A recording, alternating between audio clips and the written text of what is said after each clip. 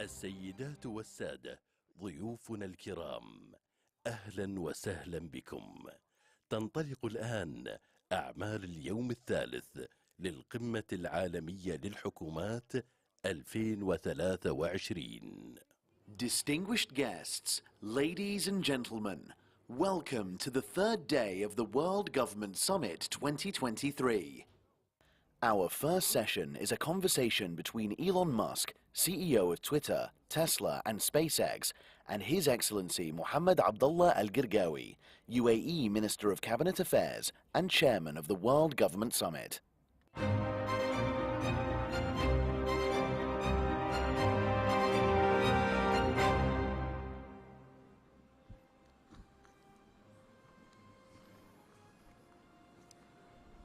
Hello. Good morning.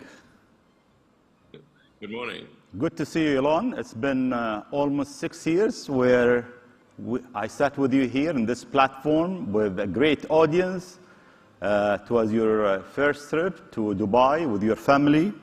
I hope you enjoyed it. Yeah, it was wonderful. Very much enjoyed it. I see my head is gigantic on the stage. My head has grown larger since we last met. Is it because of Twitter?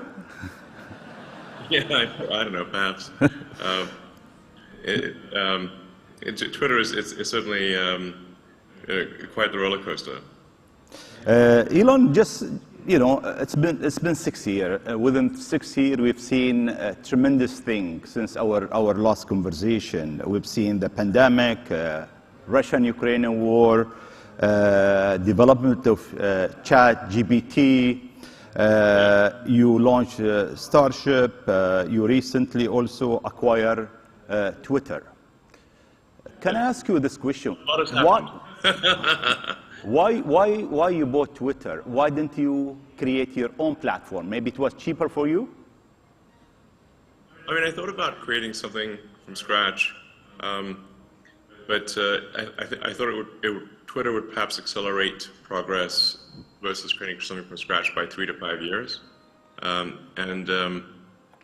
think we are seeing just a tremendous technology acceleration that 3 to 5 years is actually worth a lot.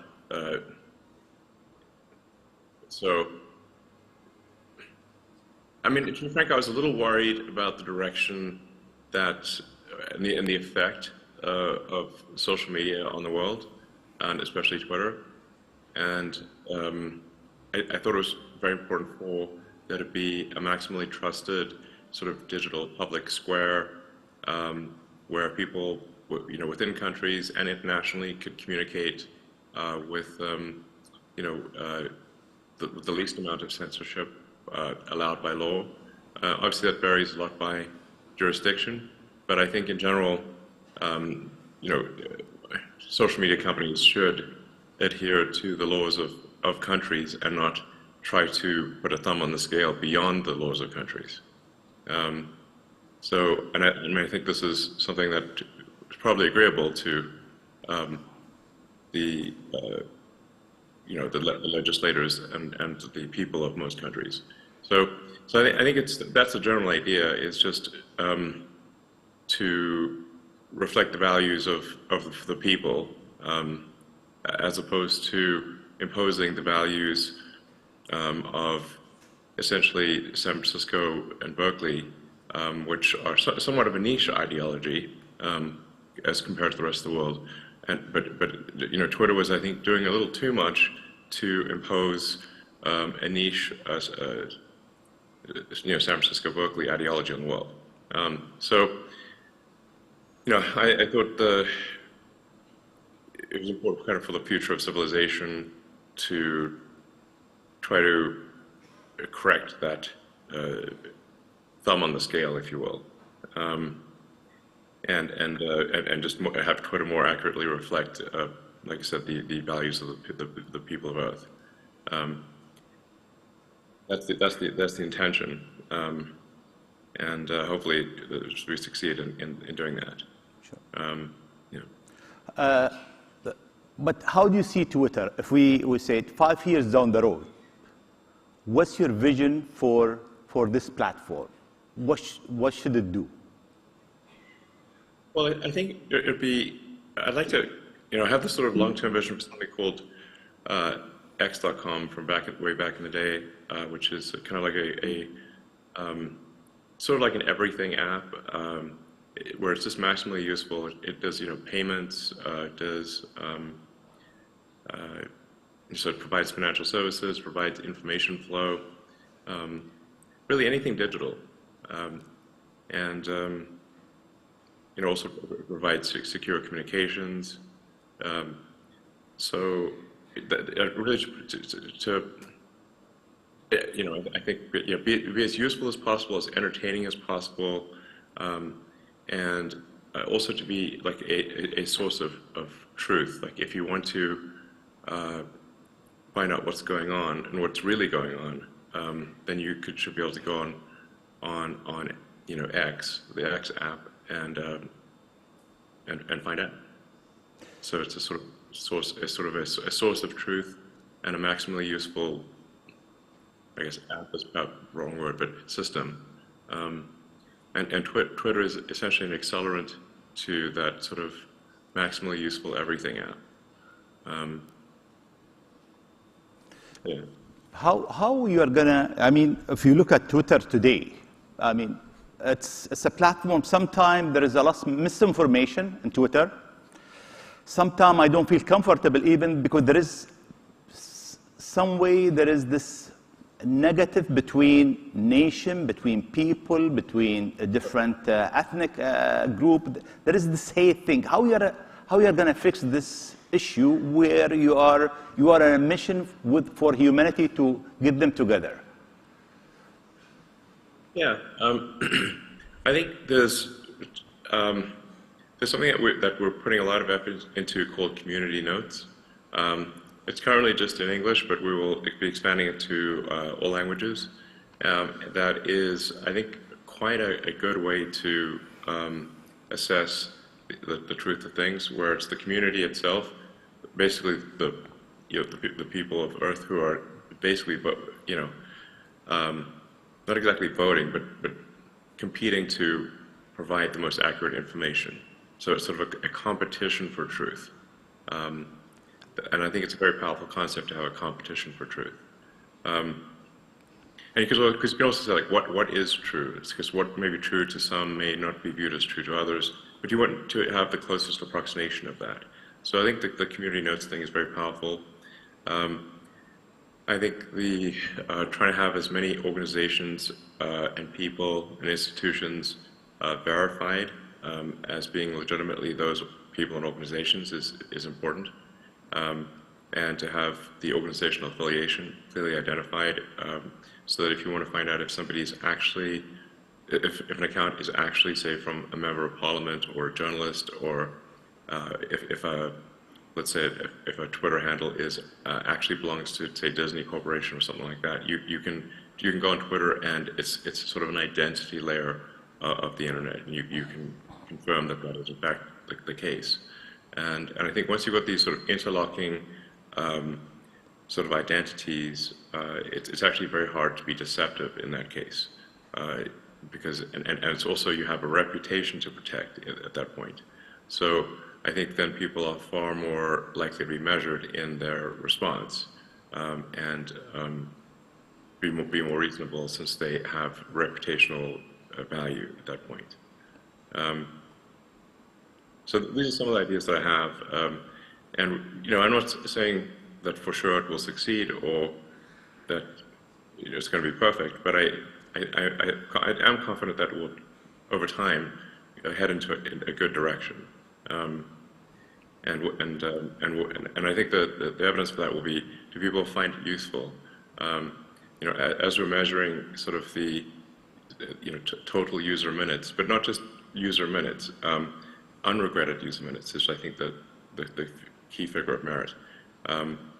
Because while, for example, TikTok has a very high usage, I often hear people say, well, I spent 2 hours on TikTok, but I regret those 2 hours. I'm not trying to knock TikTok, but it's just, we don't want that to be the case with Twitter. We want to say, like, okay, you spent half an hour on Twitter, but you found it to be useful and entertaining and a good thing in your life, and ultimately be a force for good for civilization. That's the aspiration. Thank you. Elon, we have over 150 government within the World Government Summit, global leaders. They have 8 billion customers, their citizens. How government can use Twitter better to serve its citizens? Yeah, well, I think generally I would recommend really communicating a lot on Twitter, and I think it's good for people to speak in their voice as opposed to how they think they should speak. Sometimes like people think, well, I should speak in this way that is expected of me, but it ends up sounding, I think, at times somewhat stiff, and not real. Like if you read a press release from a corporation, it just sounds like propaganda. So I would encourage CEOs and of companies and legislators and ministers and so forth to speak authentically, and to if there's a particular policy, to explain it, and I think there's sometimes a concern about criticism, but I think at the end of the day, having some criticism is fine. It's really not that bad. I mean, I'm constantly attacked on Twitter, frankly, and I don't mind. You have to be somewhat thick-skinned, I suppose, at times. Just because they really will try to twist the knife. But I think just like I said, just as a forum for communication, it's great, and I would just encourage more communication, and like I said, to sort of speak in an authentic voice. Like sometimes people will have someone else be their sort of Twitter manager or something like that, and I think people should just do their own tweets. It sounds. Okay. And like sometimes you make a mistake or something, it's fine. But I think just doing your own tweets, just like you would do your own, you give a talk here, or you would, have a meeting at a summit or something.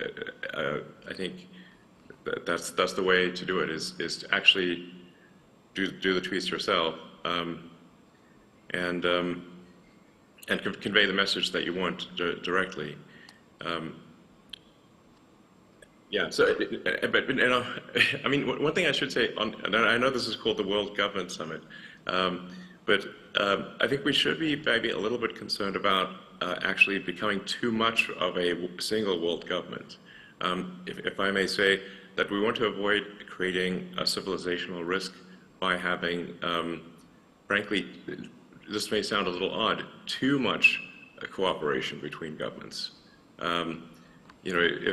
If you look at, say, at history and the rise and fall of civilizations, that really all throughout history, civilizations have risen and fallen, but it hasn't meant the doom of humanity as a whole, because there've been all these separate civilizations that were separated by great distances. And so,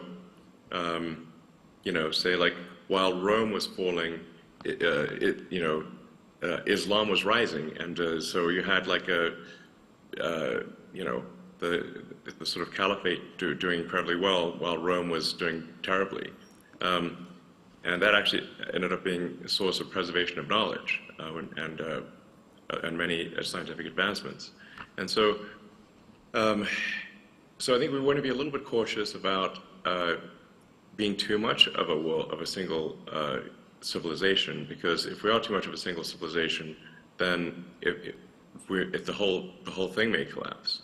I'm obviously not suggesting war or anything like that, but I think we want to be a little bit wary of actually cooperating too much. It sounds a little odd, but we want to have some amount of civilizational diversity, such that if something does go wrong with some part of civilization, that the whole thing doesn't collapse and you know, humanity keeps moving forward. Thank you. I hear you. I agree and disagree with you at a certain point, and I think, you know, today people, they don't fight with sword anymore. I mean, they have nuclear weapons. So if there is this conflict, the whole civilization will be gone. The whole human civilization will be gone. And what we are trying to do here at the Emirates actually is to do exactly what you're saying. We have 180 nationality. You have every single race, every single religion, and we're trying to create a model that show the world that it doesn't matter who you are, what your color, what's your religion, where you're from, humanity can live in peace and harmony. Yeah, I mean, that would be great. My last question, I'll go to Twitter again, then we'll move out of Twitter if you allowed us. I mean, you've been running Twitter as the chairman, as the owner, as the CEO, and that's take a lot of time. Did you identify a CEO and when you are going to hire him? Well, I think I need to stabilize the organization and just make sure it's in a financially healthy place, and that the product roadmap is clearly laid out. So I don't know. I'm guessing probably towards the end of this year would be good timing to find someone else to run the company, because I think it should be in a stable position around you know, at the end of this year. Elon, if we move to other subject, I mean, at the summit here, we have speakers who speak about state of the world, state of geopolitical of the world for the next 10 decades, state of the economy of the world, you know, now and the next 10 years. If I ask you about the state of technology, if you can elaborate a bit and brief us, how do you see technology in the next 10 years from now? Well, see, 10 years, it's always difficult to predict technology with precision, especially over a 10-year time frame when it is changing so much. I mean, there's obviously the transition to sustainable energy with solar, wind, batteries, and electric vehicles. And that is, if you look at the percentage growth of that, that is a very high percentage growth. Although because of the massive industrial base of the current sort of fossil fuel economy, even if all, for example, if electric cars were 100% of production immediately, it would take 20 years to replace the fleet. So this is still something that is quite gradual. You know, it's measured in at least a few, you know, 30, 40 years type of time frame. On a more sort of near-term time frame, I think artificial intelligence is something we need to be quite concerned about and really be attentive to the safety of AI.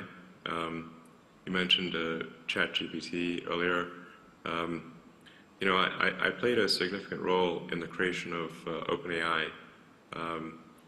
Essentially, at the time, I was concerned that Google was not paying enough attention to AI safety, and so I, with a number of other people, created OpenAI. And although initially it was created as an open source nonprofit, and now it is closed source and for profit. I don't have any stake in OpenAI anymore, nor am I on the board, nor do I control it in any way. But the ChatGPT, I think, has illustrated to people just how advanced AI has become. Because the AI has been advanced for a while, it just didn't have a user interface that was accessible to most people. So what really ChatGPT has done is just put an accessible user interface on AI technology that has been present for a few years. And there are much more advanced versions of that are coming out.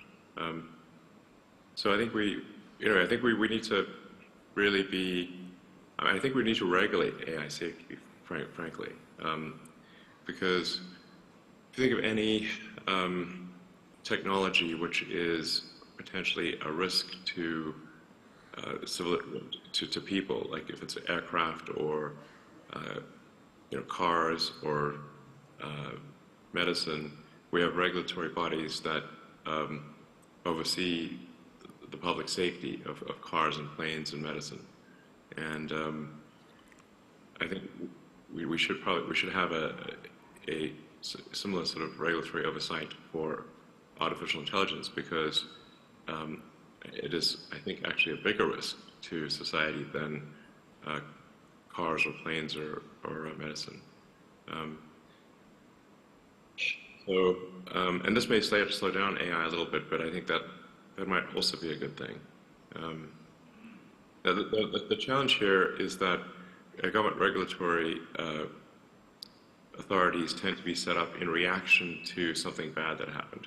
So if you look at, say, aircraft or cars, the cars were unregulated at the beginning, aircraft were unregulated, but they had lots of airplane crashes, and in some cases manufacturers that were cutting corners, and a lot of people were dying. So the public was not happy about that, and so they established a regulatory authority to improve safety. And now commercial airliners are extremely safe.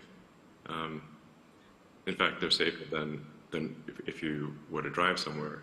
The safety per mile of a commercial airliner is better than a car. And cars are also extremely safe compared to where they used to be. But if you look at, say, the introduction of seatbelts, the auto industry fought the introduction of seatbelts as a safety measure for, I think, 10 or 15 years, before finally the regulators made them put seatbelts in cars. And that greatly improved the safety of cars. And that airbags were another big improvement in safety. So my concern is that with AI, if there's something bad, if something goes wrong, the reaction might be too slow from a regulatory standpoint. So I'd say, like, if I'd say, like, what are the biggest risks to the future of civilization? There's AI, but AI is a double, it's both positive and negative. It has great promise, great capability, but it also, with that comes great danger. I mean, you look at, say, nuclear, just discovery of sort of nuclear physics. You had nuclear power generation, but also nuclear bombs. So anyway, I think we should be quite concerned about it, and we should have some regulation of what is, if fundamentally, a risk to the public. Very great. Let me move to another subject, Elon. Education. I mean, you have your own philosophy about education. With AI, education might change dramatically. Can you tell us briefly about your philosophy of education? And number two, do we need 12 years of schooling and 4 years of university? Well, with respect to education, I think in general, some things that we could do to make it more compelling would be to explain to children why we are teaching a particular subject.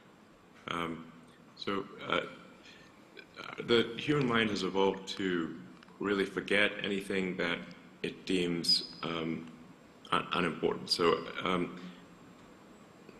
in fact, human memory is really quite bad relative to, say, the memory of your phone. Your phone can remember the entire contents of an encyclopedia down to the last letter and pixel. But human memory is terrible by comparison. So the mind is constantly trying to forget things, actually. So if you explain the why a subject is being taught, that will then establish relevance, and it's much more likely to result in motivation for kids. And then also, if you teach knowledge, especially in the sciences, as solutions to a problem, it's much more effective. So, like, let's say you're trying to understand an internal combustion engine. Well, it's actually better to sort of take that apart and then say, okay, well, what tools do we need to use to take it apart? We need a wrench and screwdriver and various other things to take it apart. Well, then you understand that the reason for the tools. And so, like for mathematics it's are like tools in physics and engineering.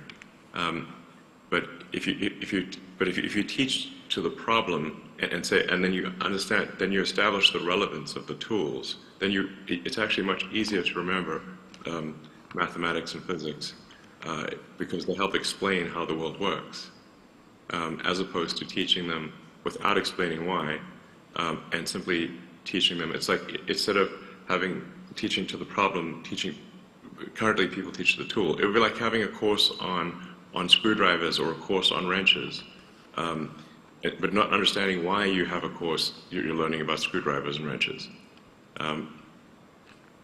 I think this is really quite a fundamental principle that should be applied in education.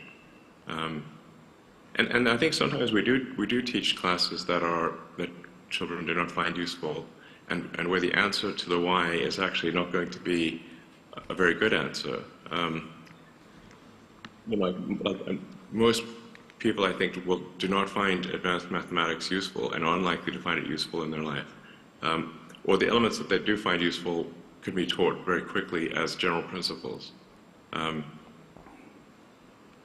I also think that critical thinking is something that should be taught to children at a relatively young age, as effectively like a mental firewall, to really think about when somebody tells you something, is it cogent? Is it true? Or what is the probability that it is true? And so that you can be taught to reject things that are untrue or more likely to be untrue, and favor things that are more likely to be true.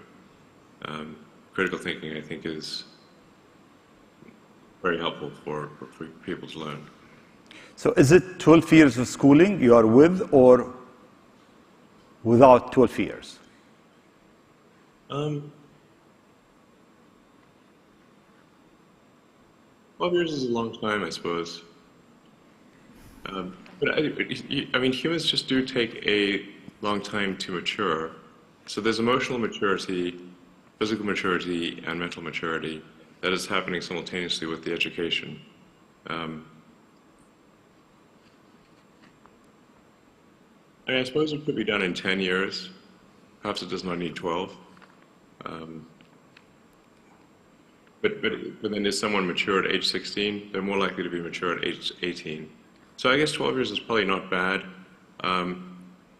We probably don't need an additional 4 or 5 or 6 years in college or university. That seems probably excessive.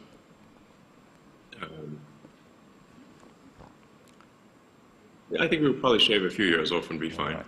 Okay. Kids will love it, by the way. Yeah. But social media. But we spend so many hours on social media. I mean, the average sometime in certain country 3-4 hours on social media. And sometimes when we go to our kids, we see them spending also long hours. Part of it's knowledge. Do you have any rule for your kids? I mean, how much they can spend in social media? I've generally not tried to restrict social media for my kids, although that might have been a mistake. Depending on which kid it is, they've really been programmed by Reddit and YouTube, I'd say, more than anything else, Reddit and YouTube. I think probably I would limit social media a bit more than I have in the past. And just, let's take note of what they're watching, because I think, at this point, they're being like programmed by some social media algorithm, which you may or may not agree with. So I think probably one needs to supervise children's use of social media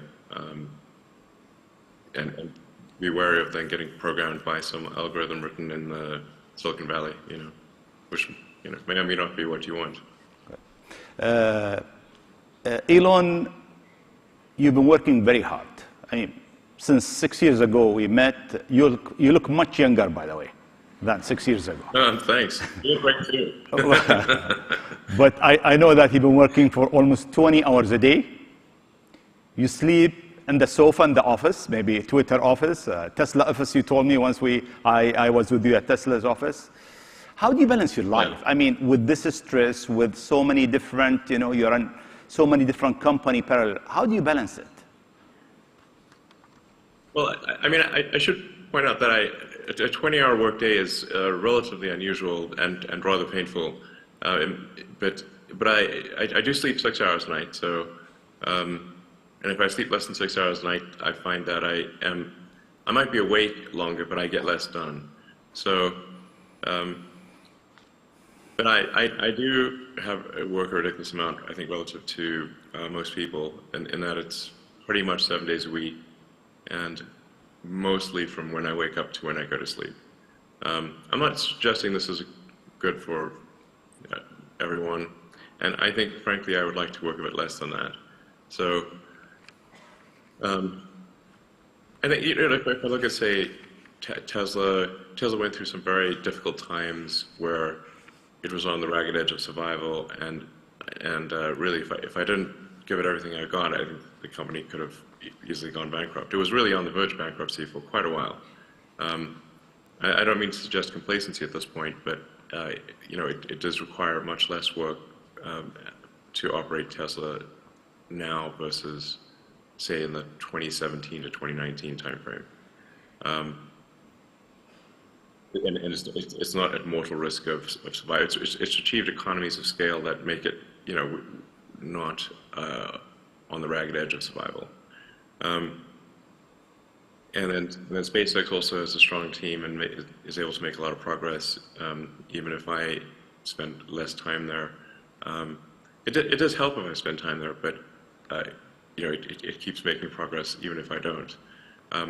Twitter is still somewhat of a startup in reverse, and so there's a lot of work required here to get Twitter to a sort of a stable position, and like I said, to really build the engine of engineering, of software engineering at Twitter, and have it,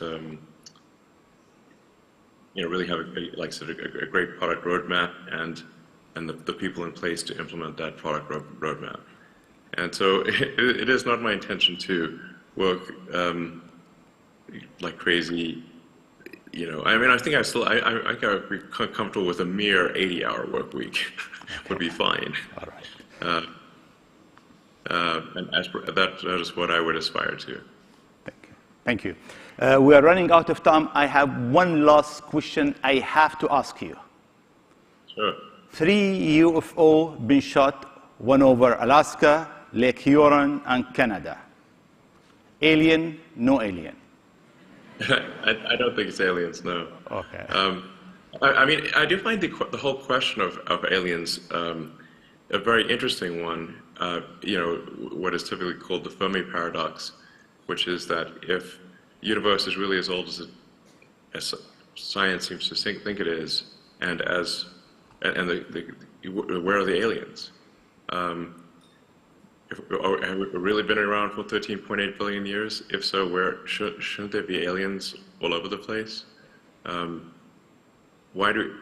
crazy thing is I've seen no evidence of alien technology or any alien life whatsoever, and I think I'd know. SpaceX, we do a lot. I mean, I think I know. I don't think there's anyone who knows more about space, than me, or at least the space technology. But I think it's actually a troubling thing if there are no aliens as well, which is that what that actually could mean then is that sort of civilization and consciousness is like a tiny candle in a vast darkness, and a very vulnerable tiny candle that could easily get blown out. And I think we should therefore take great care with what may very well be this tiny candle in a vast darkness, and make sure that it does not go out, and that we extend the light of consciousness beyond Earth, and do everything we can to ensure that the light of consciousness does not go out. Elon, we run out of time. Thank you very much. And hopefully to see you next year with us here in the Emirates with your family. Sounds good. And thanks so much. Thanks again for having me. Thank you. Thank you. We'll see you. Bye-bye. Bye-bye. Thank you.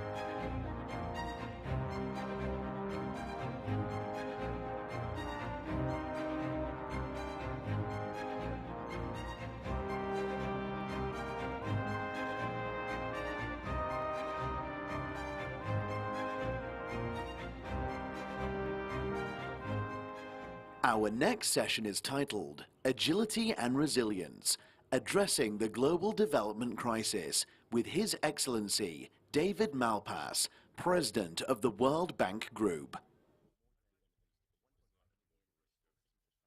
Highnesses, Excellencies, ladies and gentlemen, thank you very much for inviting me to participate in the 10th anniversary edition of the World Government Summit. We are meeting in 2023 with the world in turmoil. Russia's invasion of Ukraine has caused significant disruptions. Developing countries are facing an economic crisis, heavy debt burdens, high inflation, and climate change. Underinvestment is blocking future growth. Access to electricity, fertilizer, food, and capital has been slashed. These problems compound the already devastating reversals in poverty, health, and education. In short, there is a crisis facing development. Here in MENA, the region is facing unprecedented droughts, water scarcity, desertification, coastal erosion, and air pollution. This crisis requires a new way of thinking, innovative solutions, and the right institutions to implement them. The theme of this summit, Shaping Future Governments, is therefore especially timely. Current and future governments need to balance complex goals. For example, on energy, on the one hand, they need to provide reliable and affordable electricity to their people. On the other hand, they need to find the low-carbon growth paths and provide a just transition for society to fewer greenhouse gas emissions. Another example is on agriculture. Countries are looking for ways to ensure food security and protect the poor in today's high-price environment. At the same time, untargeted and inefficient subsidies are straining tight budgets, distorting global markets, and destroying the private sector. This is an intricate balancing act, and in turbulent waters. Governments need to act with impact through these complexities and create conditions for sustainable and inclusive growth.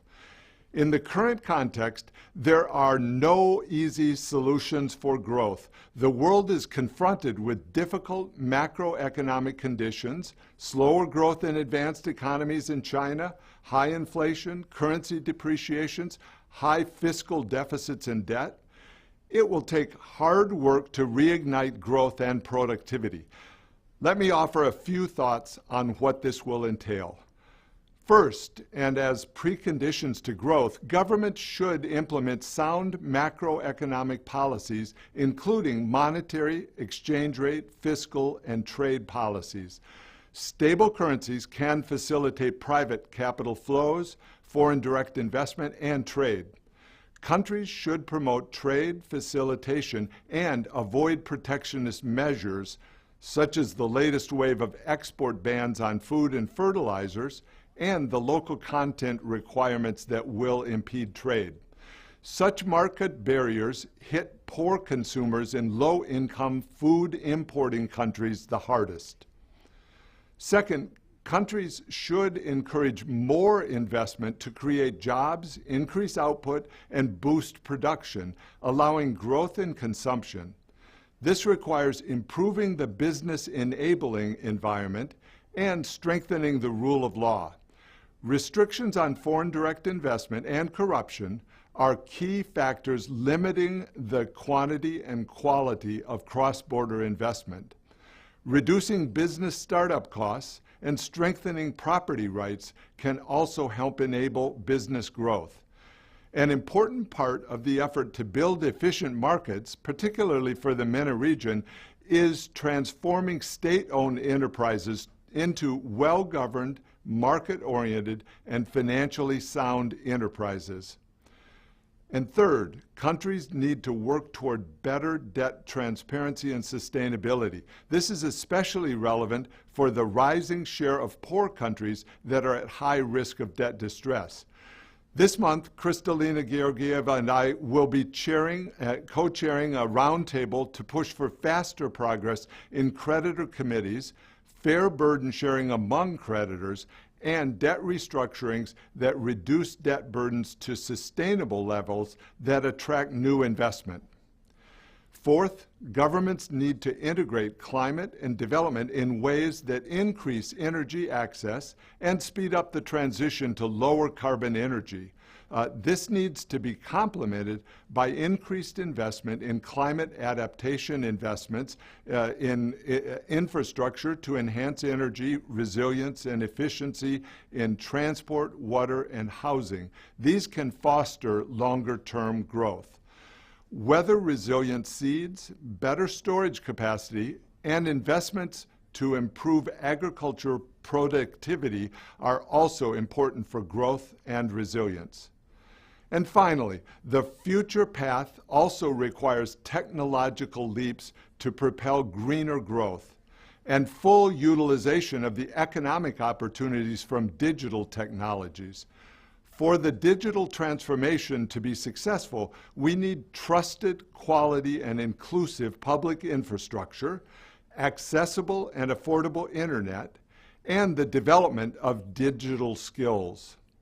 The World Bank Group is engaged across all these areas, and I look forward to continuing our cooperation with all of you. Thank you, and I wish you all a productive, insightful, and practical discussion during the summit. Thank you all very much.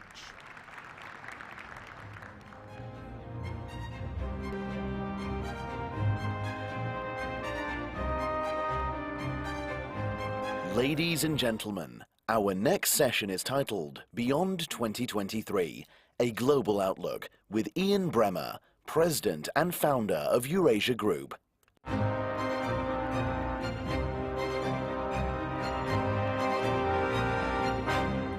Good day to all of you.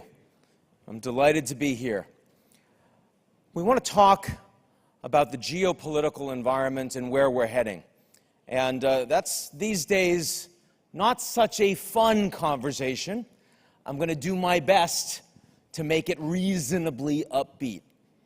I want to start with the idea that being in what I call a geopolitical recession, a down cycle, not forever, comes when you have misalignment between the balance of power in the world and the institutions, the architecture, the values and priorities that have controlled it. There are three ways right now that we see that misalignment playing out, and all of them are challenging globalization.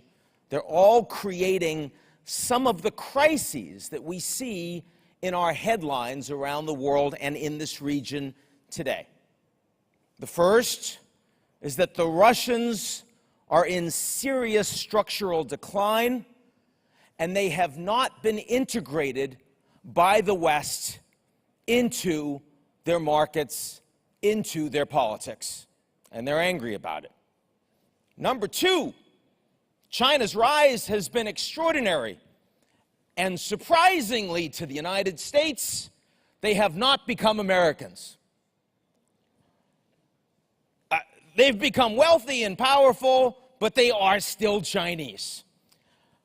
And number three, there are a lot of people that have been left behind in middle classes. In middle classes in the advanced industrial economies because of global trade flows, and increasingly in middle classes in the developing world because of technology transfers, because of the pandemic, and because of the Russian war. And all of that creates a lot of anger for people saying, we don't like the way this old global order is functioning. Three big geopolitical challenges, all misaligned with our institutions and our architecture, and all creating crises. Now, the good news, I promise you good news, right to start, is that those crises create the seeds of a new order. They lead to the reform and strengthening of institutions that were eroding, or if they are inadequate, they lead to the creation of new institutions. But to get from here to there is messy, it's uncomfortable, and it can have a lot of conflict. Let me talk about all three of these challenges as we see them playing out geopolitically beyond 2023. The three fundamental geopolitical challenges to globalization. All of them have created structural changes that are permanent, but all of them are also more contained than you would think from the media and from the headlines. Number one, the Russian war. And of course, what we see playing out in Russia right now is a decoupling, the first ever, of a G20 economy, about 2% of global GDP, from the West, from the United States, from Europe, from Japan, South Korea, from all the advanced industrial democracies. That's permanent. It won't change. I don't know what's going to happen in Ukraine. I recognize that the Ukrainians can lose this war. Lord knows President Zelensky knows he can lose. That's why 5 hours after he gets the tanks, he says, "Where are the F-16s?" Because he sees that time is not on his side and that there is an existential threat to his country if he doesn't continue to get strong support. But Russia cannot win. They might be able to hold territory in Ukraine, but they cannot win on the global stage because NATO will expand. Thousands of troops will be forward deployed. Expenditure on defense for the US, for the Europeans, for Japan will be massively greater than it was before. Gas pipelines are not going to be reopened or rebuilt going from Europe to Russia. The assets that have been frozen by the Europeans, by the Japanese, are not going to be unfrozen. And so as a consequence, we have a very deep challenge where the Russians have been made into the most powerful rogue state that we've ever experienced. And the potential for asymmetrical conflict, especially facing NATO, is very high accordingly. Now, I said all three of these would be contained. The containment is that we're talking about the West. We're not talking about the rest of the world. Here, both in the Emirates and in the Middle East, there is not an effort to decouple the Russians. There's just as much coordination on OPEC Plus as there was before. In China, just as much business with the Russians. In India, a lot more business with the Russians than there was before. Indeed, what we're seeing is a level of anger coming from the developing world They see $100 billion being spent on the Ukrainians, which even in Dubai feels like real money. And at the same time, they look at the $100 billion that was promised by the wealthy countries to the poorest in the world to respond to climate change, still hasn't been made. They see white Europeans getting $100 billion, but what about the Palestinians? What about Ethiopia? What about Sudan? What about Yemen? What about any of these countries? And the answer is not so interesting. And as a consequence, you see an enormous gap between what the United States and allies are doing and what everyone else is doing. That was number one. Number two, the United States and China. There is a true structural change away from globalization. We see it in any technology that is considered to be critical to national security of either country. They used to integrate, they're now separating them. We see it with Huawei and 5G. We see it with semiconductors at a high level. We see it with quantum computing, with generative AI, and others. The U.S. will enforce export controls, and core American allies, we've already seen South Korea, Japan, the Netherlands will get on board. The Chinese, last week, reacted with their own export controls. They said, for critical minerals processing, where the Chinese have the lead, or looking at solar cell production, where the Chinese are dominant globally, and some aspects of biotech, they are decoupling. They are putting in export controls. They want to take that lead. That's pretty serious, since we're talking about the two largest economies in the world that are probably going to change places by 2030. But there's also a constraint, which is that we're not talking about ending interdependence between these two countries. Not at all. Just last week, we saw that the United States and China have record levels of trade between each other. I mean, that's not a Cold War. That's a floor on the U.S.-China relationship. We see that other countries around the world want to be more aligned with the Americans on security, and they want to do more business with the Chinese economically at the same time. And I'm not just talking about the Europeans, I'm even talking about the Japanese and the South Koreans, who are right there in front of China militarily. Those leaders will tell you that. And even the United States, I just heard the minister ask Elon Musk, was it aliens? I can tell you that as for the balloon, the United States knew about that balloon for a couple days before it was public. And Tony Blinken, the Secretary of State, was still being sent to Beijing, was still going to meet with Xi Jinping. And you know what that means? That means the chances that the Americans were going to shoot down that balloon were zero. None.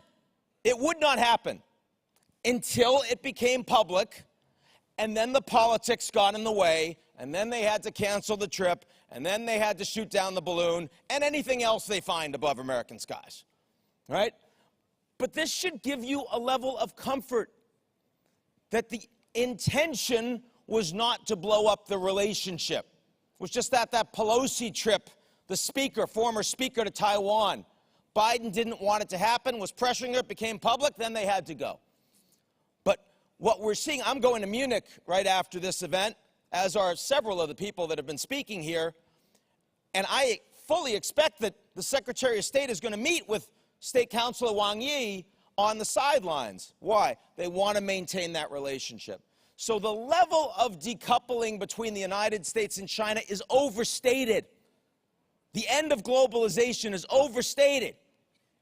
We should not panic on the basis of the confrontation, which is true, which is real, which is sharp competition, but it is not the end of the interdependence. Okay, number three, and that's all of this nationalism, all the protectionism we see around the world. My country's been doing it. Donald Trump said, America first. Now, that is not meant to appeal to people outside the U.S. And Biden said a U.S. foreign policy for the American middle class, also not meant to appeal to people outside the U.S. And that's not just the Americans. We see the Europeans with their subsidies, with their focus on local labor. We see the developing world doing the same thing. Industrial policy. We had OPEC in this region, we still do. Now we see an OPEC being developed for lithium as we transition to post-carbon. Of course we do.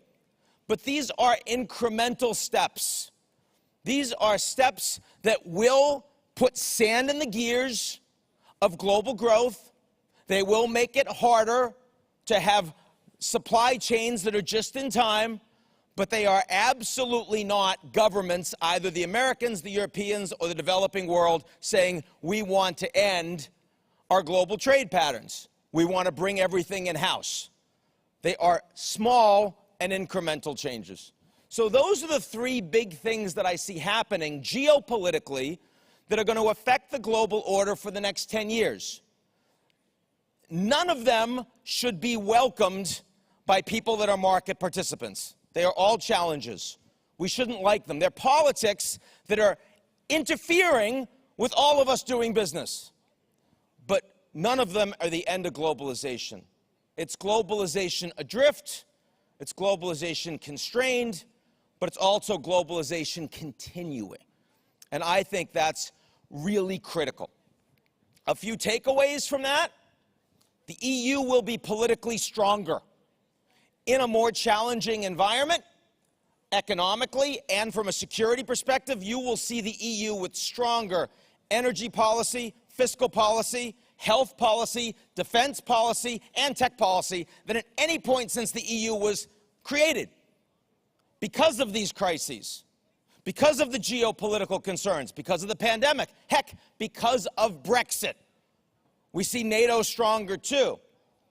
But that's not so different from the GCC becoming stronger and more aligned as we realize that the United States is playing less of a role as global policeman right here, is less interested in maintaining the same consistent and strong relationship that the U.S. had had for decades. That's not a shock to anybody in this room. The one big challenge in that environment will be a bigger gap between West and South. We'll see that in response to the pandemic. We see it in response to climate change, and we're seeing it in response to creeping protectionism. I think that's structural. It's not clear how China plays in that environment, in part because the biggest uncertainty in terms of country trajectory for the next 10 years is, will China be successful as they have been? Their headwinds are growing. No one has accomplished on the global stage what China has for the last 50 years. But you probably know that China's demographics are the worst going forward of any country in peacetime, any major economy. Their total population peaked last year. Working age population peaked 6 years ago. Unsustainable corporate debt that is non-performing, challenges with productivity, and increasingly a Chinese leader that has consolidated control and gets less information from people around him with differing opinions. That is how we shifted from zero COVID to everyone gets COVID, which we welcome because it means that China's growing again this year, but which we don't welcome because the implementation of the policy was much less thought through than what we are used to dealing with from China over the past couple of decades. That is the big uncertainty. Less about their alignment, more about their ability to perform and execute. That's a big open question. Now, I want to take a shift before we close. I've got a little less than 10 minutes. I've been talking about the geopolitical order traditionally. I've talked about states and how they do and they don't align. I haven't spoken about technology. And since we just started today with the most important transformational technologist on the global stage, I should probably address the implications of technology for our future geopolitical order. And there are a couple of things I want to mention here. The first is that when I started as a political scientist, the role of technology was all about the communication revolution. It was empowering individuals with information. On balance, that was strengthening open societies, and it undermined closed societies. Open societies that are democracies, like the United States and Japan. Open societies that are not democracies, like Singapore and the Emirates. It undermined closed societies, like Russia, like China, heck, like Egypt. And we saw, whether it was the colored revolution or whether it was the Arab Spring, that there was significant challenge as a consequence of the ability of individuals through their smartphones, through their computers, to have access to information that the government wasn't comfortable with. That's changed. And in the course of just a couple of decades, we are now talking not about the communication revolution, but the surveillance revolution, the data revolution, top down. We're talking about social media and algorithms that we're not comfortable with our kids being on. We shouldn't be comfortable with how much time we're on it. What we have seen over the course of just 30 years is the United States, my country, has gone from being the principal exporter of democracy, sometimes with hypocrisy, sometimes unsuccessfully, but still that's how the wall came down. Today, the United States has become the principal exporter of tools that destroy democracy. Not intentionally. It just happens to be an indirect implication of the business models that drive these sovereign technological platforms that we're all on. And by the way, we're not talking about the US government, we're talking about technology companies. So here I am giving you a talk about geopolitics, and yet when we move to technology, we talk less about governments and we talk more about companies. That's an extraordinary transformation that none of us are really prepared for. So we just had Elon on stage. I have to tell you, I think there's a good chance that if it isn't for Elon Musk, and if it isn't for Satya Nadella, there's a good chance that Volodymyr Zelensky is not in power today. I think that they did more at the beginning to ensure he stayed in power and that the Russians were prevented from taking over his country than anybody else, than any other country. I'm talking about the protection of Ukraine in terms of their cloud and from cyber attacks from Russia. And I'm also talking about the ability of the Ukrainians to engage in conversations with their military leadership and fight, despite the efforts of one of the largest militaries in the world to shut them down. I think that's extraordinary. But I also understand that the decision of whether or not to make that intervention was made by two people. Two individuals who could have made a different decision and who probably would make different decisions if we were talking about different countries. Maybe if we were talking about Taiwan, anywhere around the world. I think the fact that we are now living in a world that is increasingly not unipolar, like the old security order, not multipolar, like the emerging economic order, but technopolar. A world where in the virtual space, in the digital world, power and control is in the sovereign hands of individuals largely in the private sector. And they have not yet decided what kind of a geopolitical model they want in the world? Do they want to be aligned with governments? And if so, which ones? Will we live in a world of national champions? Will we live in a world where tech companies will be the 21st century equivalent of Lockheed Martin and Northrop Grumman? Or will we live in a world where technology companies are just like every other company historically in the private sector, separate from governments, lobbying for better regulations for themselves, wanting to pay less tax, but not really wanting to play a political role at all? And so the government is dominant in the physical space, and the technology companies are dominant in the digital space, and we have to navigate that. Or are we in an environment where the virtual world becomes dominant, where the digital order becomes how we interact for our security, for our economy, and for our country's governance? When we were kids, to the extent that we grew up the way we did, it was either because of our family or our genetics, nature or nurture, our community or our parents. Everything screwed up about me, you can pretty much find in one of those two places. But today, increasingly, we are talking about nature, nurture, and algorithm. And young people today, I would argue, are at least as influenced by algorithm in what they believe, what they think is true, who they connect with, what they buy, what they prefer politically, and the future of their security. Their personal security, their company's security, and their country's, their nation's security. That is an extraordinary shift.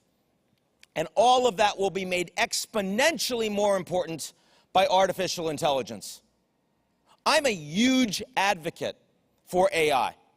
I really believe in what it will do for our planet. For decades, we've been talking about access to information and ending the digital divide so that everyone on the planet could learn things.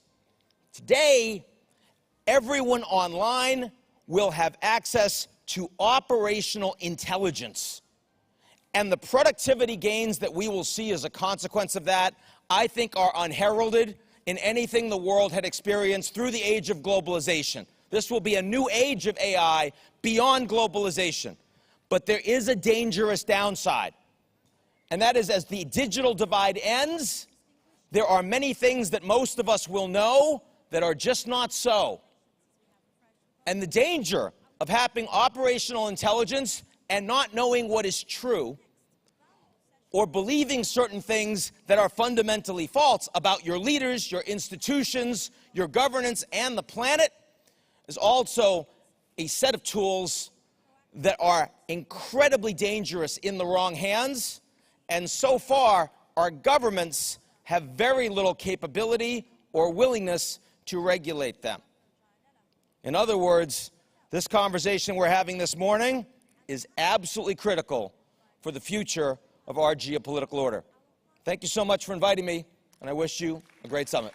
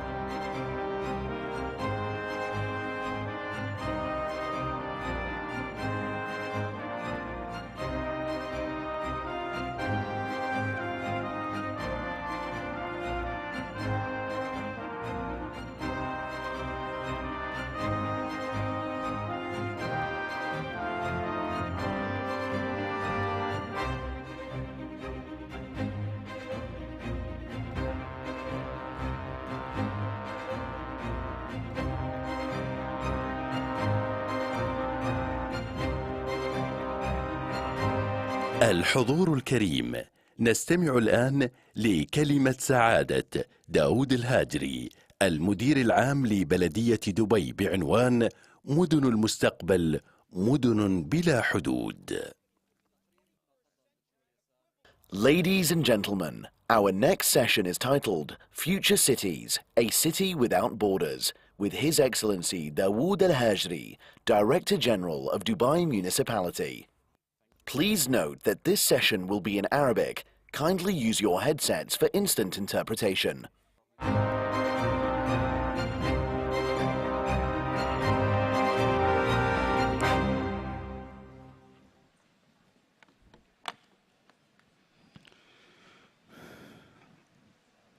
أصحاب السمو، أصحاب المعالي والسعادة، الحضور الكريم، السلام عليكم ورحمة الله وبركاته. سباق المدن لا ينتهي. نعيش حياة متسارعة لا تتوقف، في مدن لا تنام، تتسارع فيها خطواتنا نحو المستقبل. مدن بات فيها التغيير هو الشيء الثابت، تغييرات اقتصادية، سياسية، بيئية يشهدها العالم يوميا. في ظل هذا التسارع دعونا نتأمل ونرجع إلى الماضي، نرجع إلى تفاعل السكان مع المدن. كانت متطلباتهم بسيطة: غذاء، فرص عمل، طرق معبدة. زادت احتياجات السكان وتطورت المدن لتواكبها. في الحقيقة لم تعد احتياجات، بل أصبحت توقعات وطموحات، فطموح الإنسان بلا حدود. هذا يدفعنا كحكومات إلى التفكير في مدى موائمة المدن لهذه التطلعات. كيف لنا أن نواكب هذه التغيرات المتسارعة؟ نحن بحاجة إلى مدن تستوعب هذا التسارع وتتكيف مع كل الاحتمالات والخيارات. مدن مليئة بفرص عمل، فرص تنموية. نحن بحاجة إلى مدن بلا حدود. قالها سيدي صاحب السمو الشيخ محمد بن راشد آل مكتوم، نائب رئيس الدولة، رئيس مجلس الوزراء، حاكم دبي حفظه الله ورعاه: القائد الإيجابي هو الذي يستطيع أن يغمض عينيه ويتخيل المستقبل ويرى الإنجاز الذي يريد تحقيقه. أدعوكم اليوم للمشاركة في رحلة نتخيل فيها مدن الجيل القادم، رحلة نبحث فيها عن طرق نسلكها كحكومات لبناء تلك المدن. المستقبل أقرب مما نتصور، فدلائله حاضرة بقوة في حياتنا اليومية. هناك توجهات كبرى ستشكل مستقبل المدن في السنوات القادمة. لنستعرض أبرز 5 توجهات كبرى متوقعة أن تساهم في تشكيل مدن المستقبل. نبدأها بالتسارع التكنولوجي. مع مطلع هذا العام أصبح ثلثي سكان العالم من مستخدمي الإنترنت. الذكاء الاصطناعي، إنترنت الأشياء، التوأم الرقمي، عالم الميتافيرس، والآن الشات جي بي تي هي دلائل على أن المستقبل مبني على التكنولوجيا، والأرقام تثبت ذلك. كيف لنا أن نوظف هذه التقنيات في تحقيق سعادة ورفاهية الإنسان؟ أما التوجه الثاني والذي يعتبر أولوية للحكومات فهو مستقبل الأمن الغذائي. يعاني ما يقارب من 800 مليون شخص من الجوع يومياً. تطورت تقنيات عديدة في علوم الغذاء مثل زراعة الطحالب والخلايا الحيوانية لإنتاج البروتين. كما أن تجربة دبي نحو تطوير الزراعة العمودية والزراعة المائية قد يكون أحد الخطوات نحو مستقبل آمن للغذاء. هل يمكن لهذه التقنيات أن تقضي على الجوع؟ التوجه الثالث فهو صناعة التشييد. نشهد نمو وتطور في قطاع التشييد. تنمية هذا القطاع مستقبلاً ستكون مبنية على تقليل الانبعاثات الكربونية وزيادة كفاءة الطاقة. سيكون على الحكومات والقطاع الخاص التكيف مع هذه التوجهات. التوجه الرابع الذي قد يلعب دورا مهما في تشكيل مدن المستقبل فهو إنتاج الطاقة. الطلب على الطاقة في تزايد، ومع الاهتمام بالتغير المناخي وتأثيره العالمي، فمن المؤكد أن تكون هناك مطالب حقيقية للتحول إلى بدائل أكثر استدامة.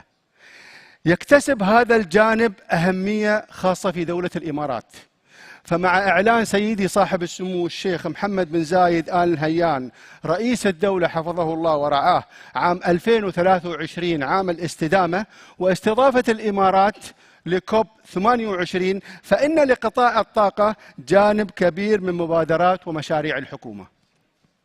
التوجه الخامس هو استعادة النظم البيئية.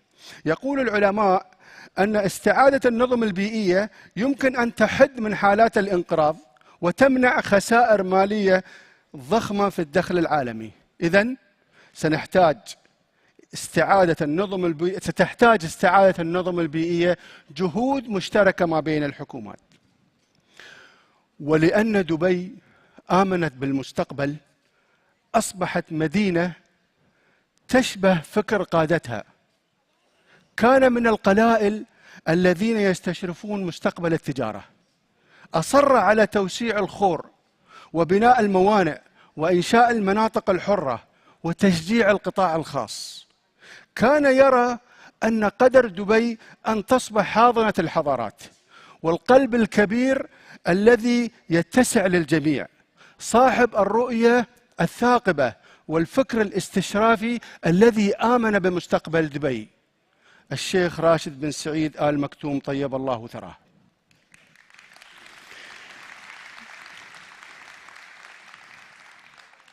واستمرت دبي بهذه الرؤية بقيادة استثنائية لسيدي صاحب السمو الشيخ محمد بن راشد آل مكتوم حفظه الله ورعاه، الذي انطلق بدبي نحو الريادة بفكره وإيمانه أن الحكومات قادرة على تصميم المستقبل وتجاوز التوقعات وبناء مدن محورها الإنسان وسعادته، مما جعل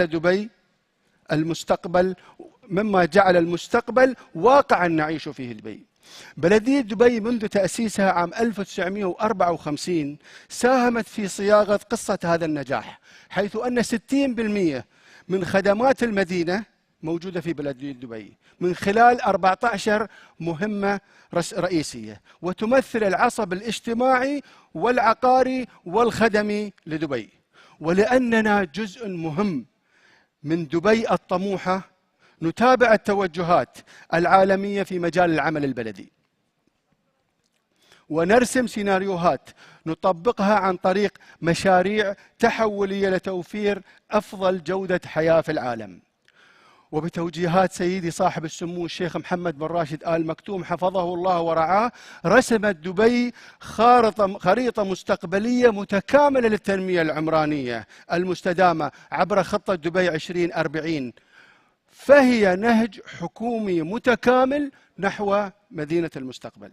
وتماشيا مع هذه الأهداف وتحقيقا لرؤية مشروع دبي الخضراء، وبهدف زيادة مساحات التخضير ورفع نصيب الفرد منها، أنجزنا زراعة 500,000 شجرة خلال السنوات الثلاث الأخيرة، حتى وصلنا إلى معدل زراعة 500 شجرة يوميا في 2022. نحن مستمرون في بذل المزيد من الجهود، فالهدف هو سعادة الإنسان وتوفير بيئة جميلة له.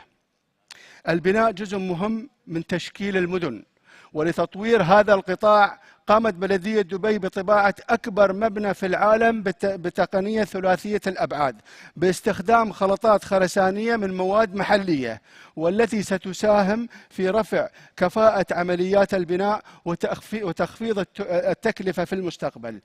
نهدف أن تصبح دبي مركزاً عالمياً لشركات تقنية الطباعة ثلاثية الأبعاد. وعلى صعيد آخر، ولتطوير منظومة متكاملة لإدارة النفايات، فإنه سيتم قريبا تشغيل المرحلة الأولى من مشروع مركز دبي لمعالجة النفايات، والذي يعد من أبرز مشاريع الشراكة مع القطاع الخاص في منطقتنا المركز الأضخم عالميا من حيث الطاقة الاستيعابية والكفاءة، بقدرة معالجة تصل إلى 1.9 مليون طن من النفايات سنويا، وإنتاج طاقة متجددة تلبي احتياجات أكثر من 135 ألف وحدة سكنية. كما أن جودة الحياة لا تقتصر على البناء فوق الأرض، فالاستثمار في البنى التحتية يرتبط بجودة الحياة في المدن. انتهت بلدية دبي من تنفيذ أكبر وأطول نفق مستدام لتصريف مياه الأمطار والمياه السطحية. مشروع النفق العميق يوائم توجهات دبي لاستشراف المستقبل في التوسع العمراني والتغير المناخي. النفق العميق مشروع دبي ل100 عام قادمة. وانطلقنا إلى الفضاء، حيث أن الاستثمار في البيئة هو الاستثمار في مستقبل المدن. أطلقت دبي أول قمر صناعي بيئي لدراسة التحديات المرتبطة بجودة الهواء والتغير المناخي. يعد هذا المشروع أحد الخطوات الاستباقية التي تأخذها إمارة دبي لتحقيق جودة الهواء واستدامة الموارد الطبيعية. من يملك البيانات يملك العالم، كما قالها سمو الشيخ حمدان بن محمد بن راشد آل مكتوم ولي عهد دبي رئيس المجلس التنفيذي. ومن هذا المنطلق نسعى في بلدية دبي لجعل دبي المدينة الأذكى في العالم عن طريق توظيف الذكاء الاصطناعي والبيانات الضخمة وإنترنت الأشياء في إدارة المدينة. عملنا على مشروع جيو دبي، حيث طورنا نسخة رقمية ثلاثية الأبعاد طبق الأصل عن دبي. وكما هو التخطيط على الأرض، فإن أنظارنا أيضا تتجه للأفق من خلال مشروع آفاق دبي، حيث نرسم خرائط للمسارات الجوية بحيث تكون حركة الطائرات بدون طيار أكثر فاعلية. بلدية دبي مستمرة في المساهمة في صياغة قصة نجاح دبي، وهذا ما سنستمر عليه للوصول إلى الريادة في العمل البلدي. لعلكم تتساءلون الآن: ما هي المدينة بلا حدود؟ هي دبي. دبي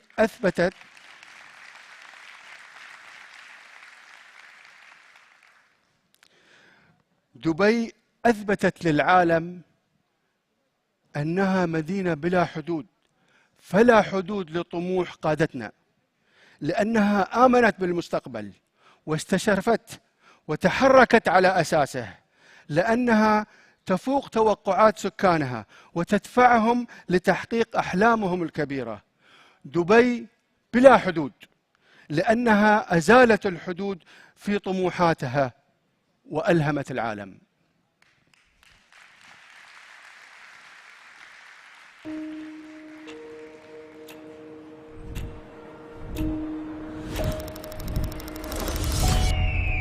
الحياة كانت صعبة وكانت متواضعة، الماء شحيح.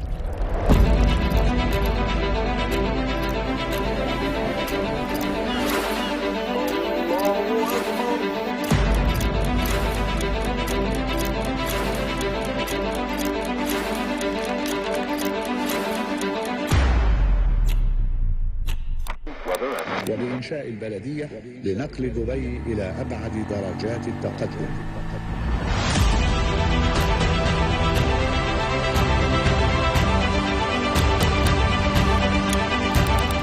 بدأت البلدية عبارة عن غرفة كان فيها 3 موظفين.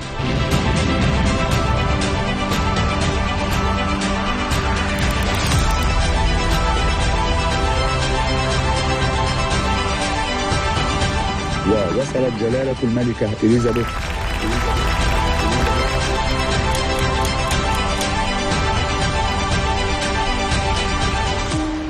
البلدية عملت توأمة مع المدن الكبرى، وذلك لتبادل الخبرات. مدينة تلائم القرن القادم.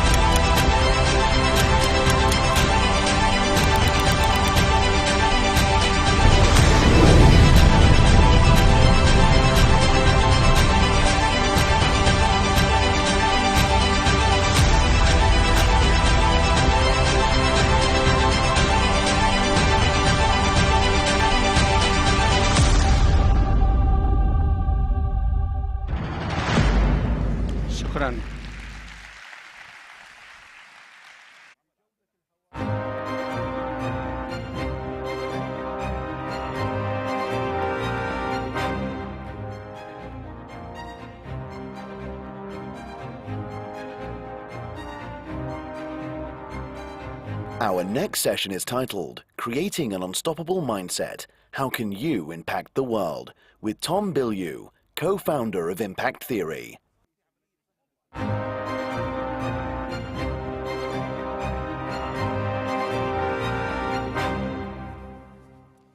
Hello. All right, I am here to dispel a myth about success. I was somebody that nobody expected to be successful, but the punchline of my life ends up being that I end up building 3 very successful companies and $1 billion company. And the reason that I was able to do that is not because I am gifted or that I have natural born talent. It's something else entirely, which is exactly what they want me to talk about today, which is this idea of building an unstoppable mindset. There's really 3 parts to it, and if you get the 3 parts and you run that system well, you really can accomplish just about anything that you want. And I know that everybody's gathered here today because you guys believe that you can have impact on the world. But the reality is, and I think that we all know this, the reality is that most people are not going to do anything with their lives. Failure is the most obvious outcome to everybody's life. So the question becomes, why do some people succeed and other people fail? I think it's a process, and I think it's a process that can be taught. And so I'm going to walk you through exactly what I did to transform my life. And I literally took myself from scrounging in my couch cushions to find enough change to put gas in my car so that I could go to a job interview, to building and selling a $1 billion company.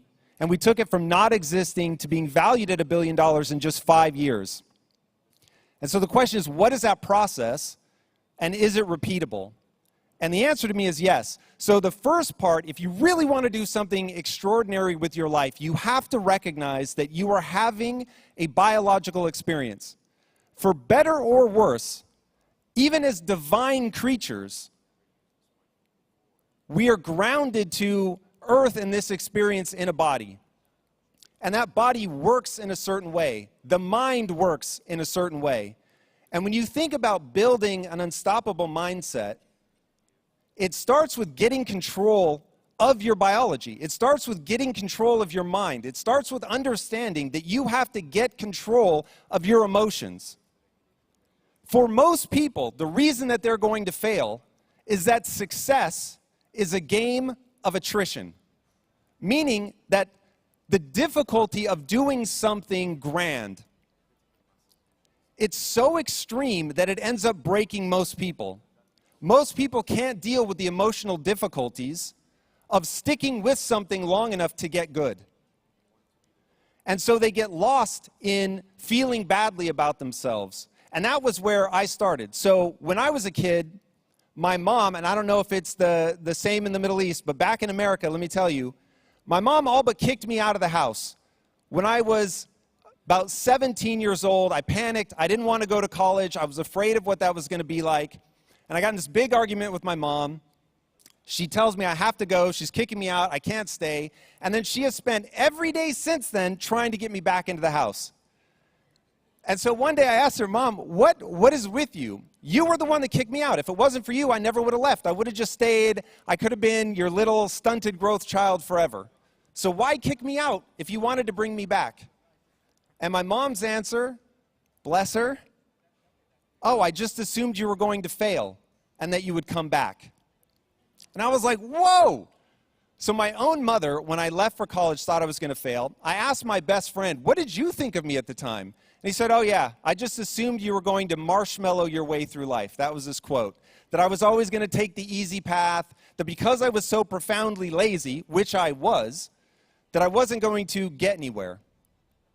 And then the man who is now my father-in-law, when I went to ask for his blessing to marry his daughter, he said no. And he told me he didn't want me to marry his daughter. I had to respect the honesty. I was kind of impressed. But at the same time, what I realized was these 3 people knew me the best. The 3 people that knew me the best were the 3 people most convinced I was going to fail. And the reality is that they were right. At that moment, I did not have control of my emotions. I did not have control of my biology. I did not know how to take a dream and turn it into an executable plan. And this is where everybody fails. Everybody fails because it's easy to have a big idea. Everybody fails because it's easy to dream, but it is extraordinarily difficult to execute, and to execute well over time. So what I had to learn was that there were competing goals in my mind. Goal number one, I wanted to achieve something extraordinary. Goal number two, I wanted to feel good about myself. And this is where everybody trips up, because people do not understand that you are living right now inside of a frame of reference. Your frame of reference, if you've grown up here in Dubai, in the UAE, if you've grown up here, you have a very different frame of reference than I had growing up in a small town in Tacoma, Washington, in America. And that frame of reference is so pervasive, it colors everything about your life. But most people think, because your frame of reference is built on your values, your belief system, your routines, and your rules. And in that belief system is what you think you're capable of and what you believe is true about how the world works and whether you can achieve the things that you want to achieve. And in that, people don't understand that they've been making decisions about what to believe. They don't understand that they've been making decisions about what to value. And that if you want to get a different outcome out of your life, all you have to do is start changing those dials. What you believe about yourself, about the world around you. Albert Einstein said, the most important decision any person will ever make, the most important decision they will ever make, is whether they live in a friendly or a hostile universe. Now, the important part of that quote is that he said it's a decision. You get to decide, is everything a miracle or is nothing a miracle? Is anything possible, or are you so limited by who you are, how you were born, what you're capable of as a kid, that you're just on the path of fate and that there's nothing you can do to intervene? Now, what my life has shown is that you can become whatever you want, but you're going to pay an extraordinary price. To achieve something difficult, you must become someone capable of that difficult thing. What I say in the US all the time is, if you want to win a championship, you have to become capable of a championship performance. You have to get that good. You have to push yourself to become capable of what other people can't do. And let me tell you right now, if you want to do something extraordinary with your life, you must get better than most people. You have to become capable of what other people are not able to do. And the first part, like I said, is getting control of that biology. If you want to do that, it's about changing what you build your self-esteem around. So I had those two competing goals. Goal number one, I want to do something extraordinary. Goal number two, I want to feel good about myself. The problem was feeling good about myself kept making me want to be around people that were dumber than me, so it made me feel smart. But if you surround yourself with dumb people, you're not going to get anywhere. So you have to be able to have the courage to believe that you can get that good, that you can get smarter, that you can grow and develop. So I had to learn to build my self-esteem around not being smart, not being right, not being better, faster, stronger. I had to learn to build my self-esteem around being the learner, identifying the right answer. And that brings us to the second thing. Humans are the ultimate adaptation machine. Every species has to choose a path. Do we have everything hardwired? Like a horse. 20 minutes after a horse is born, it can do all the things that a horse is ever going to do. 20 minutes after a baby is born, it can't hold up its own head. It's a radically different choice from a species perspective. There's a great quote that says, "It is not the strongest of the species that survive, nor the most intelligent, but rather the most adaptive to change."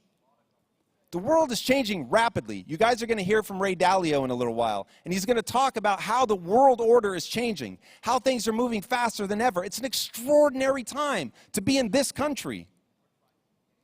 But as things change, you have to be able to change with them. As your goals change, you have to be able to change with them. You have to develop a skill set that is going to match your ambition. Let me say that again. If you want to do something extraordinary in your life, you must develop a skill set that matches your ambition. If you want to win a championship, you must become capable of a championship performance. So the question is, how do you leverage adaptation? If we understand that the reason that humans have become the most dominant apex predator the world has ever seen wasn't by running faster or being stronger, it was by having a giant brain with a ton of folds in it. That was our secret sauce. That's what we did, is we have the ability to learn from each other. We have the ability to let culture stack. What I mean by that is, we don't have to reinvent everything every generation. Your parents teach you what they learned, which they got from their parents, which they got from their parents, which they got from their parents. And so we're all able to stand on these shoulders of giants and do something unlike any other animal in the animal kingdom. We are able to do something truly extraordinary, but you have to make that choice to believe that it's possible. All of my success can be summed up in what I call the only belief that matters. The only belief that matters is that if I put time and energy into getting better at something, I will actually get better. Let that sink in. That is the truth of the human condition. If you put time and energy into getting better, you really will get better. And so if you put enough time and energy in a disciplined fashion into becoming great at something, you will actually become great. You can actually go do something, but you can't blame somebody else. You can't put it outside of yourself. You have to take that responsibility that you've been given, and the responsibility is potential. We're all born with potential, but virtually nobody does anything with that potential. The question you are going to be asked, that you are going to answer with your life, is what will you do with your potential? And that's the question before all of us right now. What are we going to do with our potential? Potential. You don't have to be born with something special. Humans are the ultimate adaptation machine. The average human is capable of the extraordinary if you're willing to put in the time and the effort. And that brings us to the third part. If you really want to do something amazing with your life, first, you have to get control of your emotions. You have to decide, I'm the learner.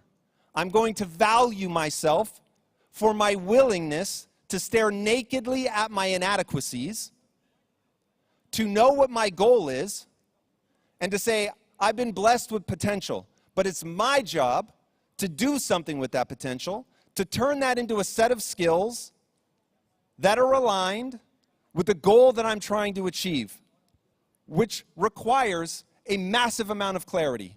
If you want to know what kills entrepreneurs, boredom and a lack of clarity.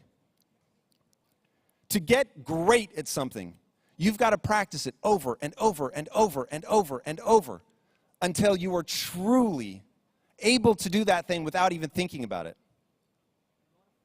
And if you can do that, if you can put in that time and the energy, then you've really got a shot.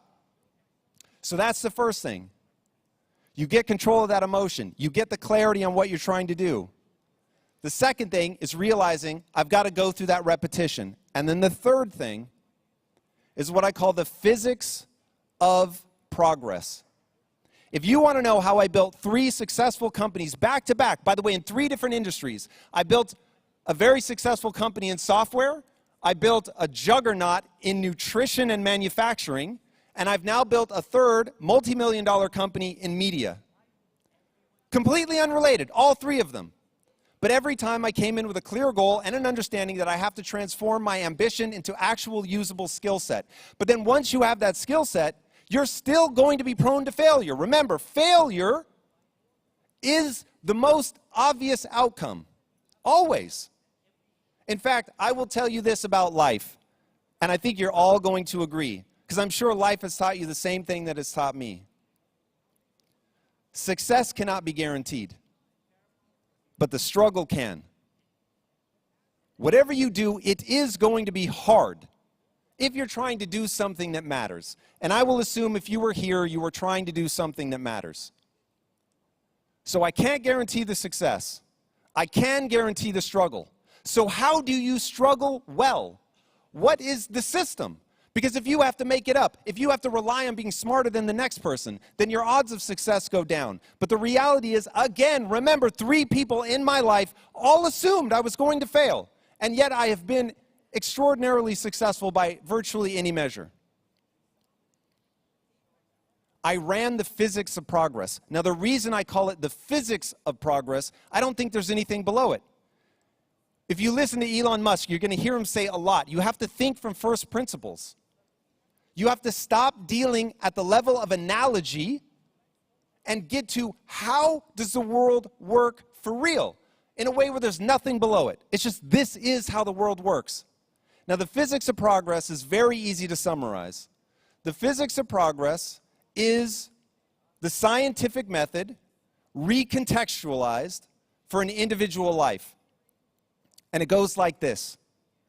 Everything, always and forever, no matter what you want to do, it always starts with clarity. You must have a massive amount of clarity in terms of what you want to do with your life.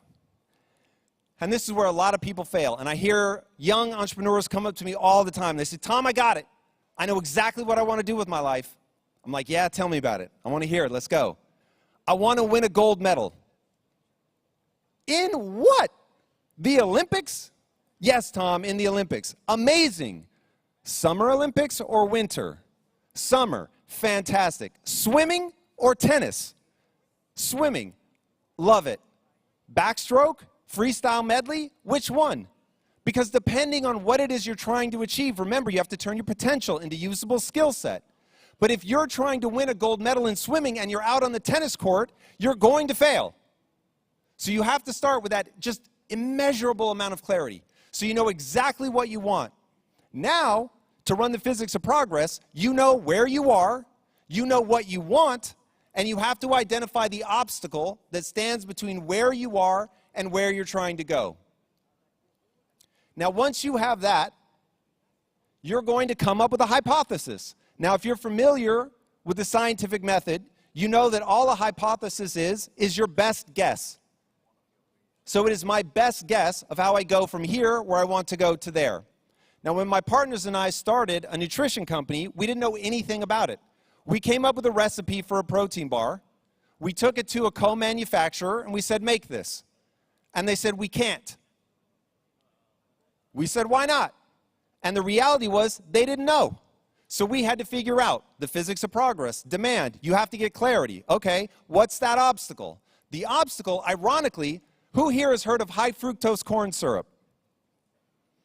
Very few people. This is crazy because it rules the world in terms of manufacturing. And the reality is that manufacturing equipment came up in lockstep with the use of high fructose corn syrup. Once you strip that out, which we had to do to make the product that we wanted to make, none of the equipment works. But if you run the physics of progress, you realize, oh, all I have to do is make new equipment. And so we went from, hey, you guys want to make something that can't be made, to we made our own equipment, and in less than 5 years, we had $1 billion valuation. Because we ran the physics of progress. Where am I? Where am I trying to go? What's the obstacle? What's my best guess on how to overcome that obstacle? And then once you have that best guess, you run that experiment. We tried it. The first few things didn't work. Okay, you have to analyze the data. And this goes back to point number 1. You're having a biological experience. Your emotions are going to mess you up. You have to find a way to get control of that. To believe that I'm an average human, I can learn, I can adapt, I can turn my potential into skill set. And if I do that, then I can do whatever I want. And so we looked at it. We said, what do we have to do? How do we adjust the equipment? Who can we talk to? How do we learn this? But we had to stare nakedly at our inadequacies at that moment where the first thing failed, and not let our emotions try to make it somebody else's fault that it didn't work. We took responsibility, saw that we needed to make a change. And in making that change, then we could come up with another hypothesis that was a little bit smarter. And then you run it again. Do another experiment. How did it work? You stare nakedly at your inadequacies. You figure out what you have to change. You change it. You come up with an updated hypothesis. And you just run it and run it over and over and over. And if you run that simple setup of the physics of progress, you really can achieve anything in your life. And to button it up, the way that I know that this is true, my father-in-law, Andreas, a beautiful human being, when I asked for his blessing to marry his daughter, he said, "You're young, you're inexperienced, and you have no money. How do you plan to take care of my daughter?" Now, unfortunately, at the time, I didn't know the phrase, the physics of progress. So I just said, "Sir, one day I'm going to make your daughter a wealthy woman." And that was when he told me he didn't want me to marry her because he didn't believe that it was going to happen.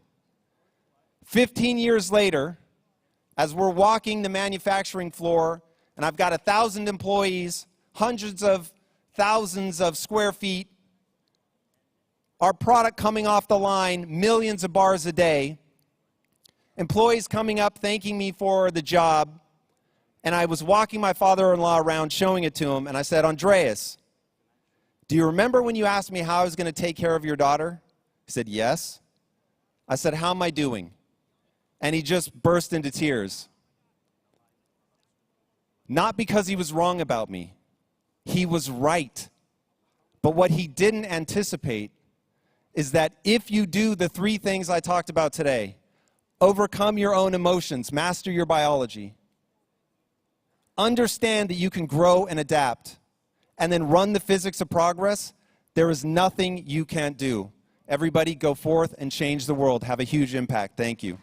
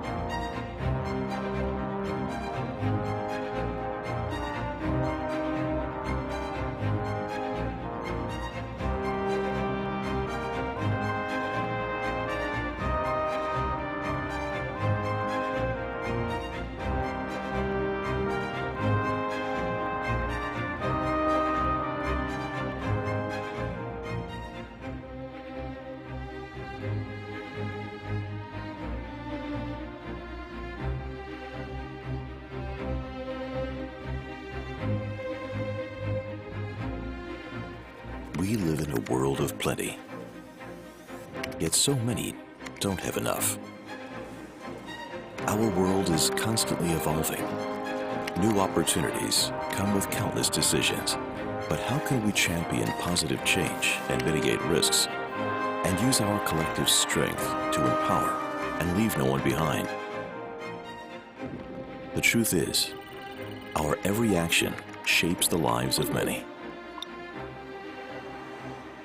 Accelerating development and governance is laying the groundwork for the future of societies and healthcare. Exploring new frontiers pushes the boundaries of knowledge and increases our resilience and connectivity. Reinventing the world that surrounds us is putting the focus back on the very thing that made us excel. Join us as we explore new ways in shaping the future. World Government Summit, Shaping Future Governments.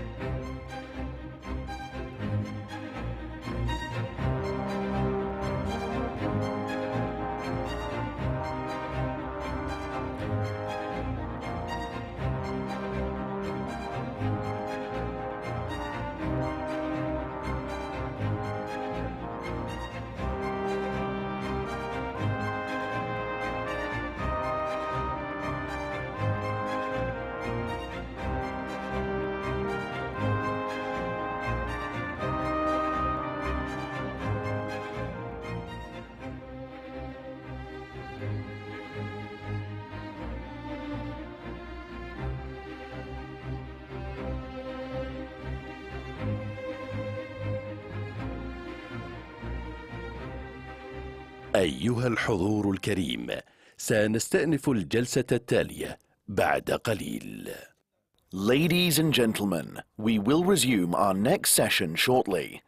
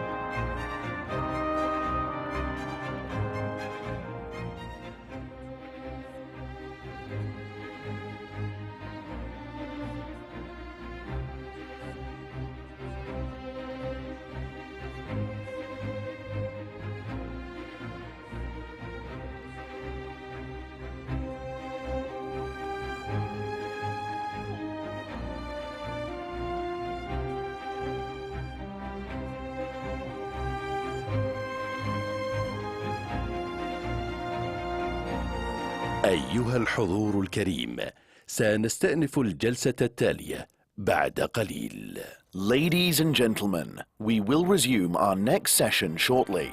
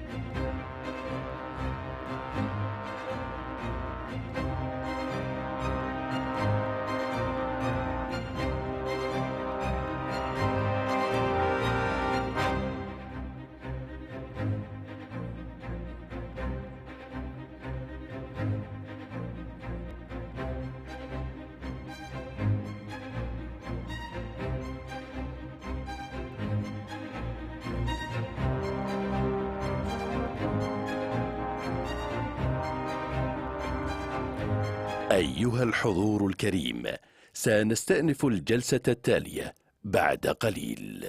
Ladies and gentlemen, we will resume our next session shortly.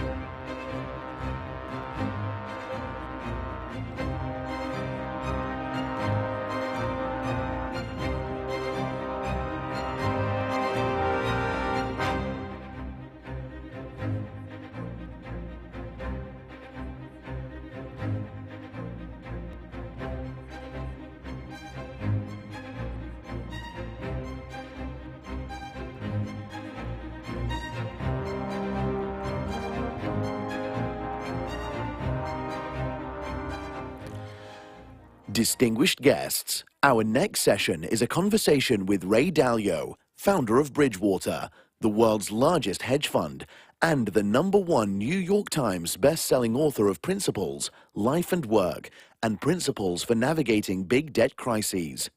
In his latest book, Principles for Dealing with the Changing World Order, he studied the rise and decline of nations over the span of 500 years. Please welcome on stage Mr. Ray Dalio and His Excellency Muhammad Abdullah Al-Girgawi, UAE Minister of Cabinet Affairs and Chairman of the World Government Summit.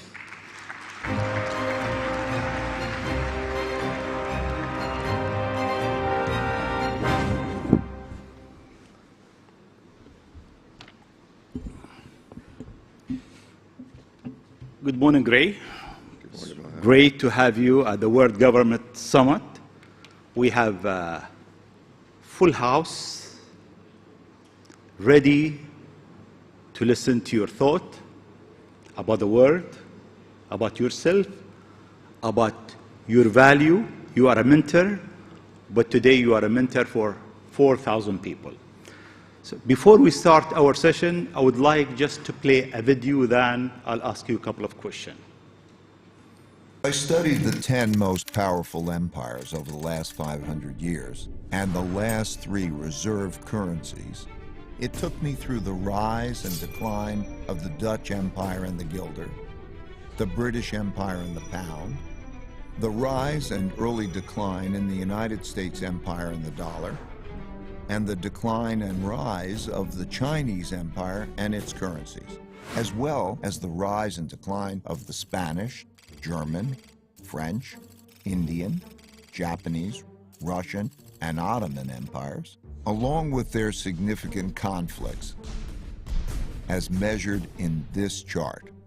To understand China's patterns better, I also studied the rise and fall of Chinese dynasties and their monies back to the year 600. Because looking at all these measures at once can be confusing, I'll focus on the 4 most important ones: the Dutch, British, US, and Chinese. You'll quickly notice the pattern. Now let's simplify the form a bit. As you can see, they transpired in overlapping cycles that lasted about 250 years, with 10 to 20-year transition periods between them. Typically, these transitions have been periods of great conflict because leading powers don't decline without a fight. So how am I measuring an empire's power? In this study, I used 8 metrics. Each country's measure of total power is derived by averaging them together. They are education, inventiveness and technology development, competitiveness in global markets, economic output, share of world trade, military strength, the power of their financial center for capital markets, and the strength of their currency as a reserve currency. Because these powers are measurable, we can see how strong each country is now, was in the past, and whether they're rising or declining. By examining the sequences from many countries, we can see how a typical cycle transpires. And because the wiggles can be confusing, we can simplify it a bit to focus on the pattern of cause-effect relationships that drive the rise and decline of a typical empire. As you can see, better education typically leads to increased innovation and technology development, and with a lag, the establishment of the currency as a reserve currency. You can also see that these forces then declined in a similar order, reinforcing each other's decline. Let's now look at the typical sequence of events going on inside a country that produces these rises and declines. In a nutshell, the big cycle typically begins after a major conflict, often a war, establishes the new leading power and the new world order. Because no one wants to challenge this power, a period of peace and prosperity typically follows. As people get used to this peace and prosperity, they increasingly bet on it continuing. They borrow money to do that, which eventually leads to a financial bubble. The empire's share of trade grows, and when most transactions are conducted in its currency, it becomes a reserve currency, which leads to even more borrowing. At the same time, this increased prosperity distributes wealth unevenly, so the wealth gap typically grows between the rich haves and the poor have-nots. Eventually, the financial bubble bursts, which leads to the printing of money and increased internal conflict between the rich and the poor, which leads to some form of revolution to redistribute wealth. This can happen peacefully or as a civil war. While the empire struggles with this internal conflict, its power diminishes relative to external rival powers on the rise. When a new rising power gets strong enough to compete with the dominant power that is having domestic breakdowns, external conflicts, most typically wars, take place. Out of these internal and external wars come new winners and losers. Then the winners get together to create the new world order, and the cycle begins again. Beautiful video, very short, insightful. And let me start by, in your book, you talked about 5 forces in changing world order. What are they? Well, I learned in my lifetime. I'm a practical guy who has to invest in the markets and make bets on all of these things. But I learned in my lifetime that many times that I was surprised, it was because those things didn't happen in my lifetime, but they happened before. I could tell you many stories like that. So there are 3 things that are happening now in our lifetimes that didn't happen before, but happened many times in history that required me to study this. And then there were 2 others I paid a lot of attention to. So first, the amount of spending more than we're earning, creating a lot of debt, and the monetization of that debt. What is the value of money? What is debt money? Okay, what do we use as money? And how does that work? The second is the amount of internal conflict between the left and the right, the rich and the poor, differences in values. By any of the measures, you can see I like to use statistics, there's the greatest political gaps, the greatest internal conflicts. Third is external conflict, the great power conflict. In other words, when you have 2 great empires, 2 or more, that are comparable in power, and then there's the conflict associated with those. Those didn't happen in our lifetimes, but they happened before. Those 3 drew my attention. When I studied history, I also saw the 4th really becoming apparent, which is acts of nature. Interesting. Acts of nature, droughts, floods, and pandemics, have killed more people and toppled more civilizations than the first 3, including wars. So I saw that. And then what was apparent, of course, through technology is number 5, which is the most important, which is human learning and the development of technologies. So those 5 factors, those 5 forces, drive just about everything. And so that's really my lens. And in order to see that, what is the rise and decline of currencies and all of this, I needed to go back and study. But those are the 5. You looked at the pattern of the past 500 years, the rise and fall of civilization, nation, where we know that we are in an interesting time in human civilization. The world is changing. We live in the most exciting time. We know that the next 500 years will be different. The money will be different. Technology will disrupt everything. Economy will be different. So can you predict the same pattern that will happen? Whatever happened in the past 500 years will continue? I think we can understand through not only seeing the patterns, but I think we know some things about cause-effect relationships. And then again, what we don't know is much greater than what we do know. But I do think, like if we were looking at today, we would say Of course, the financial condition of a country, an individual, a company, matters. Income statement, balance sheet, how are you doing? Productivity, that matters. We do know that how we are with each other, whether we're working well together and competing in a healthy way to raise productivity and our living standards, we know those things matter, and you can measure those and you can see those. We do know what the external conflicts are like. We see it every day. You can measure it in numbers and so on. Those things are timeless and universal. We do know that acts of nature will continue. And we do know, I think, that the greatest force of evolution through human inventiveness and technology. So we are at the brink of a new world in which the technologies are going to radically change a lot of the things that we know, but we don't know how. So when I look at all those things, I think we know what I just described, and then what we don't know is how we're going to think in the future, how our minds will work, how technology will evolve, and how that's going to have a ripple effect, which we're going to see radical changes over the next 5 years. Over the next 5 years, not 500 years. 5 years. 5 years, we're going to see it. Then if you take 5 years and you go to 10, the world is going to change in all of these respects in dramatic ways over the next 10 years, radically. I think we know those things. Exactly how that's going to play out and what, no, I can't tell you. Let me talk about today. You've been talking about the United States, China.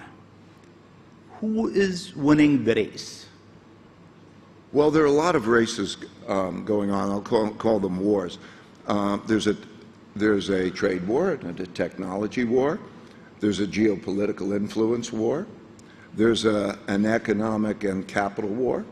And there's a military war. We are in the first 4 of those wars, and we're at the brink of a military war. Brink doesn't mean that we're going to go over the brink. Everybody, hopefully we don't go over the brink. But if we're taking those types of wars, it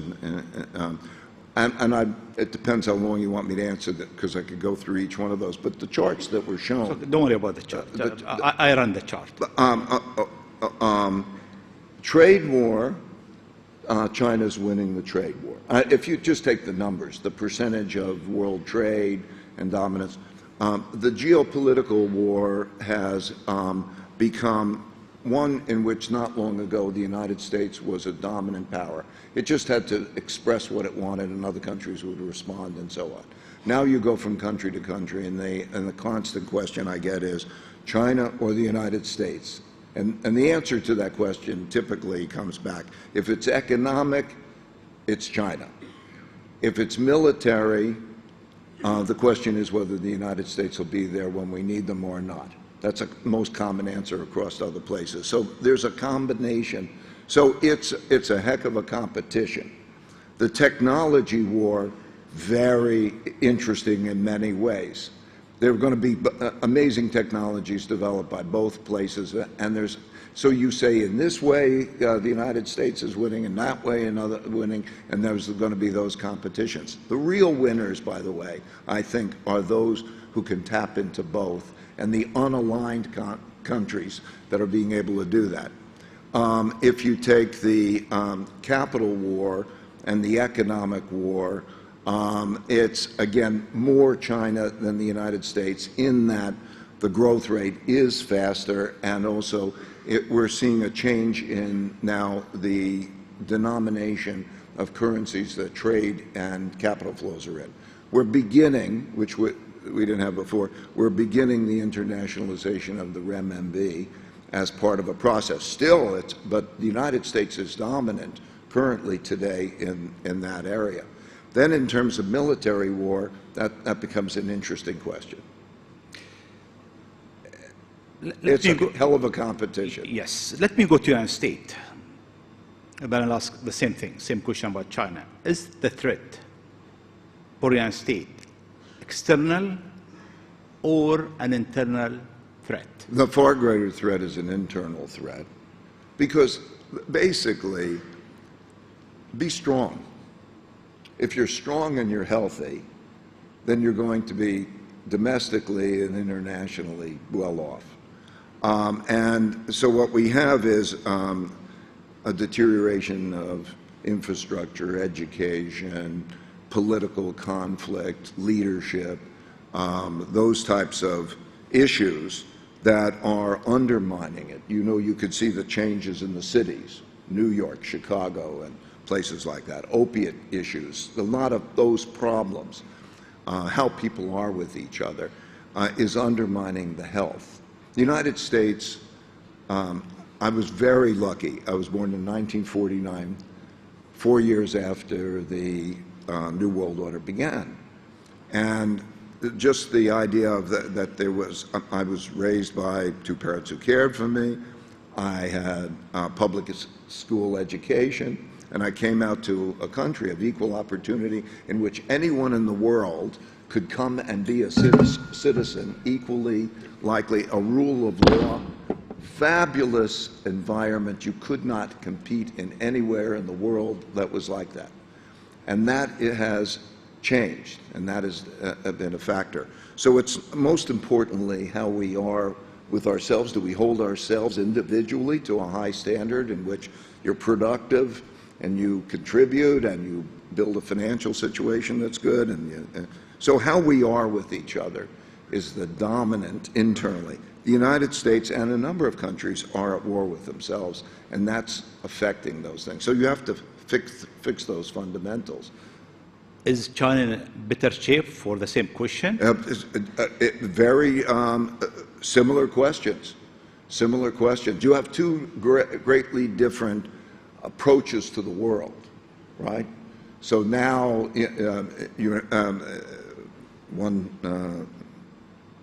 great man, Wang Qishan is the vice president of China, a very objective man, described it essentially that the United States is a country of individuals and individualism. You had Elon Musk on before and so on. The individual, the power of the individual. And it's therefore bottom up. And then China is top down. In other words, it's Confucian and how each individual should relate to each other.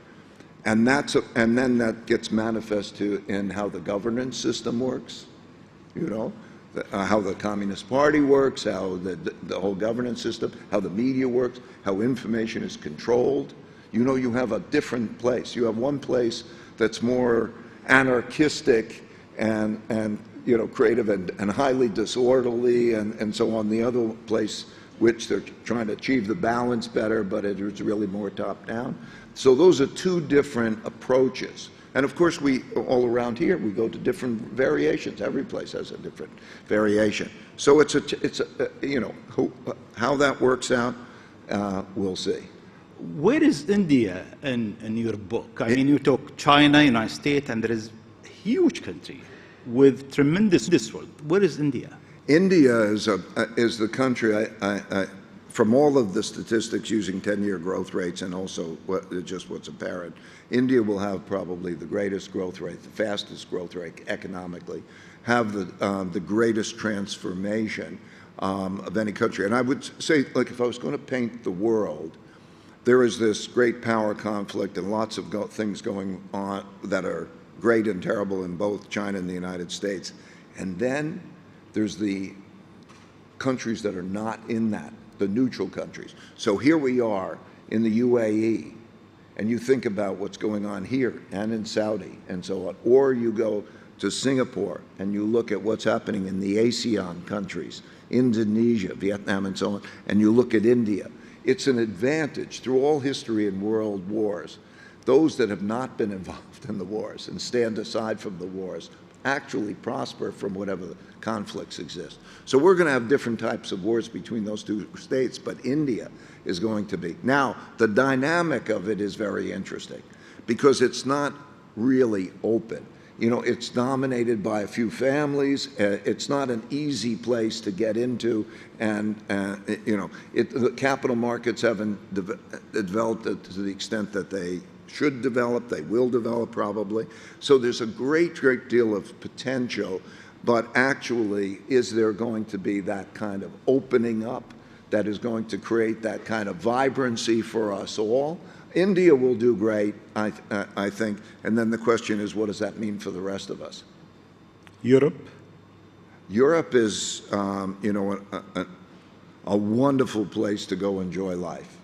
You know, it is beautiful. It's, and then on the other hand, you know, it's a collection of countries which are, by most measures, economically, militarily, politically, trade-wise, and so on, not competitive. It's old in terms, it doesn't have the vibrancy. If you were to think about what is necessary in terms of the technologies, let's say, only two areas now in the world, the United States and China, in terms of going to really the scale of the great technologies that we're talking about, having a revolutionary thing. So it's a declining, it's not a powerful place. It's financially, it's got problems. Militarily, it's limited. It's highly fragmented, and it's a beautiful place to go visit. Thank you. We do visit every summer there. Ray, I mean, let's move from the word to you. What's your mission in life? I'm 73 years old, and I think there's a life arc. I'm at the stage in my life arc where I'm transitioning to my last stage in life. I think life has 3 stages, basically. First stage, you're dependent on others, you're learning.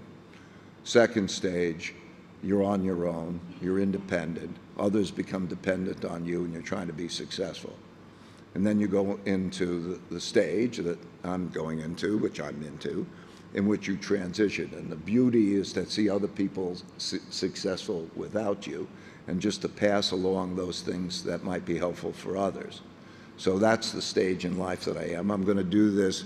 I have one more book to write, which principles. I put their principles, meaning things that, like recipes, how to do this and that I've learned, and I want to pass those along. And by the way, I encourage everybody to do that. I put out a journal to help everybody write their own principles, because it's been an amazing experience for me to do that. It's helped me. I convert the principles into algorithms that help me make decisions, and everybody can do that. But anyway, I'm at that stage in my life where that's what I want to do, pass that along. I'll do that probably until the next book comes out, which would be Economic and Investment Principles, and then I'll be done. If we have 150 government with us in the World Government Summit, what's your advice to government? I mean, if you have a perfect model, how this model should look like? I think the key question is whether man, whether internally or externally, has the capacity to rise above oneself to look at what is the collective good, so that because there are win-win relationships and there are lose-lose relationships. And so in history, that desire, I am going to fight to keep my money or whatever it is, that produces outcomes that are disastrous. And so can the evolution of that take place? I wouldn't be optimistic about that. But it is the question of how we deal with each other is a fundamental question. And who knows? So everybody's dealing with the issues I just mentioned: the financial issue, the internal conflict issue, the external conflict issue. I would say that when I look at countries and I say, where do I want to invest, or where do I even want to be? There are those 3 things I look at. Is it good financially? Is a place have financial resources to do things well? Is it going to be internal conflict or external conflict? External conflict. And then the technology and those types of things. So I would say that the measures are all there. In the book, I have 18 measures that are measured statistically. They're a health index. You can look at that, and that index is like if you go into a doctor's office, and you take all your, checking your vitals, those indices, those measures are there. And if you make those good, you will have a greater longevity and a greater prosperity. So when I think about that, I think, you know, they're clear, what's health, and then also of paramount importance is, can we rise above that with existing self-discipline and discipline with how we're dealing with others? That'll be of paramount importance. Thank you. Thank you. We are running out of time. I would like just to capture the opportunity and ask you just quick answer, if you can. You meditate. I'm sorry? You meditate. Yes. Why and what you do? Oh, I'd say transcendental meditation I've done since 1969, however long that was. And it is, more than anything else, it has been the most fabulous thing. That and writing down principles and converting them to algorithms are the main thing. Okay, it's meditation, the one I do, is a mantra. So it's a word that has no particular meaning. A good example of that might be Om. It's a sound. And you sit there quietly and repeat that in your mind. And when you do that, your conscious thoughts go away, and you're in this Om, because when you're saying Om to yourself, you can't have those thoughts. And then that disappears. And when that disappears, you go into a subconscious state. You're not conscious, you're not unconscious. And from that subconscious state, it comes all sorts of creativity. And also, we're largely driven by our subconscious more than our conscious. All the subconscious things that are going on and create the motivations. And so it helps to align those two things. And it gives a peace. 20 minutes of meditation is like 3 hours of sleep, and it gives one an equanimity. It's like, I think in like the ninja movies, you know, they're fighting all fast, and then, then they put it into slow motion, because like for the ninja, it's just things coming at you, and you deal with those things. So that's what meditation is like. Thank you. What is your biggest success in life? I suppose evolving and, I hope, contributing to evolution. I think evolution is the only thing that's permanent, and is what we do. And we're all on a ride. And so I think that I've been on the ride. And so it's not money. It's not power or influence or anything. It's that, and then I think it's reflected in my family. Those kinds of things. Did you had failure? Oh, lots of failures. The biggest one? I'm a professional mistake maker. What was the biggest failure? Well, I mean, one I remember is in 1982, this changed my life. 1982, I'd calculated that American banks had lent more money to foreign countries than those countries were going to be able to pay back. I thought there'd be a big debt crisis. I spoke openly about that, and then Mexico defaulted in August 1982, and a number of countries started to default. And I thought that we were going to have an economic collapse, terrible collapse, and I couldn't have been more wrong. It was the exact bottom in the stock market, August 1982, when Mexico defaulted. I lost money for me, I lost money for my clients. I was so broke, I had to borrow $4,000 from my dad to help to pay for family bills. And that changed my life. I realized, first it gave me the humility that I needed to deal with my audacity. I knew that I didn't want to do this anymore, but I didn't want to lose the upside. So what I did is I learned, okay, how can I get the upside with that kind of risk? And I learned basically two things. First, to try to find the smartest people I could who disagreed with me to try to stress test. And because the power of great triangulation is one of the things I learned.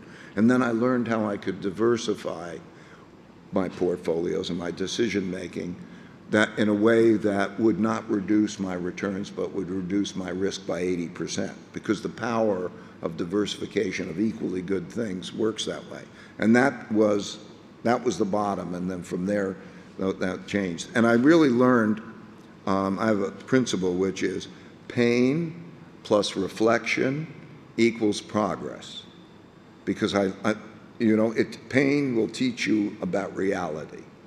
And if you can reflect calmly on those realities and think, how do I deal with reality? Well, and so I think mistakes are a good thing, learning experiences. Otherwise, you have successes and, you don't change. If you'll give me 3 advice in life. 3 advice in life. Okay. First, know your nature. We each have a nature. Those are the things that are our pulls, what we tend to be inclined to do, and so on. And I think life is a journey of knowing your nature and finding the path for your nature. And then accept the fact that it's going to be a ride, and that through that, the ups and the downs and so on, that's your learning experience, that's your journey. And so I would say also, be very related to that, number 2, is realize that whatever you know is immaterial relative to what you don't know. And so give yourself the power of great open-mindedness, and also the power to diversify and to place your bets in a way that allows you to succeed, given that. Let's see, number 3, what would number 3 be? I don't know. Realize that success is having a life that you want to have. Don't look at the definition of success like money. Like money has no intrinsic value. Money only will get you what it buys. So think about what you want in terms of truly those things. I think life is a matter of meaningful work and meaningful relationships. If you have meaningful work and you have meaningful relationships, most importantly, meaningful relationships, I think that creates a successful life. Those are the 3 that come to mind. Ray, thank you very much. It was very insightful for all of us. We started from the word, we ended up with you and I here on the stage. Mr. Dalia will have a book signing outside. You can join us if you want. Once again, thank you very much. Thank you very much. Thank you. Thank you.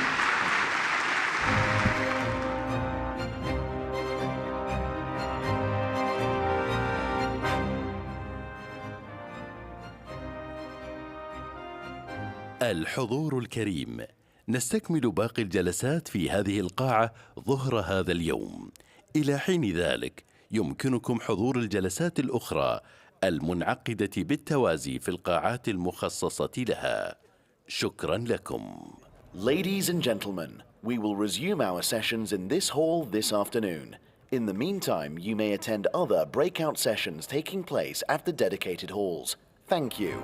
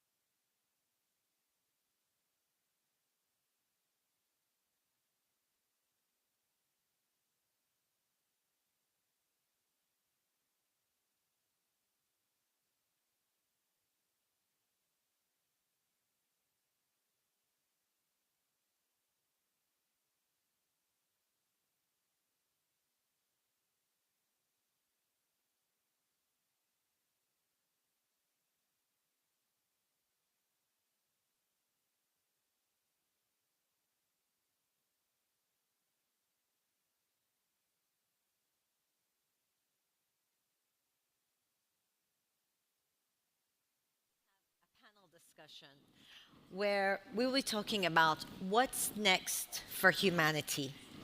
Now, that's a broad title, but really the idea is leapfrogging scientific discovery. An exciting time in healthcare, scientific discovery, and what our futures all will look like with these discoveries. I'm delighted to introduce Professor Roger Kornberg, Nobel laureate in chemistry in 2006, with many discoveries that influence medicine today. Please welcome to the stage Dr. Thomas Cahill, founder and managing partner, New Path Partners.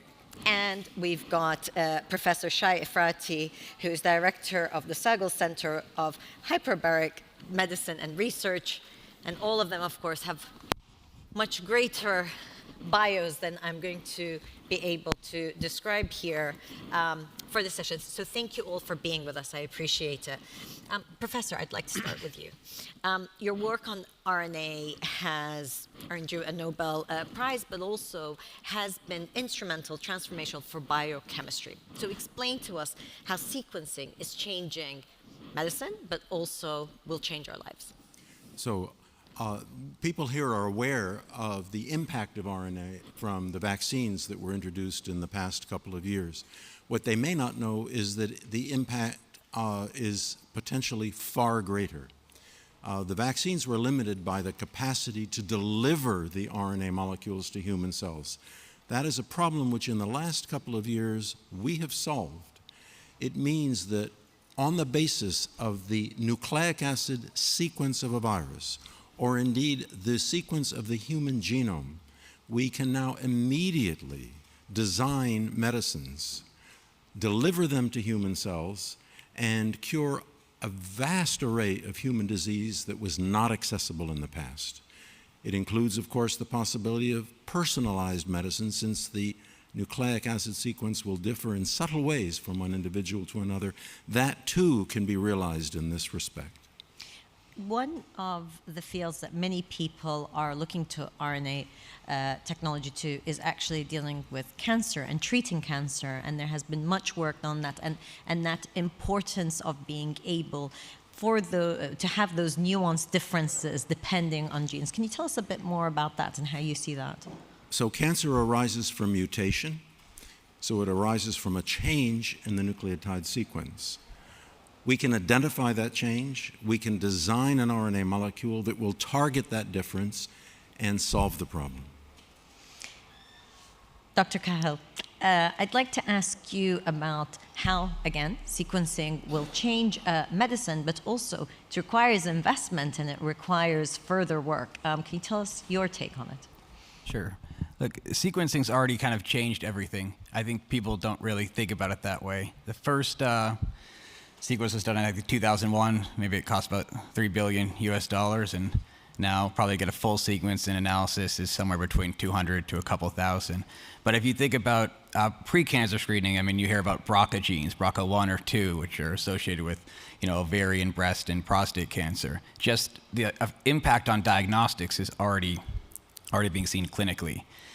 I'm really sorry to interrupt you. Can I ask you to just pull the mic up a little bit? Thank you. I'm usually pretty loud, so. But my point is, sequencing's already changed everything. We're 20 years into the first sequence, and just like the internet, it took about 20 years to get to that inflection point.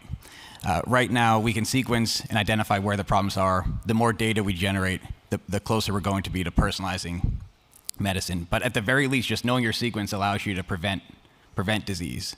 And I think we can probably talk about some of the newer treatments that are coming out to solve, actual diseases, but just prevention alone has been a hugely transformative impact.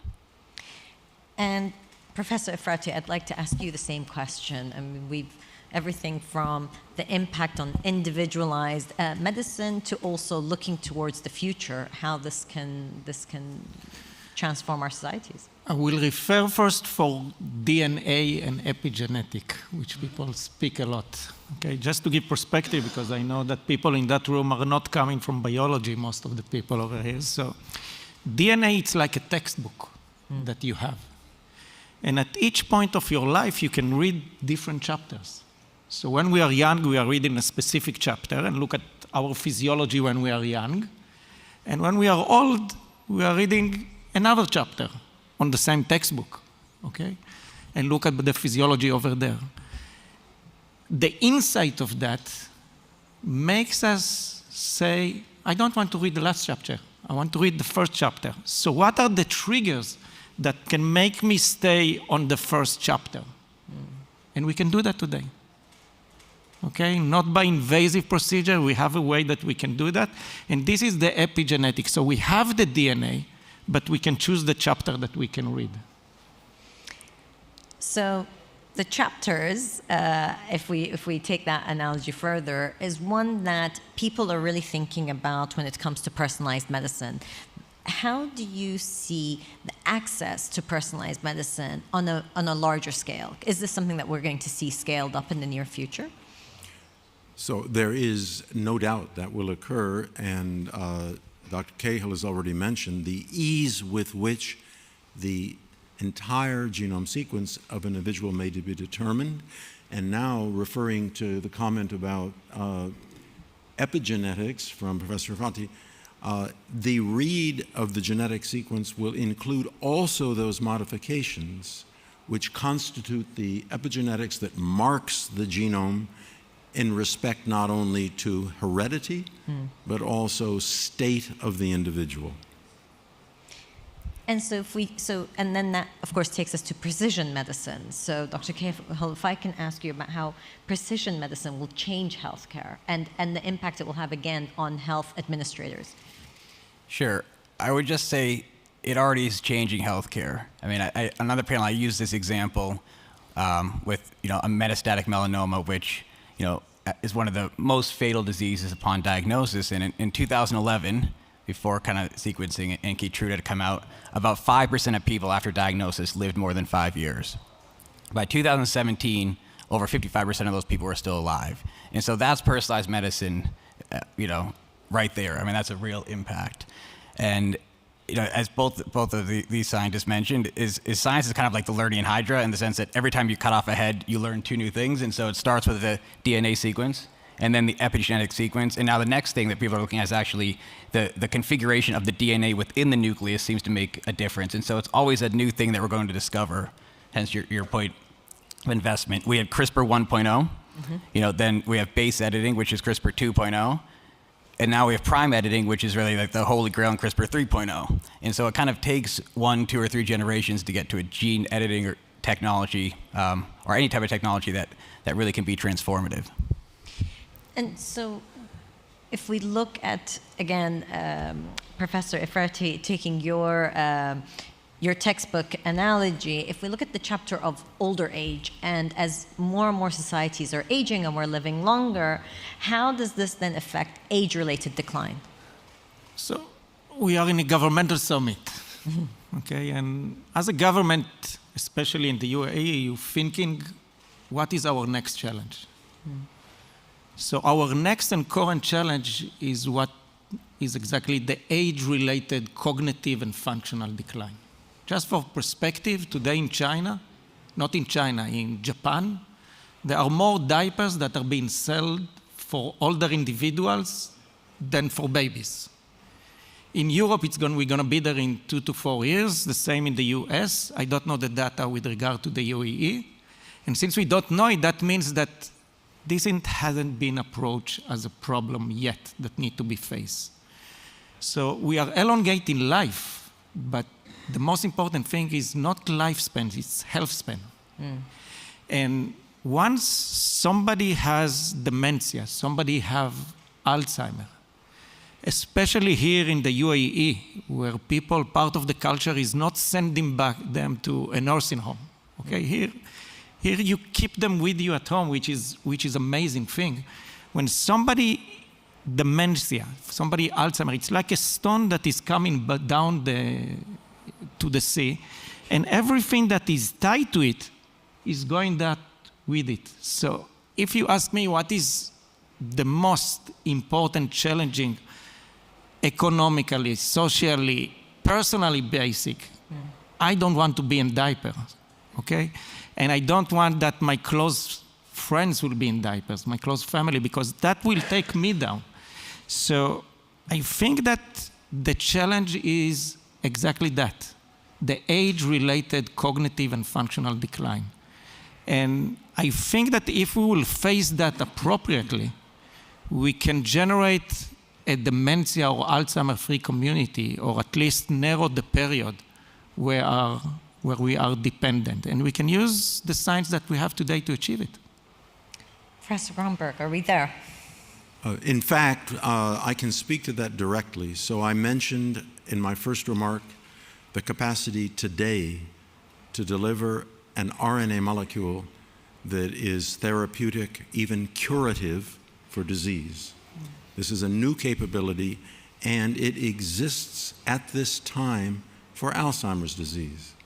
We are in the process of making the first such molecule, and in collaboration with a group at the Mass General Hospital of Harvard in Boston, I expect that within a very short period of time, Alzheimer's will no longer be a scourge of humanity. That is an incredible milestone for humanity to be able to reach. What would it take to make sure that that's scaled up? Is it going to be through vaccine? Is it going to be through drugs that are self-administered? The chief obstacle is regulatory. These medicines are available now for respiratory disease. Take the case of SARS-CoV-2. We have such a medicine now which is 99.9% effective, which will cure the disease. This is not a vaccine. It is not injected. It is stable. It can be transported. It is self-administered. All that stands between that and its availability to the population are regulatory hurdles. When the next pandemic strikes, which could be as soon as tomorrow, we have the capacity to determine the sequence of the new virus and make that medicine overnight and protect the entire population. Again, all that stands between that capability and its implementation is the slow pace, the bureaucracy, the risk-averse nature of regulatory agencies. It is a broken system, and it needs to be fixed. Now, do you see it as broken in the United States or on a global level? It is true in every nation of the world. There is no exception to this problem. And the solution is so straightforward, but again, what we face is an intractable bureaucracy. And without the regulation and without the authorization, of course, then the funding also can't follow. So, Dr. Cahill, how would you see it best to tackle that, the regulatory side? Putting you on the spot here. I think when you're dealing with regulators, for our work with the U.S. government and some of the governments here during the COVID pandemic, is try to remove yourself from try to remove any financial conflict when you're dealing with the government, and try to be as transparent as possible with them about the pros and cons. Part of the issue is advocacy. I mean, if you look at Vertex and cystic fibrosis, if you have enough capital coming from enough patients, you can change things. But again, what has to be shown is how can the government benefit? How can the country benefit? I mean, if we just, I'm going to jump on a little bit of a tangent because I think it's important. If we were to say what we did for Warp Speed, what we did for COVID, if we just did that, for obesity, that would probably save many more lives than were lost with COVID. And now again, I have no financial conflict here, but these new GLP-1 drugs really transform outcomes, and they may be a bridge to a new therapy. I mean, how many people here have heard of Ozempic or Wegovy or any of these drugs? And some people. I mean, these drugs it's the best-selling drug in the U.S. right now. It's been around for 20 years as a diabetes drug. It's generally safe. It's actually the receptors I studied with Bob at Duke, their GPCR. So they're safe. And I mean, the weight loss on these drugs is 15 to 20% in a year, which is completely transformative. And if the governments were just to reinforce that, the argument would be when you increase lifespan, you don't decrease costs, because the last year of life is always most expensive. But when you increase lifespan, you increase the human capital that actually benefits the country and benefits companies. And that's the argument to be made to CEOs and to governments, is that the more people are able to go to work and the better quality work product they're able to make, is better for the country and society. And that's kind of the argument to make to the regulators and the insurance companies. But there's still, Professor Frati, there's still a concern that actually regulators say we're the last line of defense. It will come on us if we approve or disapprove a certain drug. How would you respond to that? I don't want to refer to the regulatory part. I will refer to the scientific research part, which is quite amazing what's happening today. I think that the number one bottleneck to making a progress for us as Homo sapiens is where the mind power or the brain power is going. And when I'm saying brain power, I'm speaking about the young individuals who are looking now to do a PhD research or things like that, and they want to dedicate their career to something, okay? An amazing thing happened to us, at least in my university, during the last 5 years. There are young people, brilliant people, who are coming to me and saying, dear Professor Efrati, I want to dedicate my career to aging. Now, this is a 25-year-old person. He's dedicating his career to person. And this is the brain power. The brain of this young individual is the most important thing that we have as a society. And once we are moving this spotlight to the age-related cognitive functional decline, then we can break everything. Break everything as Homo sapiens. We went to the moon, we break the stars, we can break a lot of things. The regulatory will follow. The regulatory, it's you. You will solve that, okay? But we need to bring, in my part of the field, okay, we need to bring as many as possible intervention to reach a point where you as a regulator need to prove that. So that's bottleneck. It's been open in last year, so I'm quite optimistic about it. I mean, the free market does solve things. I mean, when people couldn't get access to semaglutide, they were just compounding it themselves. I mean, so then the regulator started opening up access to it. But I wanted to ask you also about how life science discoveries are allowing more and more information sharing, discovery sharing between fields. Because again, for us lay people, we always think it's separate. If we're talking about Alzheimer's, we often don't think, okay, actually the discoveries that are being made are also going to impact other types of diseases. So how is there more cross-field knowledge sharing, data sharing? The world of science has changed. So when I was a student, when my colleagues here were students, there were separate disciplines of physics, chemistry, biology, medicine.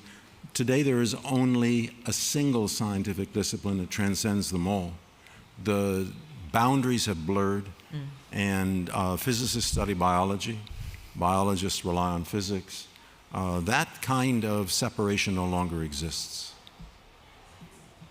Dr. Calhill, did you want to comment on that, the sharing and the knowledge sharing between fields? Yeah, as I had mentioned, every time you discover something new or you think you solve something, kind of two new problems occur or two new discoveries occur. Right. And so science has become, has evolved, as Roger was saying, from a field where you have kind of a king, an academic king, to one where it's not possible to do everything. You have to work with other people. And so you really start collaborating across specialties because there's too much to know.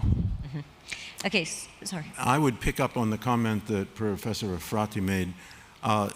Indeed, the importance of encouraging and enabling young people to study science, especially fundamental science, cannot be overestimated. Sadly, it has become more difficult today than it was in the past. The number of barriers greatly increased, and barriers that are far higher. In my day, that of my colleagues here, a young person could pursue a career in science and be supported in a meaningful way. Unfortunately, that is no longer the case. A young person wishing to pursue a career in science will require at least another decade of preparation, and when they finally reach the point where they might be employed in a meaningful, in a sufficient way to pursue that career, the openings, the job openings, what have you, the opportunities no longer exist. Why is that? There are a number of reasons for that, but fundamentally it comes back to government. It is the responsibility and the role of government to make the opportunity available to young people to do work which is not going to lead to riches of a conventional nature, but will lead to riches, to a form of knowledge which is even more rewarding. Yeah. I would like to say something about that, because the student and the young brains are the most important thing, and opening certain arena to people who are coming from completely different field is highly important. That's how innovation are made. I see that people are holding phones in their hands, okay, and the company, and they're all texting, okay? A couple of years ago, the phone was for speaking. So the ability of us to make a process is also related to us. When I'm saying us, I'm saying as a teaching professor in the university. I always teach my student that the number one limitation for them to making progress is the knowledge that they gain from me at this moment. Right. Because this knowledge became their rate limiting factor because they take it for granted. And the worst thing that happened to us as teaching, or somebody who is a bit older, is the things that I teach become my main limitation to making a progress. So because I don't want to say that I was mistaken, okay? I teach somebody wrong. So the most important thing is to create an environment, and we should invest thought about it, that embrace the failure, okay? Embrace the change. Never say, I don't believe in that, I don't believe in that. Say, I want to check that, I want to evaluate that. And once we are putting a spotlight about something and you generate an environment that embrace and celebrate failures, like I'm doing in my lab. When somebody failed, we are doing a big celebration. I say, wow, this is great. Our theory was failed. We can do something else. By doing that, we can make a real progress. And it can come through medications, through interventions, through changing environment. The focus should be on a problem that is important to all of us, and embracing failure, embracing the change, giving push to the young people to move forward as fast as possible. That's the way we should do it. And it's what you do with that failure. I'm trying. Yeah. I'm trying. So we're unfortunately out of time on the panel, but there is a question that I wanted to ask each of you. So I'm going to ask you to answer very briefly, which is, for the immediate future, for 2023, what sorts of scientific advancements do you see on the brink of perhaps moving the needle? What are you keeping your eye on when it comes to scientific advancement? In a minute. Look, it's very simple. I always say that the only thing I'm sure of in regard to predictions of the future is that they are wrong. What are you keeping your eyes on, Dr. Kahel? I think in the next 10 years, I'll say that. I think that gene editing will become a real treatment modality in patients. In my perspective, the goal that neurogenesis, generation of new neurons in the brain, will be an acceptable concept that people take for granted and only ask how they can generate more neurons with that intervention as compared to the next intervention. That's great. Well, thank you very much. Thank you for sharing your wisdom and insights with us. And please, a round of applause to our panel. Thank you.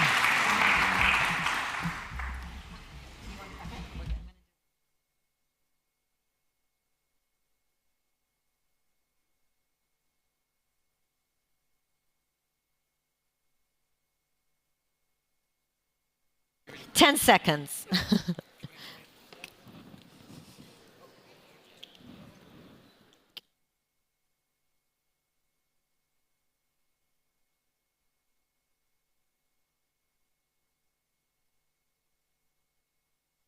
Pleasure meeting you.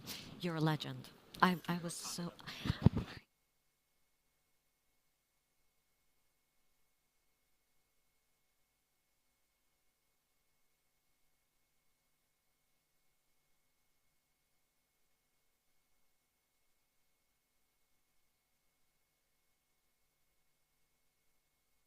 And we come to our next panel now. Thank you very much for being here. I'm going to Thank you. All right, so we have talked about what the future and what the present looks like when it comes to life sciences, when it comes to health, human discovery. Our next conversation is about decentralization. And what do we mean? How technology is allowing decentralized platforms and how they will allow us to solve global issues. So, to join me for this conversation, we have Kerem Alper, who is co-founder and CEO of NEOL, and Ben Nelson, chairman and CEO of Minerva Project. Please. Right, so we're following on from a conversation that was really marked on health, but scientific discovery and technology. One theme that came up in the conversation was mindset and how we expect to live much longer, how we are going to manage in societies. Likewise, with mindset, you need to look at how the world is managed differently with decentralized platforms. Now, for somebody that works usually in geopolitics, when you talk about decentralization, I'm thinking federalism, decentralized authorities, devolution of power.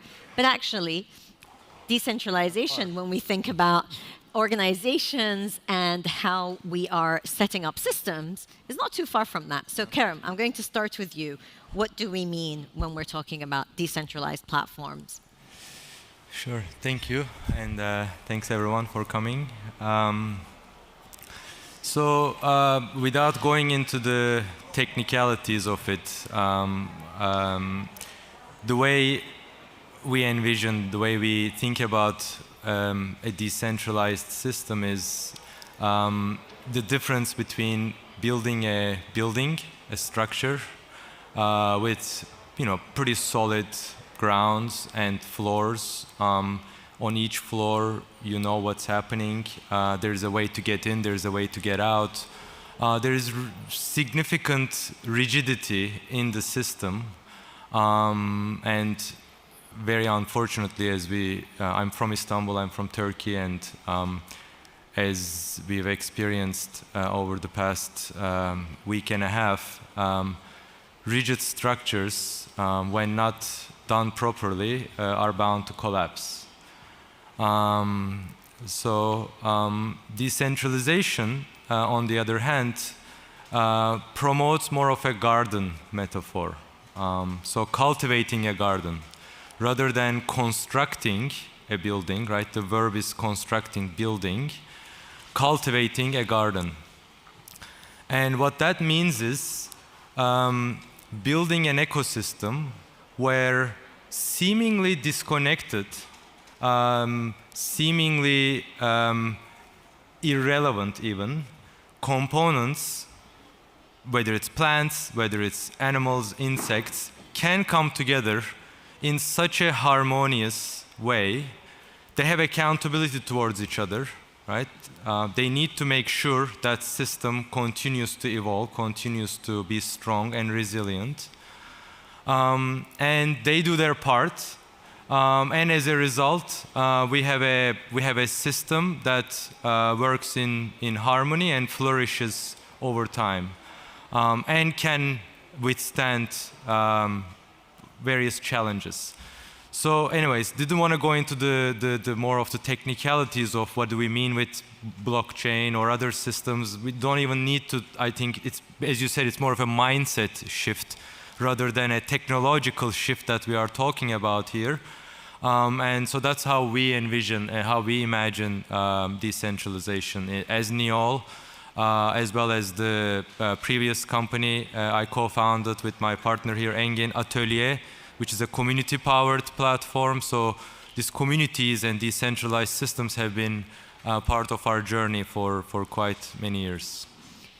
Ben, when we talk about decentralization and the way Kerem differentiates between constructing a building and cultivating a garden, how do you see, Web3 platforms, blockchain, but also this moving into an era where trust is built in decentralized systems, where for those who are coming in from the outside, it feels like, but who's really responsible? Right.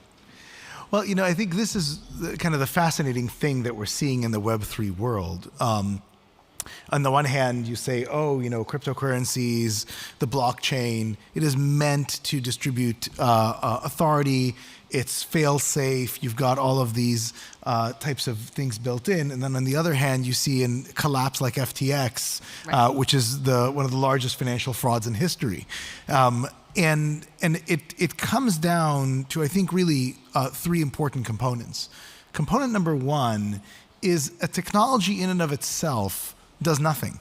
A technology is an enabler, and you can implement it correctly, or you can implement it incorrectly, or you can do something in between.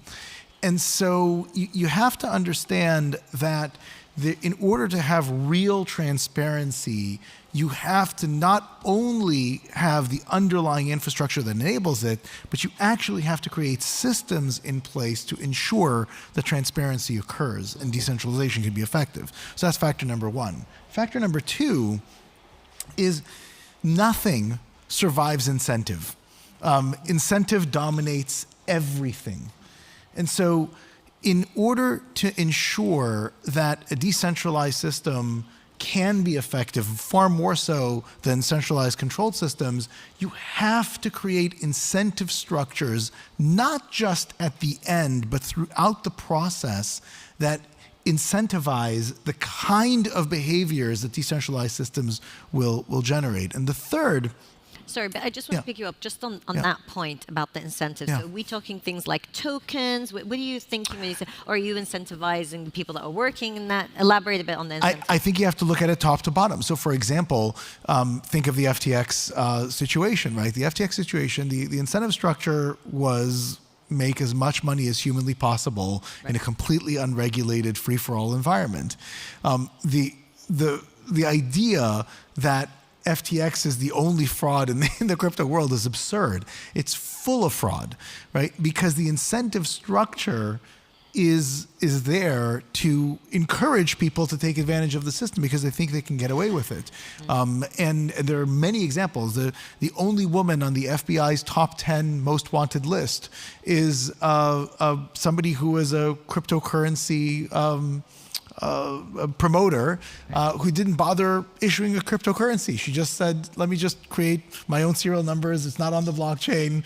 And she built people out of billions of dollars in investments, but she had no incentive to actually. So the purpose and the incentive. That's right. Okay, and your third point before we lose it. And the third is the regulatory environment. And in the previous panel, Roger, who by the way was the first governor of the Minerva Academy, so has been along with me in this Minerva journey for more than a decade now, talked about the availability of these solutions, these health solutions all over the world, but the regulatory framework doesn't allow them to come forward. And the regulatory environment is more often than not one that encourages central planned the buildings as opposed to the ecosystems. And a little example, if you look historically, I come from the world of education. And in the world of education, if you look at the 19th century, 40 of the top 50 universities in the world were in Germany. Today, none out of the top 50 universities in the world are in Germany, and that's been the case for a long time. Germany is a highly centrally controlled environment. Build great universities, don't withstand the test of time, right? They inevitably are fragile in their perspective. The United States, which became to dominate the higher education landscape in the 20th century, had the exact opposite approach. Accreditation was really distributed down to various regions and then really to the institution, and created a framework that said, hey, you tell us what is it that you're trying to achieve, and then so long as you technically achieve it, then we will let you operate. And that enabled a massively interesting competitive environment in the 20th century. In the 21st century, that system is also starting to show its wear, primarily because the accreditation system has stopped looking at outcomes. Right. And what we're doing at Minerva is we're trying to create an ecosystem, actually that was anchored here in the UAE with Zayed University, which was the first institution that adopted a wholesale reform for interdisciplinary learning in the world. And we create these bespoke opportunities that are fit for purpose, but that share this kind of ecosystem that makes them more and more powerful. But they have to have a backbone of an institution that you trust. Correct. So, for example, Minerva with Zayed, because Zayed has a history, people know what it is and so forth. But it also means, and Karim, I want to ask you about this, is that there are those institutions that have a knowledge, a history, you know, be it a consulting firm that has a very strong name, and so people feel like I can trust them, I know what they're doing. They have a track record. Yeah. So how do you tackle the fact that people want to see a track record that they know, and they also want to preserve what they know? So there's that. If we're talking about mindset, there's that struggle. How do you convince them? So what we are building with NEOL is a decentralized, a community-powered. More than, I think we can forget about the whole decentralization, crypto parts of it, but really a community-powered version of a talent network, right? And really when you think about what a consultancy, any company brings to the table is a few things. One is a track record, but what is a track record is the track record of all the individuals that are part of that organization, right? When you work with a McKinsey-like company, you know, they say, you know, we've done a similar type of work elsewhere in the world. Well, guess what? There's a bunch of people who did that work somewhere else in the world. So those individuals are the ones that actually hold that track record. Right, it's the brain trust. It's the brain trust, exactly. If you think about a system like a school or a learning mechanism, it's the mentor-mentee relationship, right? It can be happening under the umbrella of the system, or it can be happening in a decentralized setting. Because once again, the mentor is bringing their own credibility, their own background, their own passions, their own values into that system. Whether they are under X or Y, or they are in a part of a network or of a community, it's the same. When we think about, you know, how do I go after a challenge that is far above and beyond my own reach, right? I need a team around me. So I need to be able to trust other people. I need to be able to bring other voices into the conversation. The kinds of challenges that are fed to these organizations today, from the climate crisis to the food crisis to mental health to other things, cannot be solved by buildings, right? By those structures where, you know, information and know-how and intelligence is within the boundaries of the system.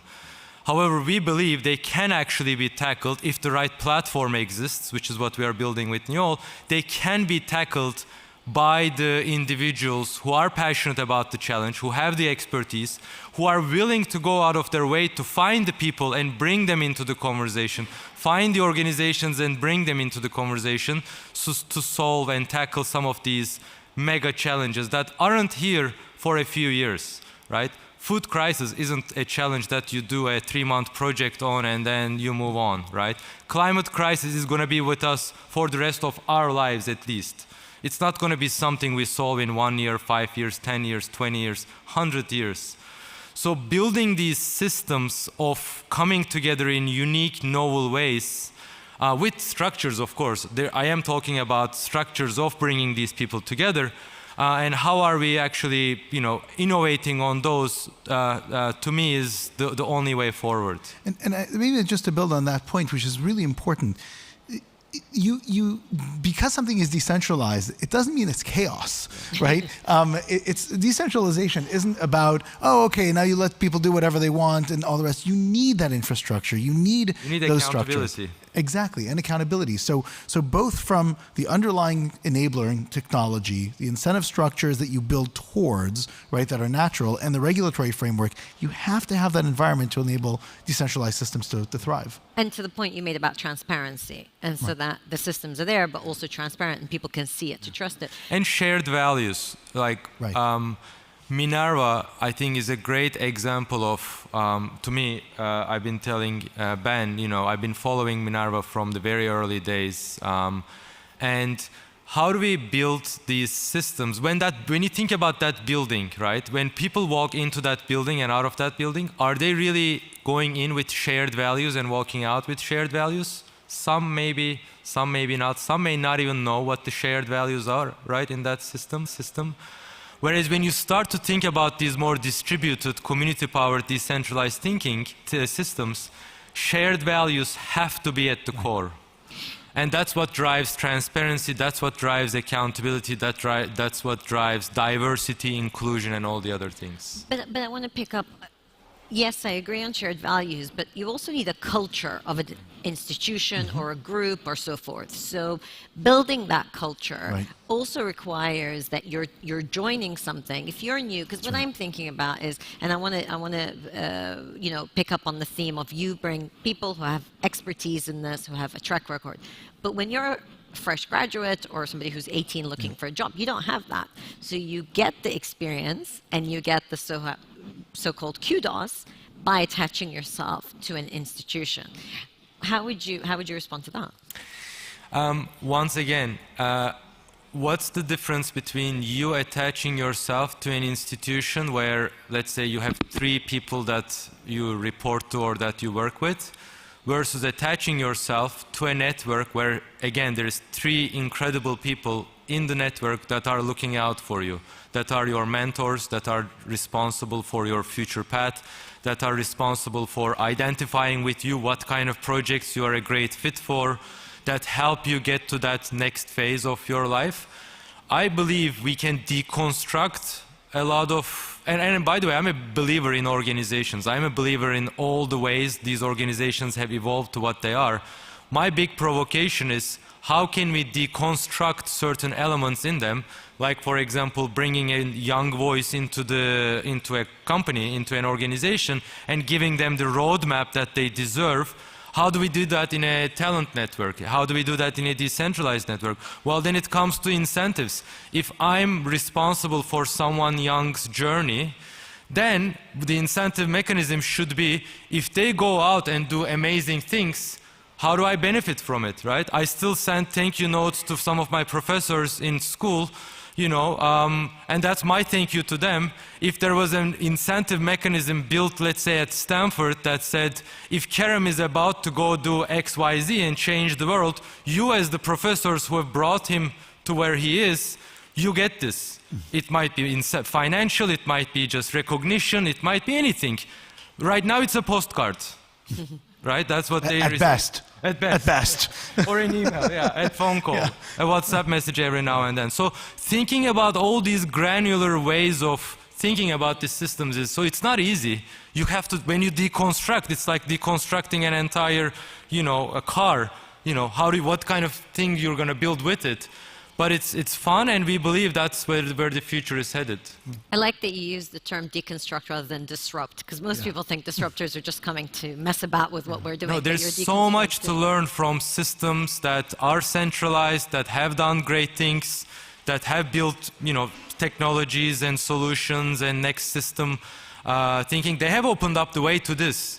But I do believe we are in the beginning of an era where people are, you know, really following their own heart and gut and souls, and we just need to open up the pathway for those.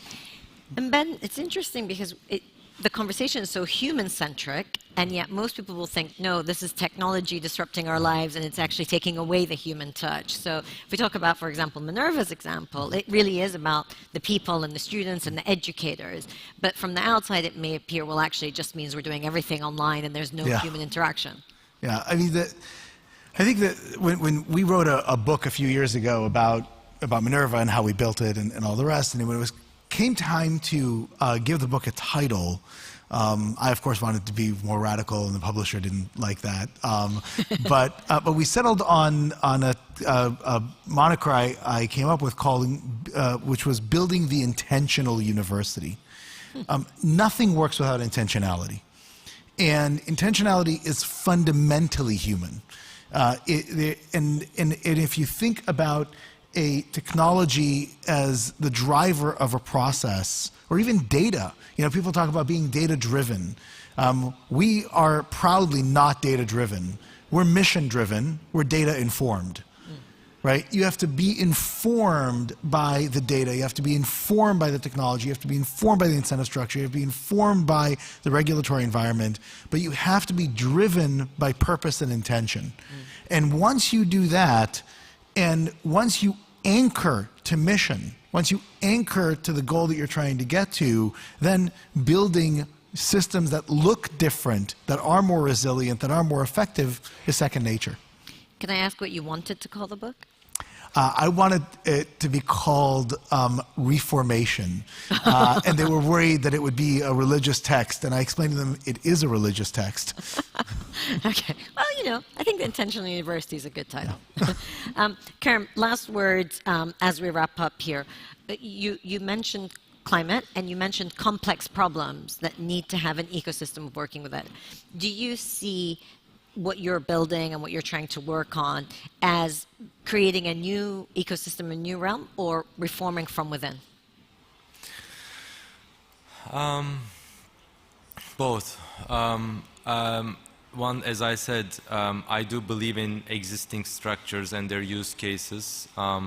And so many of our partners, clients, are actually organizations that are within buildings, to go back to the metaphor. And we need those very much. We need to embed a new mindset in them so that they trust these more seemingly unstructured, but actually quite structured systems. Because at the end of the day, once again, who is in that room, you know, delivers everything, right? So if we can have the right group of people in the room with the right background, with the right mindset, with the right ambition, we believe we can make the kind of impact that is impossible by some of the legacy systems. But we do need the legacy systems to be partners along the journey. Legacy institutions have a choice. They either embrace the reforms that keep them relevant and at the forefront, or then they will be disrupted by those that do. Thank you. Well, thank you both for your insights. Thank you for your time, and thank you all for attending. Please, some appreciation for our speakers. Thank you. Okay, yep.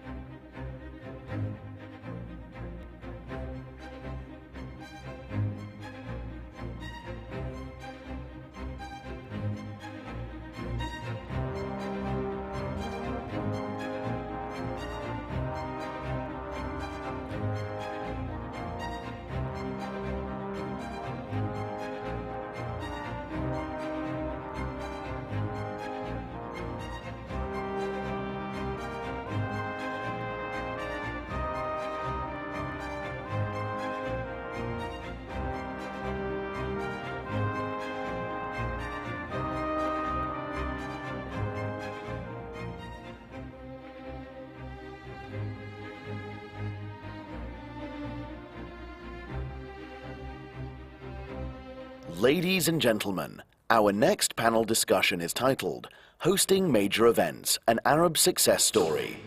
This session is moderated by Raya Ramal from Dubai Media Incorporated. Please note that this session will be in Arabic.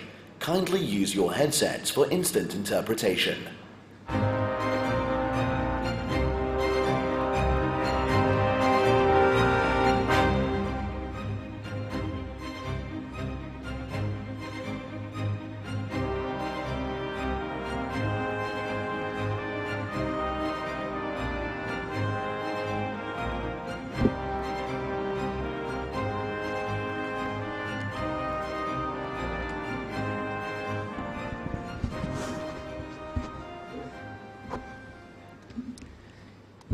مساء الخير. اليوم قصة نجاح نتحدث عنها نختصرها بالأرقام لأن الأرقام لا تكذب. في 26 من يناير من العام الجاري من دبي تحديداً قال سعادة ناصر الخاطر الرئيس التنفيذي لبطولة كأس العالم فيفا قطر 2022: تخيل أن تسجل 80 مليون طلب شراء على 3 ملايين تذكرة. وفي 31 من مارس من عام 2022 مع ختام إكسبو دبي 2020 تحدث المنظمون وفي مقدمهم المدير التنفيذي لمكتب المفوض العام لإكسبو 2020 دبي نجيب محمد العلي عن أن 24 مليون و100,2967 زائراً حضروا المعرض الدولي قادمين من 192 دولة. إنجازات تشعرنا بالفخر والاعتزاز لنجاحات عالمية ببصمة عربية يروي قصتها اليوم ناصر الخاطر الرئيس التنفيذي لبطولة كأس العالم فيفا قطر 2022 ونجيب محمد العلي المدير التنفيذي لمكتب المفوض العام لإكسبو 2020 دبي. أبدأ معك سيد نجيب. إكسبو دبي خلق تحدياً كبيراً للدول التي ستنظمه مستقبلاً. ما هي أبرز عوامل النجاح التي جعلت من إكسبو رقماً صعباً؟ شكراً لأخت راية. قبل تقريباً 10 سنوات سيدي صاحب السمو الشيخ محمد بن راشد آل مكتوم كان واضح بالنسبة لتوجيهاته لمشروع إكسبو 2020. فنحن يوم بدينا طرقنا على مواضيع مختلفة مع الشيخ. بشرح لكم أو بتكلم عن 3 نقاط أساسية، وهاي يعني خلى في بالنا ان نحن هاي قبل تقريبا 11 سنه نحن كفريق عمل لين الحين كنا نحاول نعرف شو يعني اكسبو. سمو الشيخ كان يقول لنا ان مرحله اكسبو في دوله الامارات لابد ان تكون استثنائيه. الشيء الثاني اللي قالها لابد ان الشباب الجيل الثاني يستفيدون من هالمعرض العظيم. الشيء الثالث ان هذا الاكسبو لابد انه يكون فيه ارث، ما يكون موضوع أو مشروع ل6 شهور، لابد لنا يكون في أشياء ما بعد إكسبو. وإذا سمحتي لي بعطيكم أمثلة على هاي ال3 أشياء الأساسية. كإكسبو استثنائي تكلمتي الأخت راية عن الزيارات في إكسبو 24 مليون و100 ألف تقريبا. هاي الزيارات أقدر أقول لكم إنه مو بأكبر رقم عالميا، بس يمكن الشيء اللي كان يميزنا اللي هو من وين يو هذيل الضيوف. عندنا تقريبا 40% 30 إلى 40% من زوارنا يوم من خارج الدولة، وهذا الشيء مميز لأن عادة يكون ما بين 5 إلى 10 بالكثير 15% من خارج الدولة. فنتكلم عن معرض إكسبو فعلا معرض عالمي. بس الشيء الأهم من الزيارات طبعا كانت موضوع المشاركات. نحن كان عندنا 192 دولة مشاركة ويانا في إكسبو 2020 و14 منظمة عالمية. هاي الأرقام أكثر أرقام حصلناها، 192 دولة ما حد حصلها من 1851 أول معرض استوى في لندن. فهذا فعلا استثنائي لدولة الإمارات العربية المتحدة. الشيء الثاني بالنسبة للشباب، الشباب بتطرق على موضوع أو مشروع المدارس أو برنامج إكسبو للمدارس. نحن في بداية مسيرتنا كنا نتكلم عن كيف نقدر نستقطب جميع الطلبة اللي موجودين في الدولة. ويا هالبرنامج اشتغلنا على الموضوع وحصلنا آخر شيء 1 مليون من طلبة المدارس اللي موجودين في الدولة من خارج الدولة إلى إكسبو 2020. يمكن آخر مثال بعطيه بالنسبة للشباب، موضوع التطوع أو برنامج التطوع اللي كان عندنا في إكسبو 2020. حصلنا 30,000 متطوع، مو بأكبر رقم، بس نفس الشيء كانوا المتطوعين اللي موجودين ويانا من 135 دولة. فعلا برنامج تطوعي عالمي استثنائي. يمكن الشيء الثالث اللي أقدر أتكلم عنه موضوع الإرث. يوم نتكلم عن الإرث من بدايات مسيرتنا سيدي صاحب الشموس الشيخ محمد قال إن اختيار المكان مهم. المقر اللي كان فيه الإكسبو، واختار من المكان اللي استوى فيه الإكسبو اللي هو الإكستنشن لإمارة دبي، المكان اللي فعلا اليوم نحصل فيها مو بس إكسبو، منطقة دبي ساوث، المطار الجديد في إمارة دبي، وحين تشوف في ديفلوبمنتس جديدة في المنطقة، إن هاي المنطقة الجديدة لإمارة دبي. ويمكن إذا سمحتوا لي، صح أني طولت شوية الأخت، إذا سمحتوا لي يمكن أتكلم أو أطري شيء فعلا كان استثنائي في إكسبو 2020 اللي هو المفوض العام، اللي هو الشيخ نهيان بن مبارك آل نهيان.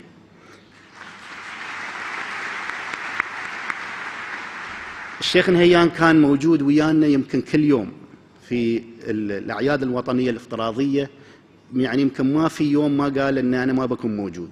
بالإضافة إنه كان موجود ويانا في أرض الواقع في المنطقة، فعلا يكلم الضيوف اللي جايين من العالم، المواطنين اللي من الدولة، ففعلا خلق جو جميل جدا. شكرا. طبعا أيضا كأس العالم في قطر أثلج قلوب العرب جميعا بالنجاح الذي حققوه. بحسب شبكة BBC هو أفضل كأس عالم في القرن ال21. ما الذي جعل منه هذا كأس العالم بكل هذا النجاح؟ شكرا لك اختي ريا. ومثل ما قال اخوي نجيب، كثير من النجاحات اللي كانت موجودة في إكسبو 2020 مفاصلها تقريبا موجودة عندنا في كأس العالم 2022، منها مشاركة المجتمع، منها برنامج المتطوعين. طبعا كان أكبر برنامج للمتطوعين في تاريخ كؤوس العالم، كان في 500,000 طلب، ومنهم للأسف قدرنا نختار فقط 20,000، 3,000 منهم من ضمن البرنامج المتطوعين الدولي اللي أتوا من خارج دولة قطر، أثروا بشكل كبير في البطولة، وأيضا كانوا سبب نجاح للبطولة. مشاركة المجتمع حسس الناس في الدولة أن هذه بطولة ملك الجميع، الكل ساهم فيها، إن كان القطاع الخاص، إن كان الدعم اللامحدود من الدولة. ولكن من بداية استضافة قطر لبطولة كأس العالم من 2009 عندما قدمنا الملف كنا دائما نقول أن هذه البطولة تمثل كل العرب، وهذه بطولة العرب. فلمسنا خاصة الانتقاد اللي جانا من الغرب، من المنظمات ومن الجهات الإعلامية في الغرب، أتوقع خلت كل عربي يحس أن هذه البطولة بطولته، ولازم تنجح، ولازم تكون مثال أن العرب قادرين على استضافة بطولة مثل بطولة كأس العالم وأي حدث آخر مثل ما صار في إكسبو 2020 بمستوى عال، ويمكن نقدر نتكلم بمستوى أعلى من أي بطولة سابقة، مثل ما احنا متأكدين أن إكسبو كان أفضل من أي نسخة سابقة. والبطولة بطولة كأس العالم 2022 وإكسبو راح تكون مثال صعب لأي دولة أخرى راح تستضيف أحداث مثل هذه الأحداث في المستقبل. طبعا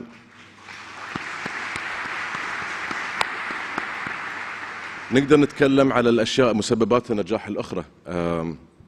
طبعا لا شك كرة القدم والمستوى الفني لكرة القدم كانت من أهم أسباب نجاح هذه البطولة، ولكن أيضا الرؤية اللي كانت موضوعة من البداية اللي هي كانت تركز على تجربة المشجع بالدرجة الأولى. صغر مساحة قطر كانت عامل أساسي في نجاح البطولة، كون الجماهير كلها كانت متجمعة في منطقة واحدة. احنا شفنا بطولات السابقة في البرازيل أو في روسيا أو في جنوب أفريقيا كانوا الجمهور متوزع على مدينة إلى أخرى، وكل مدينة تبعد ساعات بالطيارة، فخلقت جو كرنفالي، جو احتفالي كبير. سلاسة التنقل، سلاسة الدخول والخروج من الملعب، الفعاليات اللي كانت موجودة كلها ساهمت في إنجاح هذه البطولة. مثل ما قلنا أيضا أتوقع العامل النفسي كان في انتقادات كبيرة من بداية ترشح قطر للملف، وخاصة في آخر شهر أو شهرين قبل بدء البطولة كان في إحساس كبير أن في تربص من الجهات الإعلامية ومنظمات دولية من الغرب خاصة كانت تتمنى إفشال هذه البطولة. لم تنجح. لم تنجح الحمد لله. الحمد لله. ونحن اليوم على منبر القمة العالمية للحكومات استشراف مستقبل الحكومات، الحديث عن الاستدامة. هذا العام الإمارات تعيش عام الاستدامة، وبعد أشهر قليلة نحن على موعد ما حدث كوب 28. تجربة إكسبو في موضوع الاستدامة كيف هي؟ طبعا نحن بداية فخورين في استضافة كوب 28 في مدينة إكسبو لدبي، ونقدر نصنف استخدام نفس البنية التحتية لفعاليتين عالميتين اللي هي الإكسبو وكوب 28 يمكن يكون إنجاز لدولة الإمارات.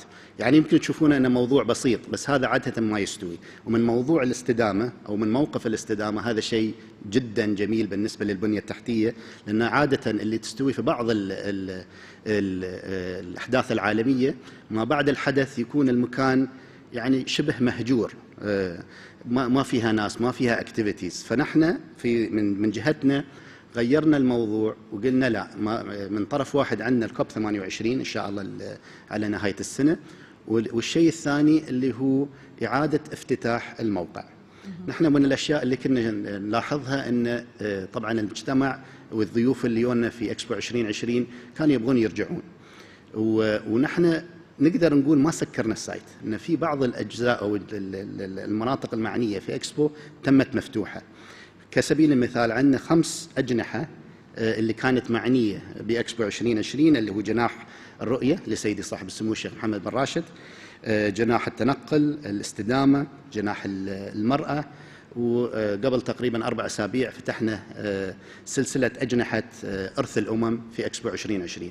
وفي هاي الأجنحة نحن حصلنا ما يقارب إلى 300,000 زيارة في الأشهر القليلة اللي فاتت. فهذا يعني أن يقول المكان مفتوح، هذا غير عن الجمهور اللي يجونا المناطق المفتوحة، الفعاليات اللي تجينا. فالحمد لله المكان مفتوح، والمكان مثل ما هو أكتف من اليوم اللي نحن سكرنا فيها أبواب إكسبو 2020. يمكن آخر شيء أقدر أقولها في موضوع الاستدامة اللي هي المباني الخضراء، الجرين بيلدينجز. نحن السايت اللي موجود عندنا في مدينة إكسبو عندنا 123 بناية مصنفة تحت الستاندرد مال الليد أورجنايزيشن، إن كانت البنايات بلاتينيوم، ذهبية أو فضية. فهذه بعد تعتبر أن من أكثر المواقع المعنية بالأحداث العالمية استدامة. نعم. قطر كان لها أيضا تجربة رائدة في مجال إعادة فك واستخدام الملاعب مرة جديدة. سيد ناصر، أخبرنا عن مسألة الاستدامة بشقيها البيئي والاجتماعي في حدث كأس العالم.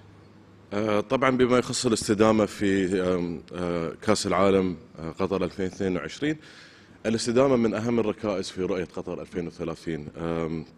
طبعا الاستدامة مثل ما قلت أخت ريا، دائما الواحد يفكر في البيئة لما يتكلم عن الاستدامة، لكن أيضا في استدامة اجتماعية وبشرية واقتصادية. فإحنا حطينا هدف أن كأس العالم تخدم مصلحة رؤية 2030 وتقدم الدعم لوصول للرؤية. إذا نتكلم على الاستدامة البيئية، احنا أنا يمكن هني أختلف مع أخوي نجيب لو تسمح لي. درسنا احنا معايير ليد للبناء، شفنا أن معايير ليد تخدم الدول الباردة نسبيا مثل أوروبا وأمريكا الشمالية. فاستحدثنا نظام اسمه الجيساس اللي هو Global Sustainability Assessment Standards، اللي هو يركز على المناخ اللي موجود عندنا في الخليج والدول العربية، اللي هي تكون حارة فيها رطوبة، تعتمد على العوازل الحرارية بشكل كبير وتعتمد على التكييف بشكل كبير. فكيف احنا ممكن نقلل انبعاثات الكربون من ناحية البناء باستخدام معايير جيساس، كيف ان احنا نقدر نقلل الاعتماد على الطاقة في هذه المباني، وايضا كيف نعزل احنا الحراره خارج المبنى ونقدر احنا نحتفظ بالبروده داخل المبنى. وايضا ارتفاع تكلفه تحليه المياه عندنا ايضا تحتم علينا في ترشيد استخدام المياه، وهذه يمكن المعايير موجوده ويتم التركيز عليها في معايير جيساس. فاذا نتكلم ان كل الاستادات بنيت بنظام جيساس، تم اعتمادها من الفيفا في 2013، وهذه المعايير الحين موجودة للاستخدام والاستفادة منها للدول اللي يعني عندها مناخات مقاربة للمناخ الخليجي. عندنا أيضا الإرث البشري، كان بالنسبة لنا تحدي كبير أن احنا نشارك جميع فئات المجتمع في هذه البطولة، فكنا احنا نبغي إذا نشوفها من الناحية البشرية أو الاقتصادية، رواد الأعمال اللي موجودين في قطر كان في يعني كنا احنا نبغي نعتمد عليهم انهم يخدمون ويسعون، وشفنا ان كان لهم بصمه واضحه في من خلال البطوله ايضا.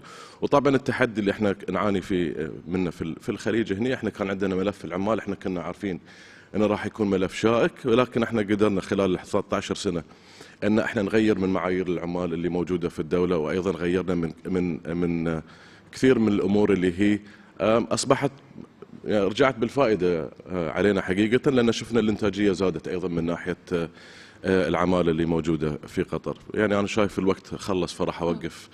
لا، راح اسال سؤال سريع لانه مهم نحكي فيه ايضا في استشراف مستقبل الحكومات، هو موضوع المرونه في التعاطي مع الازمات. وكلاكما في الحدثين كانت هناك جائحه كوفيد أعاقت الكثير من المخططات. إكسبو 2020 كان أول حدث حضور جماهيري بهذا الحجم بعد الجائحة.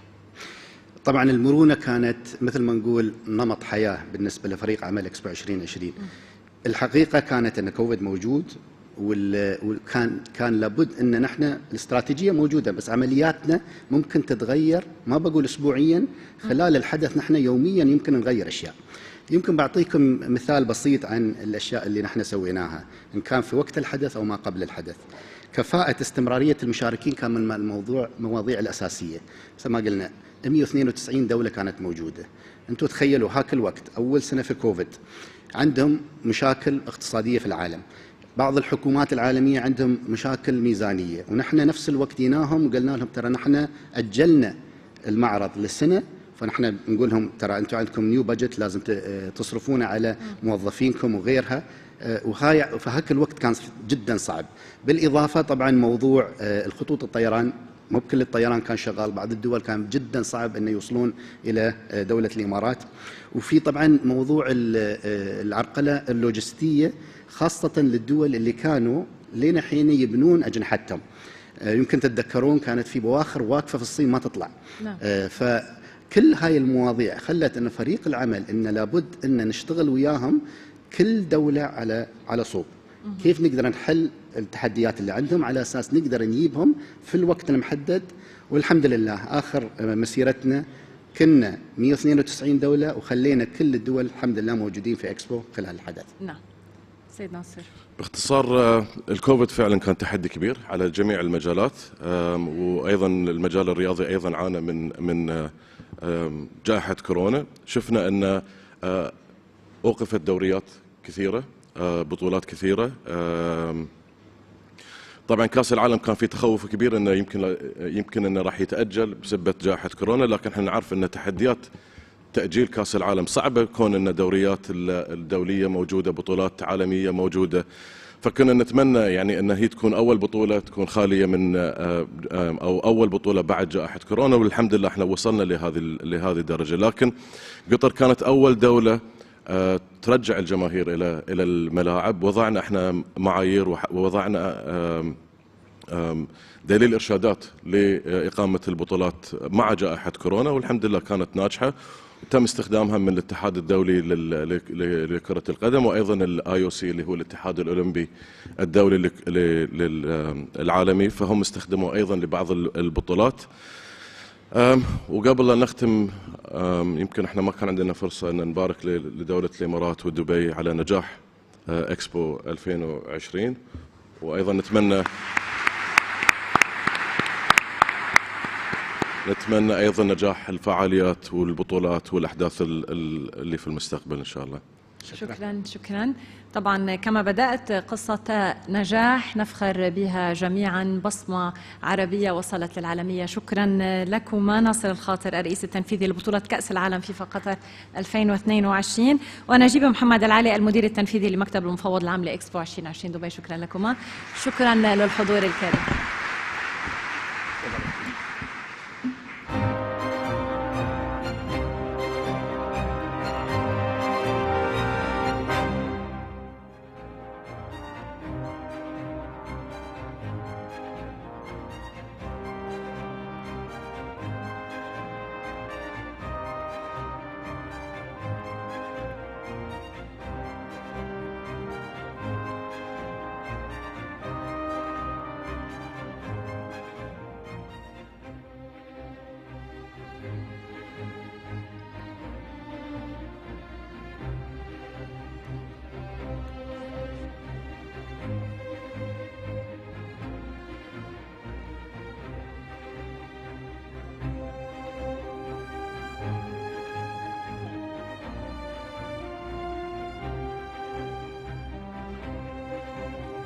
الحضور الكريم، نستمع الآن لكلمة رئيسية لفخامة جوكو ويدودو رئيس جمهورية أندونيسيا. Ladies and gentlemen, our next address is from His Excellency Joko Widodo, President of the Republic of Indonesia.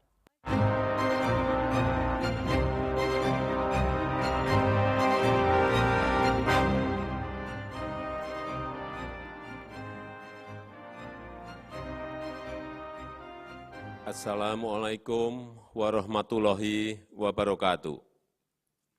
Yang saya hormati, Yang Mulia Presiden Persatuan Emirat Arab, Syekh Mohammed bin Zayed Al Nahyan, Yang Mulia Perdana Menteri Persatuan Emirat Arab, Syekh Mohammed bin Rashid Al Maktoum, delegasi dan peserta WorldGovSummit, hadirin dan undangan yang berbahagia. Pandemi COVID-19 telah memberikan pelajaran yang luar biasa bagi dunia dan sekaligus memperingatkan kita semua agar dunia lebih kokoh dan lebih mampu dalam menghadapi semua tantangan. Governance di tingkat global, kawasan, dan nasional harus melakukan banyak penyesuaian untuk membangun post-pandemic governance. Bapak Ibu yang saya hormati, 3 tahun yang lalu di awal pandemi, dunia seakan tidak berdaya. Bukan hanya negara berpenghasilan rendah dan menengah yang kesulitan, negara berpenghasilan tinggi pun tidak siap menghadapinya. Kita memetik banyak pelajaran dari tantangan yang kita hadapi dalam 3 tahun terakhir ini. Yang pertama, dalam dunia yang saling terhubung dan saling tergantung, tidak ada lagi keselamatan sendiri. Yang ada adalah keselamatan bersama. Tidak ada sepenuhnya yang bisa aman jika masih ada yang lain yang tidak aman. Oleh karena itu, agenda keselamatan bersama harus diprioritaskan oleh semua negara. Konsekuensinya, yang kedua, multilateralisme menjadi sangat mendesak untuk diperkuat dalam menyelamatkan dan membangun dunia. Masalah yang kita hadapi tidak sepenuhnya bisa dikotak-kotakkan. Artinya, solusi dunia juga tidak bisa dikotak-kotakkan. Tetapi faktanya saat ini dunia terbagi tegas dalam beberapa blok. Hal inilah yang menjadi tantangan besar dunia saat ini yang harus dipecahkan. Blok-blok keras antar adik kuasa harus segera dihentikan. Yang ketiga, penanganan masalah kemanusiaan tidak bisa dikotak-kotakkan berdasarkan blok-blok politik dunia. Jangan terulang lagi vaksin, alkes, dan obat-obatan dikaitkan dengan blocking politik. Jika terpaksa blok politik tidak bisa dihindari, maka blocking politik harus ditinggalkan dalam penanganan masalah kemanusiaan. Yang keempat, ketimpangan antar negara telah mempersulit penanganan masalah bersama. Ketimpangan kapasitas finansial, ketimpangan teknologi, ketimpangan SDM, ketimpangan industri telah terbukti menjadi kendala dalam penanganan krisis global. Ketimpangan dalam cadangan pangan, ketimpangan dalam cadangan energi, ketimpangan dalam industri manufaktur juga harus diperkecil. Post-pandemi governance harus memprioritaskan pemerataan dan kesetaraan. Yang kelima, konflik terbuka yang diikuti dengan perang sangat tidak bisa dibenarkan. Tidak pernah terbayangkan bahwa perang terbuka bisa terjadi di abad 21 ini. Tapi kenyataannya itu terjadi. Oleh karena itu, isu perdamaian, toleransi, kerjasama harus menjadi agenda permanen di semua level kepemerintahan, baik di tingkat global, baik di tingkat kawasan maupun nasional, baik di antara pemerintah maupun antar komponen masyarakat, toleransi antar etnis, antar agama harus menjadi agenda permanen kita semua. Bapak Ibu yang saya hormati, saya sangat mengharapkan WorldGovSummit ini akan menghasilkan banyak pemikiran, agenda aksi dan inovasi dalam menyelesaikan masalah dunia. Sayangnya perkembangan teknologi tidak selalu identik dengan upaya menuju dunia maju bersama. Dalam beberapa hal, kemajuan teknologi justru memicu ketimpangan dan ketidakadilan. Kita harus mengawal agar perkembangan ilmu pengetahuan dan teknologi yang sangat pesat menghasilkan kesetaraan, menghasilkan kemajuan bersama, bukan sebaliknya. Terima kasih. Wassalamualaikum warahmatullahi wabarakatuh. نشكر فخامة جوكو ويدودو رئيس جمهورية أندونيسيا على هذه الكلمة الرئيسية. Thank you, Your Excellency, for this main address.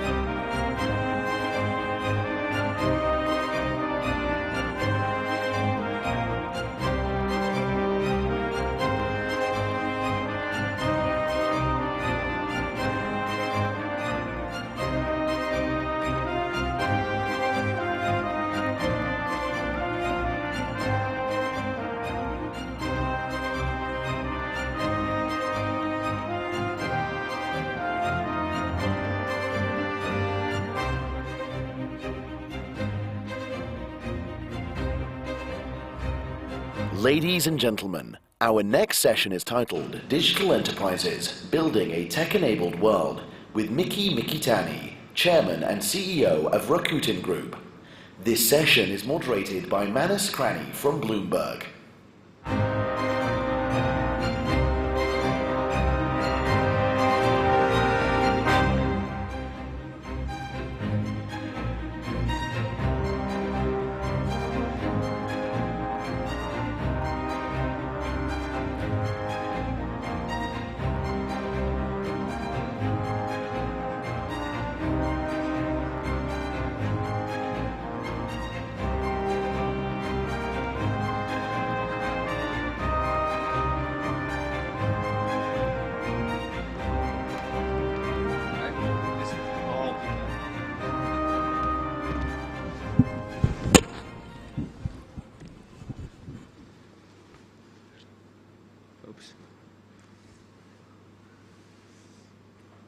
Shall we stand up too? Maybe.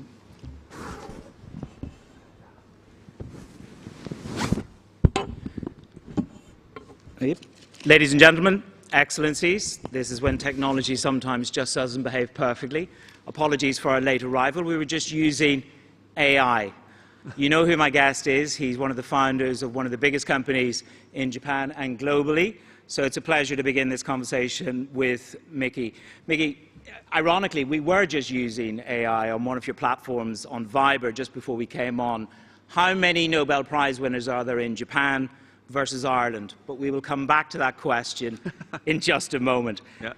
Give our audience just a perspective. You said to me, Manas, to join Rakuten is probably one of the hardest companies in the world now to get a job inside Japan, and one of the most sought after. Why? What makes you a digital excellence, a destination for Gen Z? Well, definitely, Japan has been enjoying its manufacturing excellency. We have been making good products like a Toyota or Sony, or some materials. But now the world is going through this transformation.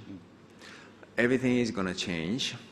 And Japan has been very, very consistent, quality, quality, quality. But it's now time we have to change. Not only retail, but also everything will be transformed. And we are the believer, we are the trailblazer of the transformation. We are very global. For example, internal communication language of Rakuten, I changed from Japanese to English 9 years ago. There was a huge, criticism against us when I said, Mikitani is crazy. All these big CEOs attack me. This is going to completely fail. But we are not afraid of making a mistake. We are the challenger. We are entrepreneurs. So that's why all these young, talented people wanted to join Rakuten.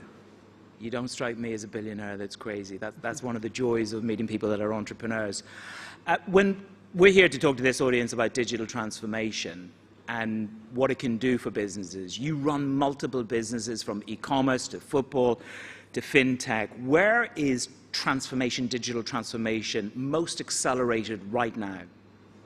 Well, everything is changing, right? Obviously, the fintech, the fiat currency, the printed bills and coins will disappear sooner or later. The AI will basically take over many, many things, whether you like it or not. Obviously, when you're talking about e-commerce, it's not just about buying online. All these in-store experience will be digitized. And one of the big projects we're working on is really transforming a wireless network, which is going to be very, very important. The smartphones, your wearable devices, it is not going to be just a device to talk or messaging. It is going to become part of your brain. It is becoming your self-publishing platform. So it is probably one of the most important things for many, many people, I think. I mean, the zeitgeist at the moment is people are obsessed with ChatGPT, with AI. It's probably one of the most read stories on the Bloomberg terminal. You and I have just used your AI. The infancy of AI within Rakuten is within Viber. What do you think AI will do for you? What are we not getting in this audience at the moment? Well, obviously, when we talk about ChatGPT, the format is very different from what we thought, right? Yeah. It is very conversational. It's not like search on Google. You talk with your smartphone, and then smartphone will give you the answer, like what human would explain to you. So the interface is going to be more natural, right? So that's very important. And then many people think, okay, now university students, they don't need to write essay anymore because ChatGPT will write your essay. But this is already happening. Maybe some of you don't know, but your kids are doing this, so whether you like it or not. And they are very clever. They're saying, okay, I don't want my professor to know I am using ChatGPT.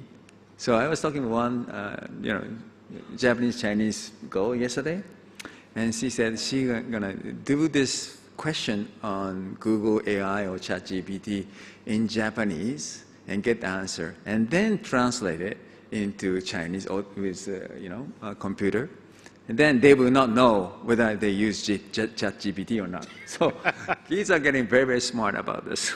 I think what you've got to be confident is that ChatGPT didn't create the questions for the next 10 minutes and then create something which we're both unsure about. When you set out on this vision to create Rakuten, you said that you had a social idea. You look around your peers now, and some of them are retiring.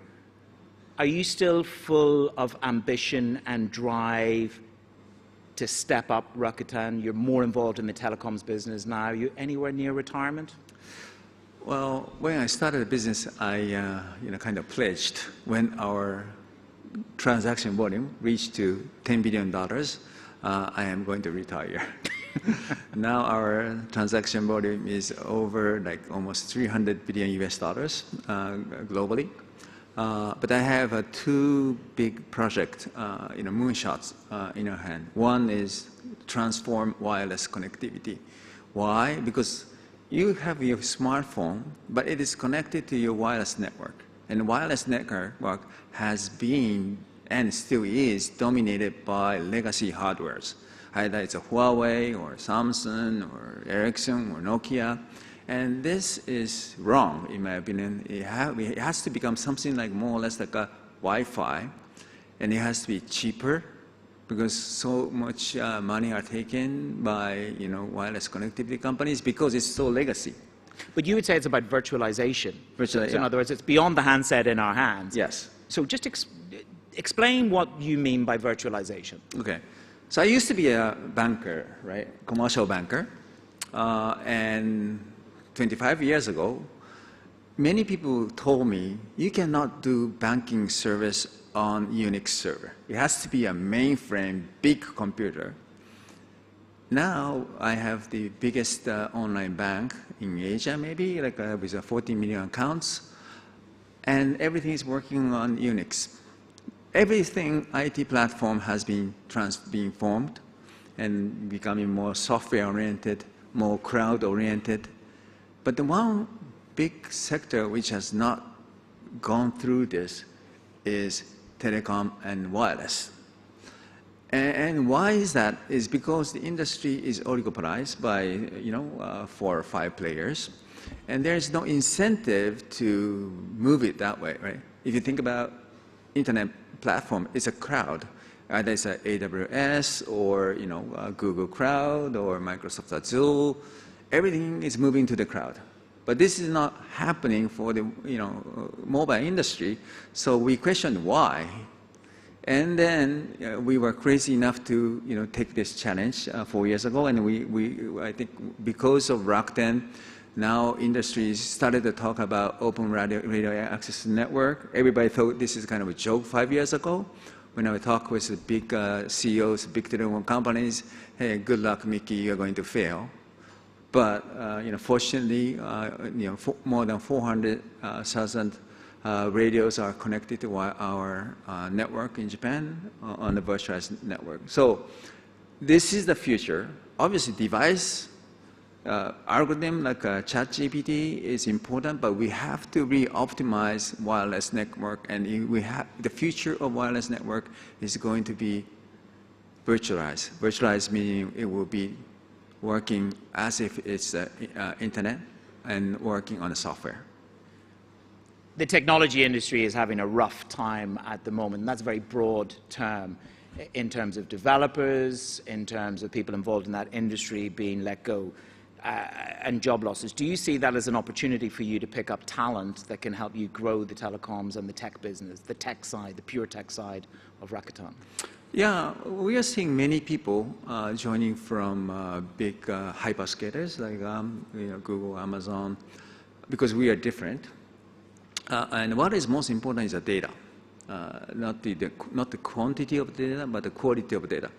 We're the biggest e-commerce company in Japan. Mm-hmm. We are the biggest credit card company in Japan. We are the biggest travel agency in Japan. We are the biggest online brokerage firm, and almost 1/3 of Japanese people come to our website and do some transactions.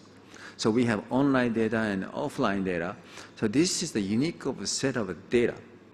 And whenever you talk about AI or data science, you have to have good data. And we have a very good data, which is very, very attractive, thing for these super intelligent data scientists and AI engineers. So that's why many people, even in the Silicon Valley, are moving to Rakuten. Japan is in transition, political transition. Abenomics, it has been a period of time of where women have been in power, bringing women into the economy. We're very cognizant of what Abenomics is. You have a new prime minister. You have a new economic paradigm at the central bank. How do you think things are going to change in Japan? Do you think Kishida is very pro-business for you? That was one topic I wanted to avoid, but... Well, it's Bloomberg. You get asked tough questions. Go on, give it a go. Well, obviously, Abe-san was a great leader. He was my good friend. The day after I visited the sad thing happened, I visited his house. I was one of his advisors, and he made a big transition. The Japanese economy was going down. Nikkei was at the bottom. He brought it up. I think Kishida-san needs to become a little bit more aggressive, right? He has to really think about the future, not to try to keep the harmony. Disruption will make a little bit disruptive society in a short term, but that's the transformation stage we need to go through. So I hope, including monetary policies and everything, I think not just listening to the people, but he has to have the vision where we want to go. We cannot just recreate, depend 100% on just manufacturing and assembly industry. We have to become the leader of the digital economy. We need to have more challengers, more entrepreneurs like myself. And that's something I hope Mr. Kishida will, kind of embrace and lead. You are an entrepreneur, and you were sort of an evangelist for your business across the businesses. Is Japan society, and you hire the youth of Japan, you hire even people my age in Japan, is society in Japan ready for another jolt? Because Abenomics was a jolt. It was an economic jolt. Kishidanomics, what really needs to be jolt? You said he needs to sort of give the tree a bit of a shake. Well, you as an entrepreneur, what do you want to see him shake? So I will give one example. 9 years ago, I changed internal communication language of Rakuten from Japanese to English. I thought all these senior people will probably quit my company because they cannot really do it. But surprisingly, the first generation who really mastered speaking English was the senior people. They had a pride in themselves, and they challenged it. So you have to really trust, not to just protect them. You have to show the vision, and you need to trust your people that this is going to be a good thing. That's something Japan is becoming, in a short expression, too socialist, I think. We have to believe in capitalism. We have to believe in the future, and we need to build the future. And he has to show what the future is going to be. I think Elon Musk was with the audience this morning, and he talked about Twitter as being a startup in reverse. We covered that extensively when he was on air from here. You're a man of moonshots. You're a man of ambition. Where's the next moonshot? What do you want to buy? If I said to you, what could you buy? What business could you buy that you just can't get your hands on? I don't have any. My hands are full with this very big, project for mobile industry transformation. Move away and wake up all these telecoms. Don't go to the traditional legacy path. Let's move to the future. This is what I did for e-commerce 25 years ago. We have to virtualize. We cannot really depend on hardware for wireless network. So that's a very big project, and I need to become an evangelist for that. And the other one is, I need another 15 minutes to talk about this, but I have another biotech company, which is to conquer the cancer, and we want to be very active in Middle East. Miki-san, thank you very much for being with the World Government Summit today. Thank you.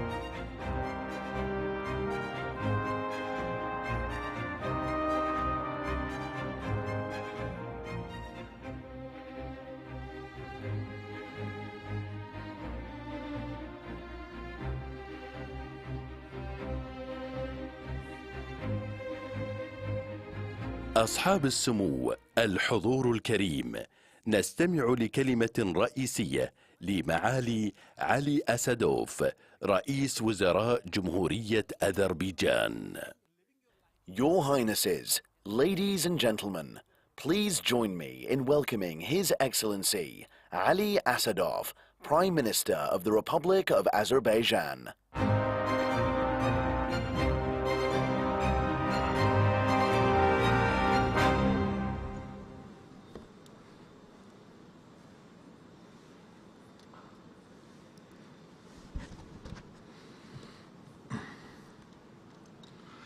Hörmətli summit iştirakçıları, xanımlar və cənablar, əvvəlcə Birləşmiş Ərəb Əmirliklərinin ali rəhbərliyinə salamlarımı çatdırıram.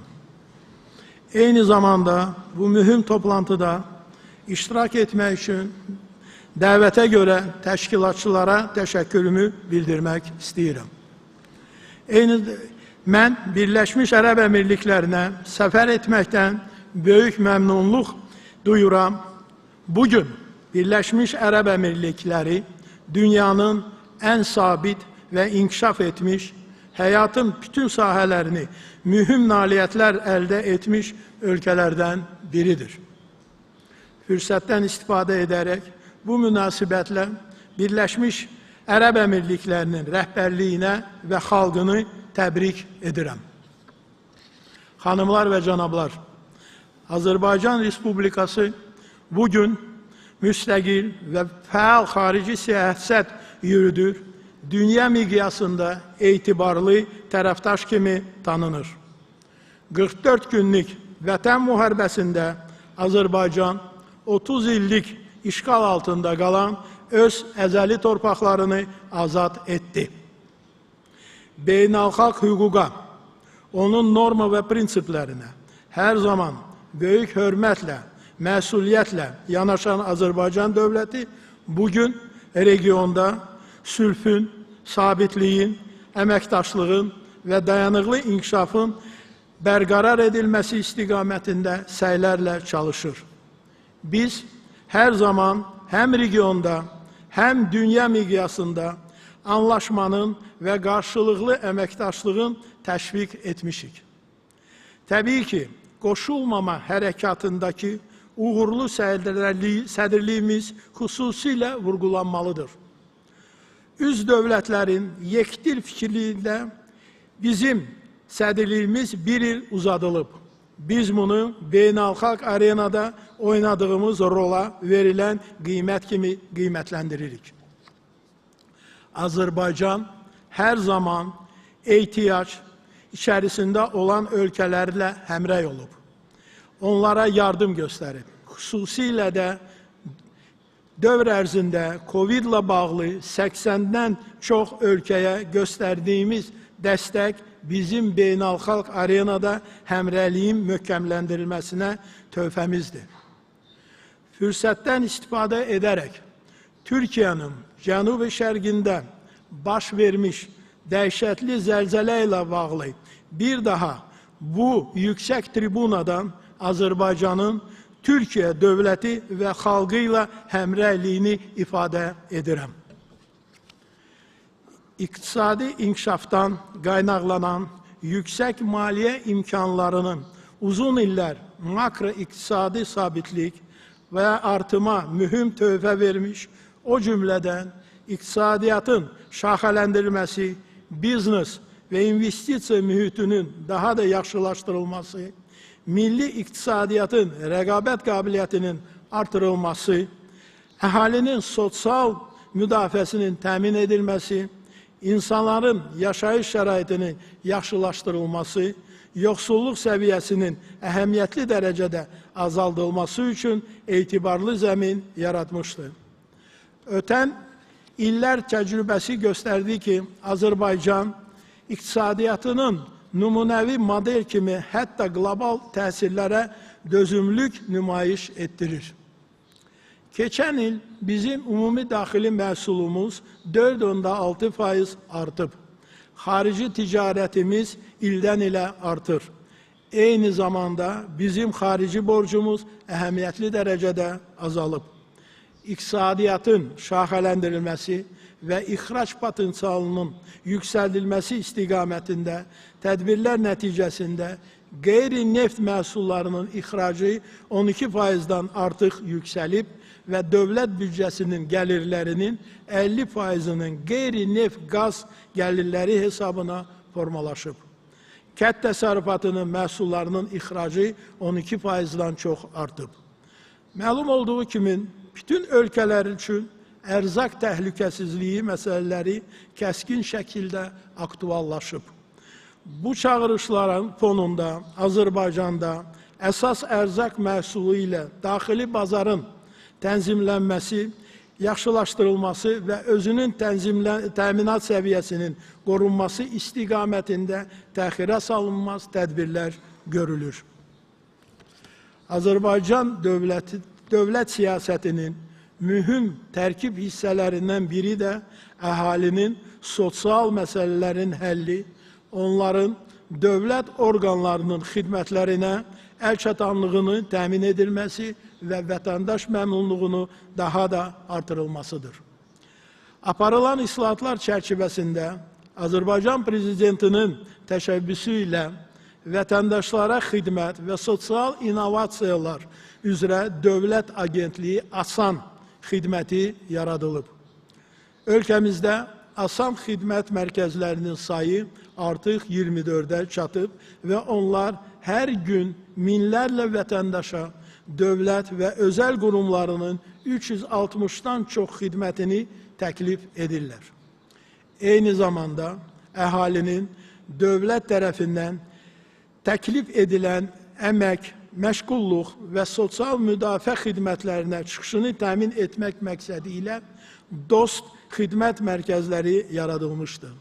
Sosial xidmətlər sahəsində keyfiyyətcə yeni mərhələ açan dost mərkəzləri şəffaflıq, operativlik, vətəndaş məmnunluğunu təmin etmək məqsədini güdür. Biz ötən illər ərzində nəqliyyat infrastrukturuna böyük sərmayələr yatızdırmışıq. Son illərdə Azərbaycanda 20.000 kilometrə yaxın avtomobil yolu, 1400 kilometr dəmir yolu tikilib və əsaslı təmir edilib.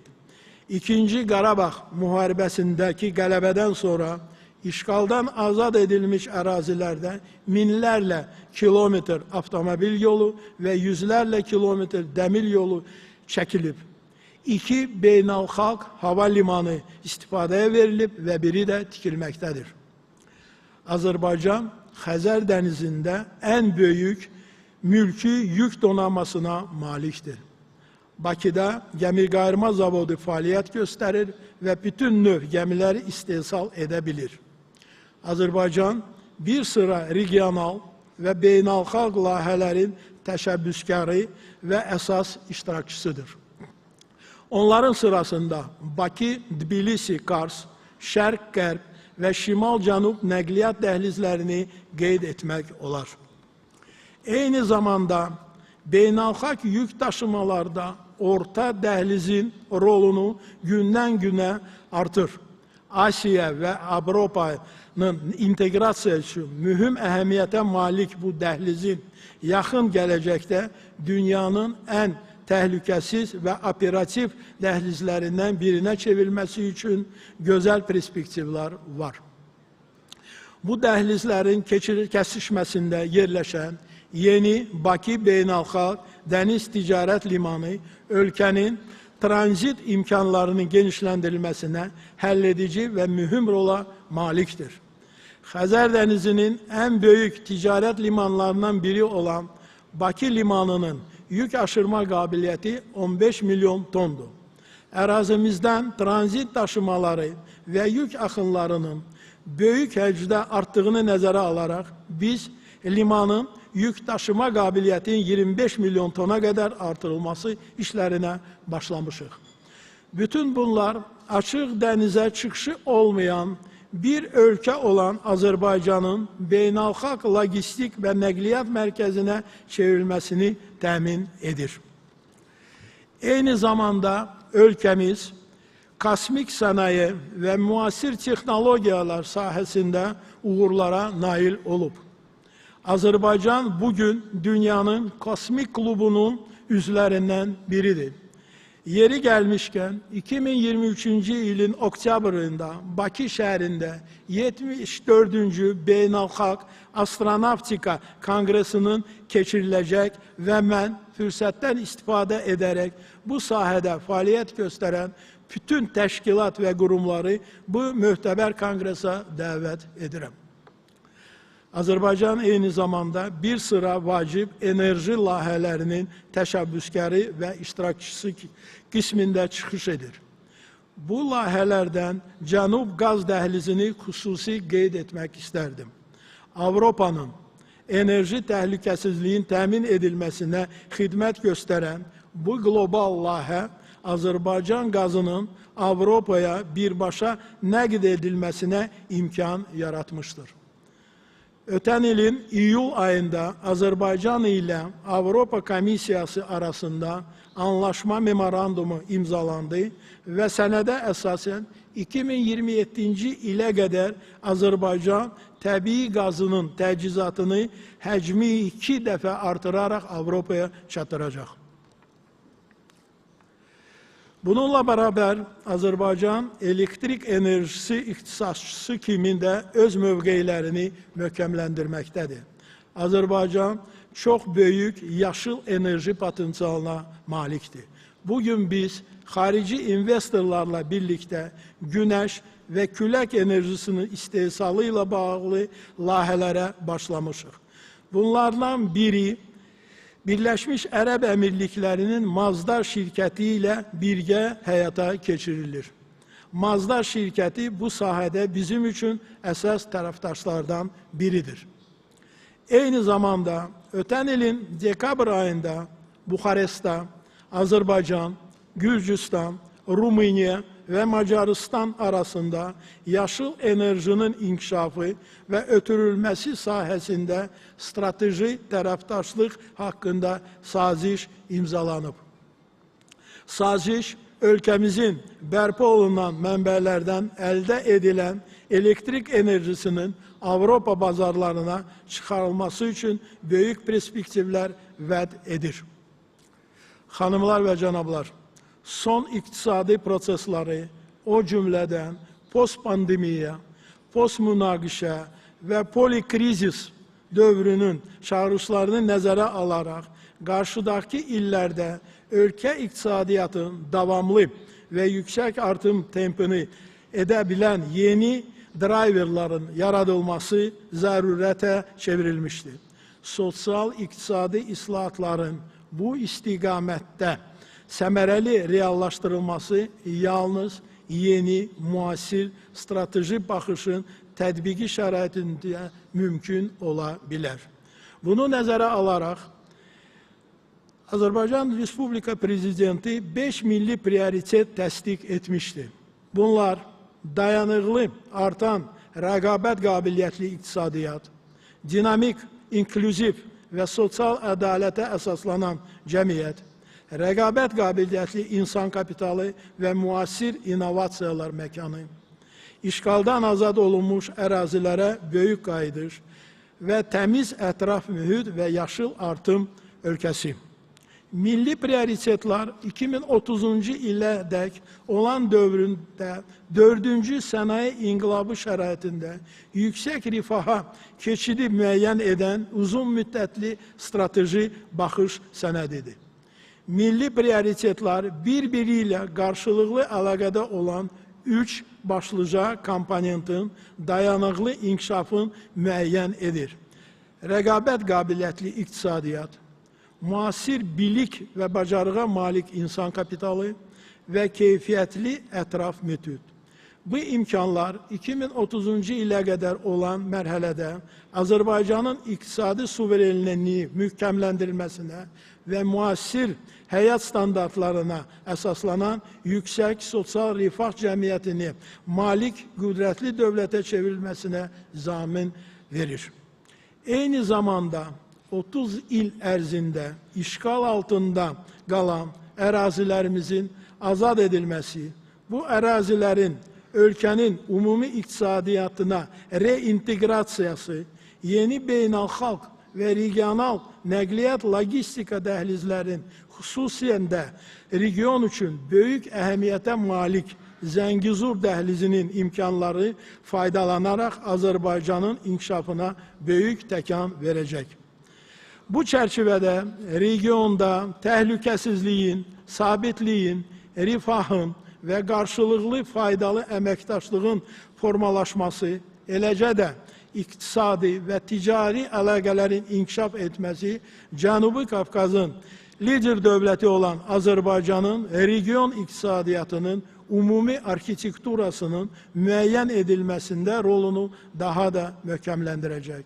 Xanımlar və cənablar, çıxışımın sonunda Dünya Hökumət Sammitinə uğurlu olacağına əminliyimi ifadə edirəm. Hər birinizə uğurlar arzulayıram. Diqqətinizə görə çox sağ olun.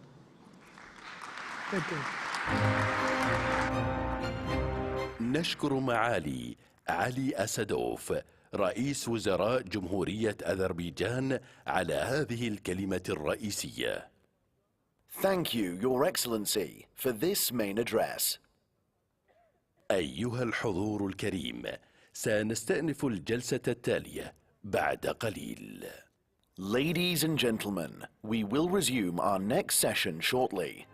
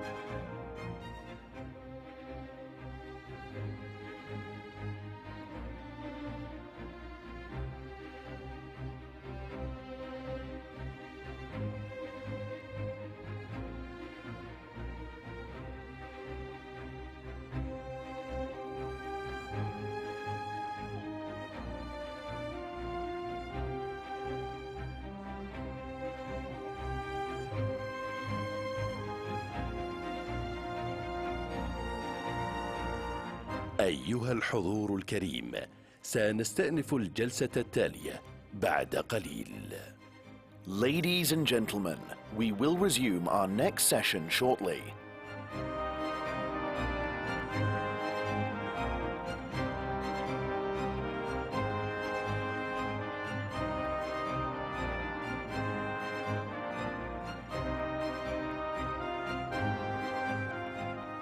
We live in a world of plenty, yet so many don't have enough.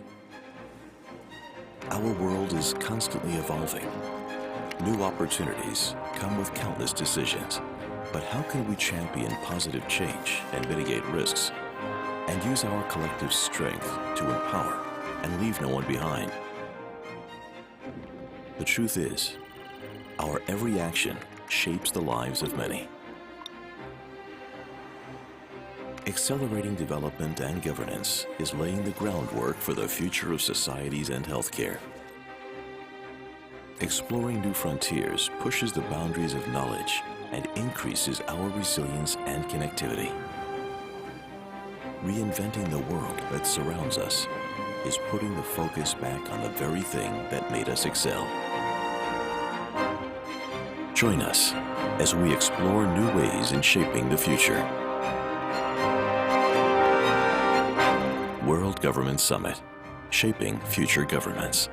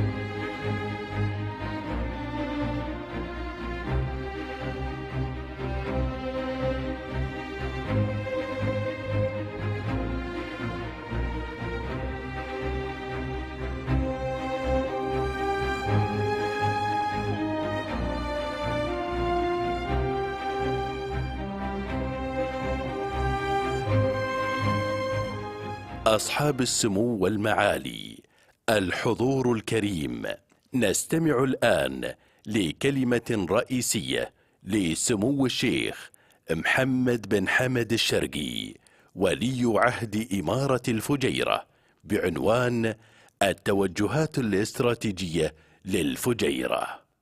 Your Highnesses, Excellencies, ladies and gentlemen, please join me in welcoming His Highness Sheikh Mohammed bin Hamad al-Sharqi, Crown Prince of the Emirate of Fujairah, in a session titled Fujairah's Strategic Outlook. Please note that this session will be in Arabic. Kindly use your headsets for instant interpretation.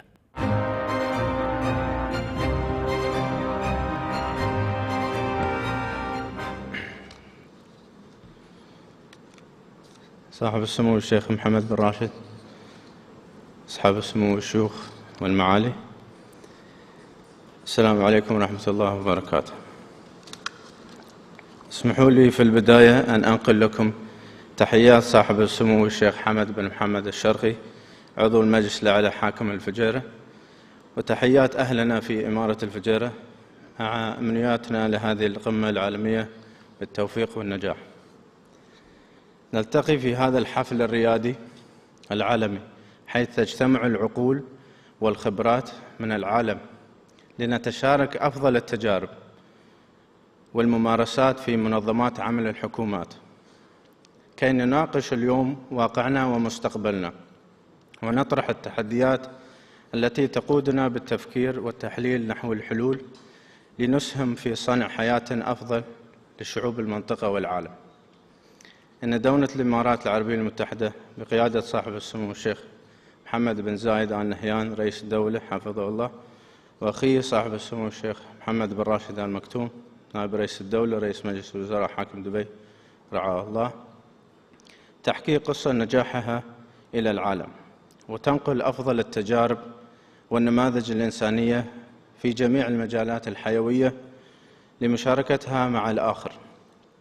وفي القمة العالمية للحكومات تقود الإمارات عنوان الريادة وتتيح للعالم أن يجتمع على أرضها لتبادل المعارف والأفكار التي تخدم البشرية والإنسان.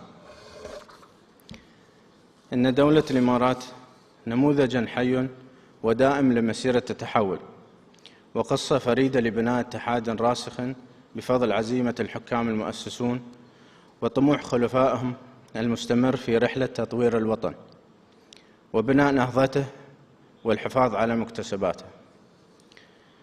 نؤكد اليوم أن خطواتنا متسارعة نحو الخطط الاستراتيجية الكبرى ومشاريع التنمية المستدامة، وقد أثبتت دولة الإمارات حضورها الراسخ كدولة رائدة على جميع المستويات.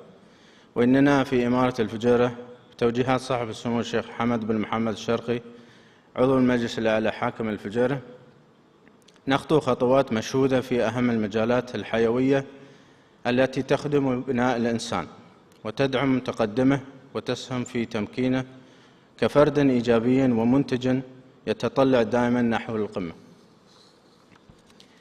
إن إمارة الفجيرة تعمل على توجهات استراتيجية تدعم التحولات التنموية الكبرى لدولة الإمارات، حيث تحتل الفجيرة مكانة خاصة في مجال تقديم الخدمات اللوجستية عالمياً بسبب موقعها المتميز، حيث يعد ميناء الفجيرة أحد أكبر الموانئ البترولية في العالم، ويحتل المركز الثالث عالمياً في مناولة النفط ومشتقاته، والمركز الثالث عالمياً في تزويد السفن بالوقود.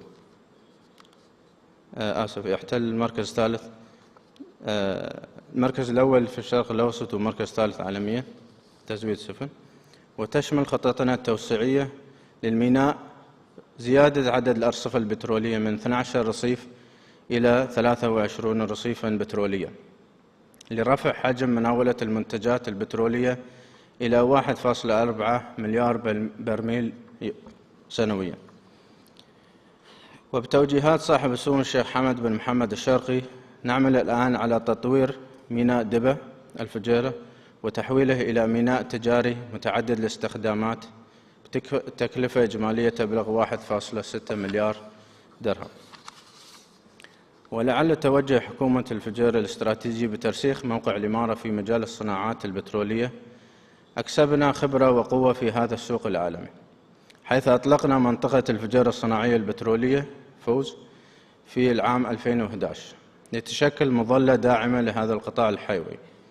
وتستقطب المنطقة البترولية في الفجيرة اليوم كبرى الشركات العالمية الرائدة في مجال الطاقة، حيث ارتفع عدد الخزانات من 136 خزانا إلى 380 خزانا في نهاية 2022، وتبلغ الطاقة التخزينية الحالية 78 مليون برميل، لتضع إمارة الفجيرة في المركز الأول في الشرق الأوسط ضمن أكبر 3 مناطق للطاقة عالميا.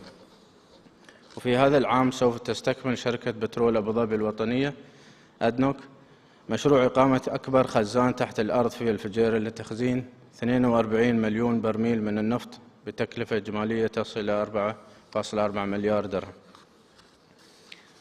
وستكمل الفجيرة مسيرة النمو تماشيا مع رؤية الدولة بتوفير حلول الطاقة الصديقة للبيئة وخفض انبعاثاتها، ويجري العمل مع شركائنا على إنشاء محطة للغاز المسال بسعة 10 مليون طن سنويا لخدمة قطاع النقل البحري والطاقة العالمي.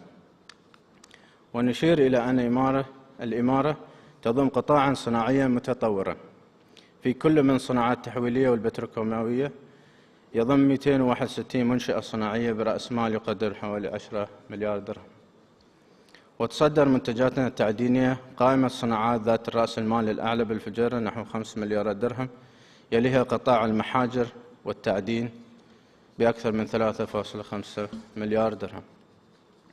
وما يمنح القطاع الصناعي قيمة مضافة في الإمارة هو توفر المواد الخام الأولية من صخور ومعادن يمكن استثمارها في الصناعة الاستراتيجية الاستخراجية، بالإضافة إلى البنية التحتية والخدمات اللوجستية التي تقدمها حكومة الفجيرة للمستثمرين.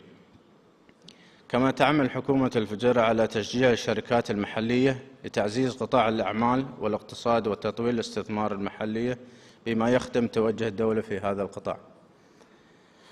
وانطلاقا من خطة الفجيرة الشمولية 2040 التي تهدف إلى تعزيز القطاعات الحيوية مثل تعزيز الاقتصاد والإسكان والنقل والبنية التحتية، نؤكد اليوم أن إمارة الفجيرة حققت قفزات كبيرة من أهم القطاعات التي تدعم نهضة الدولة ونموها على مستوى الأفراد والمؤسسات على حد سواء، وتقديم الخدمات الحكومية وفق على معايير الجودة والتنافسية. ولعل أبرز الإنجازات التي ستشكل نقلة نوعية في منظومة قطاع النقل والمواصلات في الدولة وإمارة الدولة عامة وإمارة الفجيرة خاصة هو المشروع الوطني الأضخم من نوعه قطار الاتحاد، الذي يمر عبرها وسيقدم مستوى جديد من خدمات النقل في المنطقة، كما أن وجود ميناء الفجيرة كنقطة ربط محورية على طريق مبادرة الحزام الاقتصادي لطريق الحرير عزز نمو التجارة والاقتصاد العالمي، ورسخ موقعها كهمزة وصل بين الشرق والغرب في حركة البضائع العالمية. وتأكيدا على أهمية موقع الفجيرة الجغرافي، نؤكد أن القطاع السياحي في الإمارات شهد خلال السنوات القليلة الماضية تحولات كثيرة عززت جاذبية السياحة الداخلية وللزوار من الخارج الدولة، حيث ارتفع عدد نزلاء الفنادق والمنتجات السياحية من الإمارة بين عامين 2010 و2020.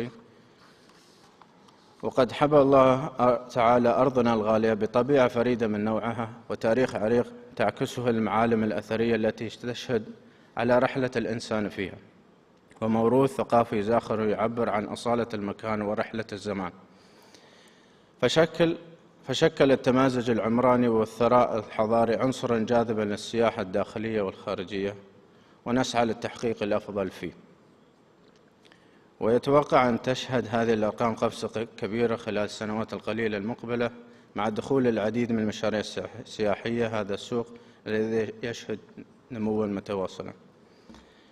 كما أن صاحب السمو الشيخ حمد بن محمد الشرقي عضو المجلس الأعلى حاكم الفجيرة وجه بتشكيل لجنة تطوير الإمارة التي تعمل على تحقيق أهداف الخطة في مجال الإسكان والبنية التحتية، والتوجيه وتنفيذ المشاريع التي من شأنها تحسين حياة الأفراد وتحقيق استقرارهم المجتمعي وتوفير حياة كريمة لهم.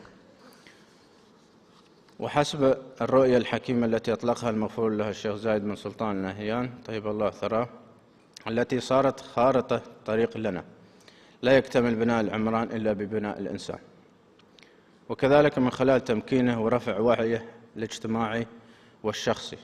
لذا حرصنا في حكومة الفجيرة على النهوض بالقطاع الثقافي والرياضي عبر المبادرات والمهرجانات الدولية التي ترتكز على المشتركات الإنسانية بين البشر، إضافة إلى محركات التطوير المعرفي للكوادر البشرية وبرامج التميز الحكومي. ولأن المستقبل لا يؤمن إلا بالثوابت، فعلى الحاضر أن يتغير باستمرار ويتحلى بالمرونة والتوازن والقدرات على اقتناص الفرص والاحتمالات، ويستشرف المراحل القادمة بطموح وجرأة. ولا تكتمل الرحلة إلا بالنظر إلى الماضي واستخلاص الدروس والتعلم منها ورواية قيمها للأجيال، فقصص النجاح والإنجاز مستمرة، وكذلك قصة الفجيرة. الأخوة والأخوات، إنسان اليوم هو خليفة الإنسان الذي عاش في هذه المنطقة منذ آلاف السنين، ونحن أبناء الجيل الذي عايش ظروف الحياة الصعبة قبل تجربة الاتحاد، وطوع الصحراء وروض قسوة الأرض واتخذ البحر حياة وتعلم من شموخ الجبال. إننا امتداد مستمر للإنسان القادر على تحويل التحديات إلى أمل، وأبناء من آمنوا بالعطاء والبذل والعمل، وشغلتهم الطموحات التي لا تعرف الحدود ولا تعترف بالمستحيل. وسنكمل طريقنا بخطى ثابتة وعزيمة حاضرة. ولعل أغلب من في هذه القاعة زاروا إمارة الفجيرة وشاهدوا مساحتها الخضراء وجبالها الشامخة وقلاعها التاريخية، واستشعروا تاريخ العميق في امتداد ومعناه، وأثر على حياة معاصرة مليئة بالشغف والإنجاز. اليوم أصبحت الفجيرة منارة للمعرفة والمستقبل المشرق الذي يتطلع لبناء وعي الإنسان وتمكينه ليكون جزءا من القصة الكاملة ويحظى بحياة طيبة على هذه الأرض الطيبة. وشكرا لكم والسلام عليكم.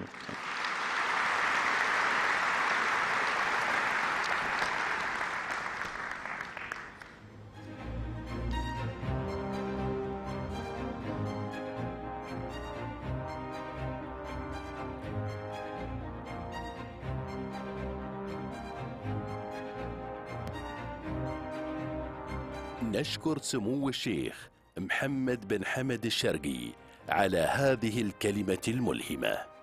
Thank you, Your Highness, for this inspiring session.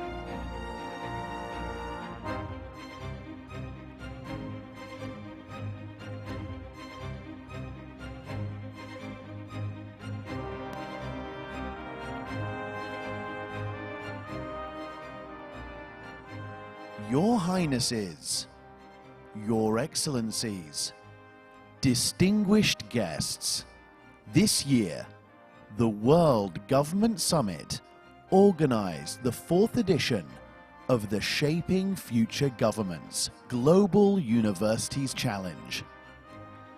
This challenge brings together more than 100 of the brightest minds from renowned global universities and graduate schools and engages them in an innovative competition to improve the way governments work. 12 teams competed in this edition of the challenge. Each team worked during the last 3 days of the summit on drafting a charter of the universal digital rights which could be adopted on a global scale. They had less than 5 minutes to pitch their solutions before a distinguished judging panel.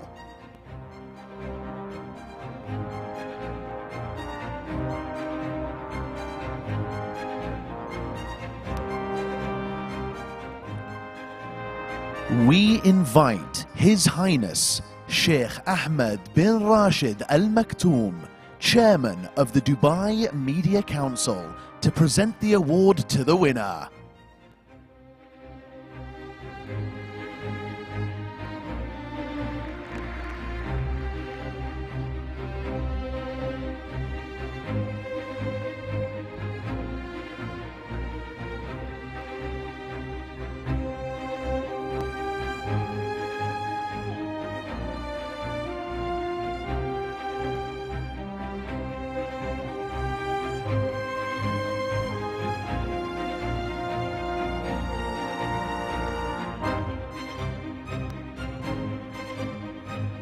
Ladies and gentlemen, the 3 finalists for this Challenge Award are,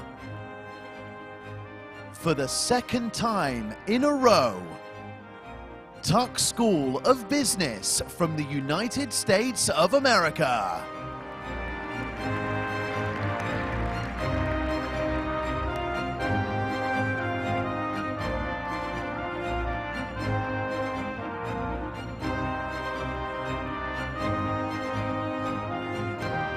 IE School of Global and Public Affairs from Spain.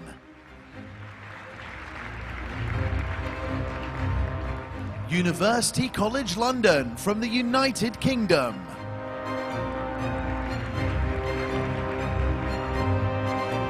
And the winning team is IE School of Global and Public Affairs.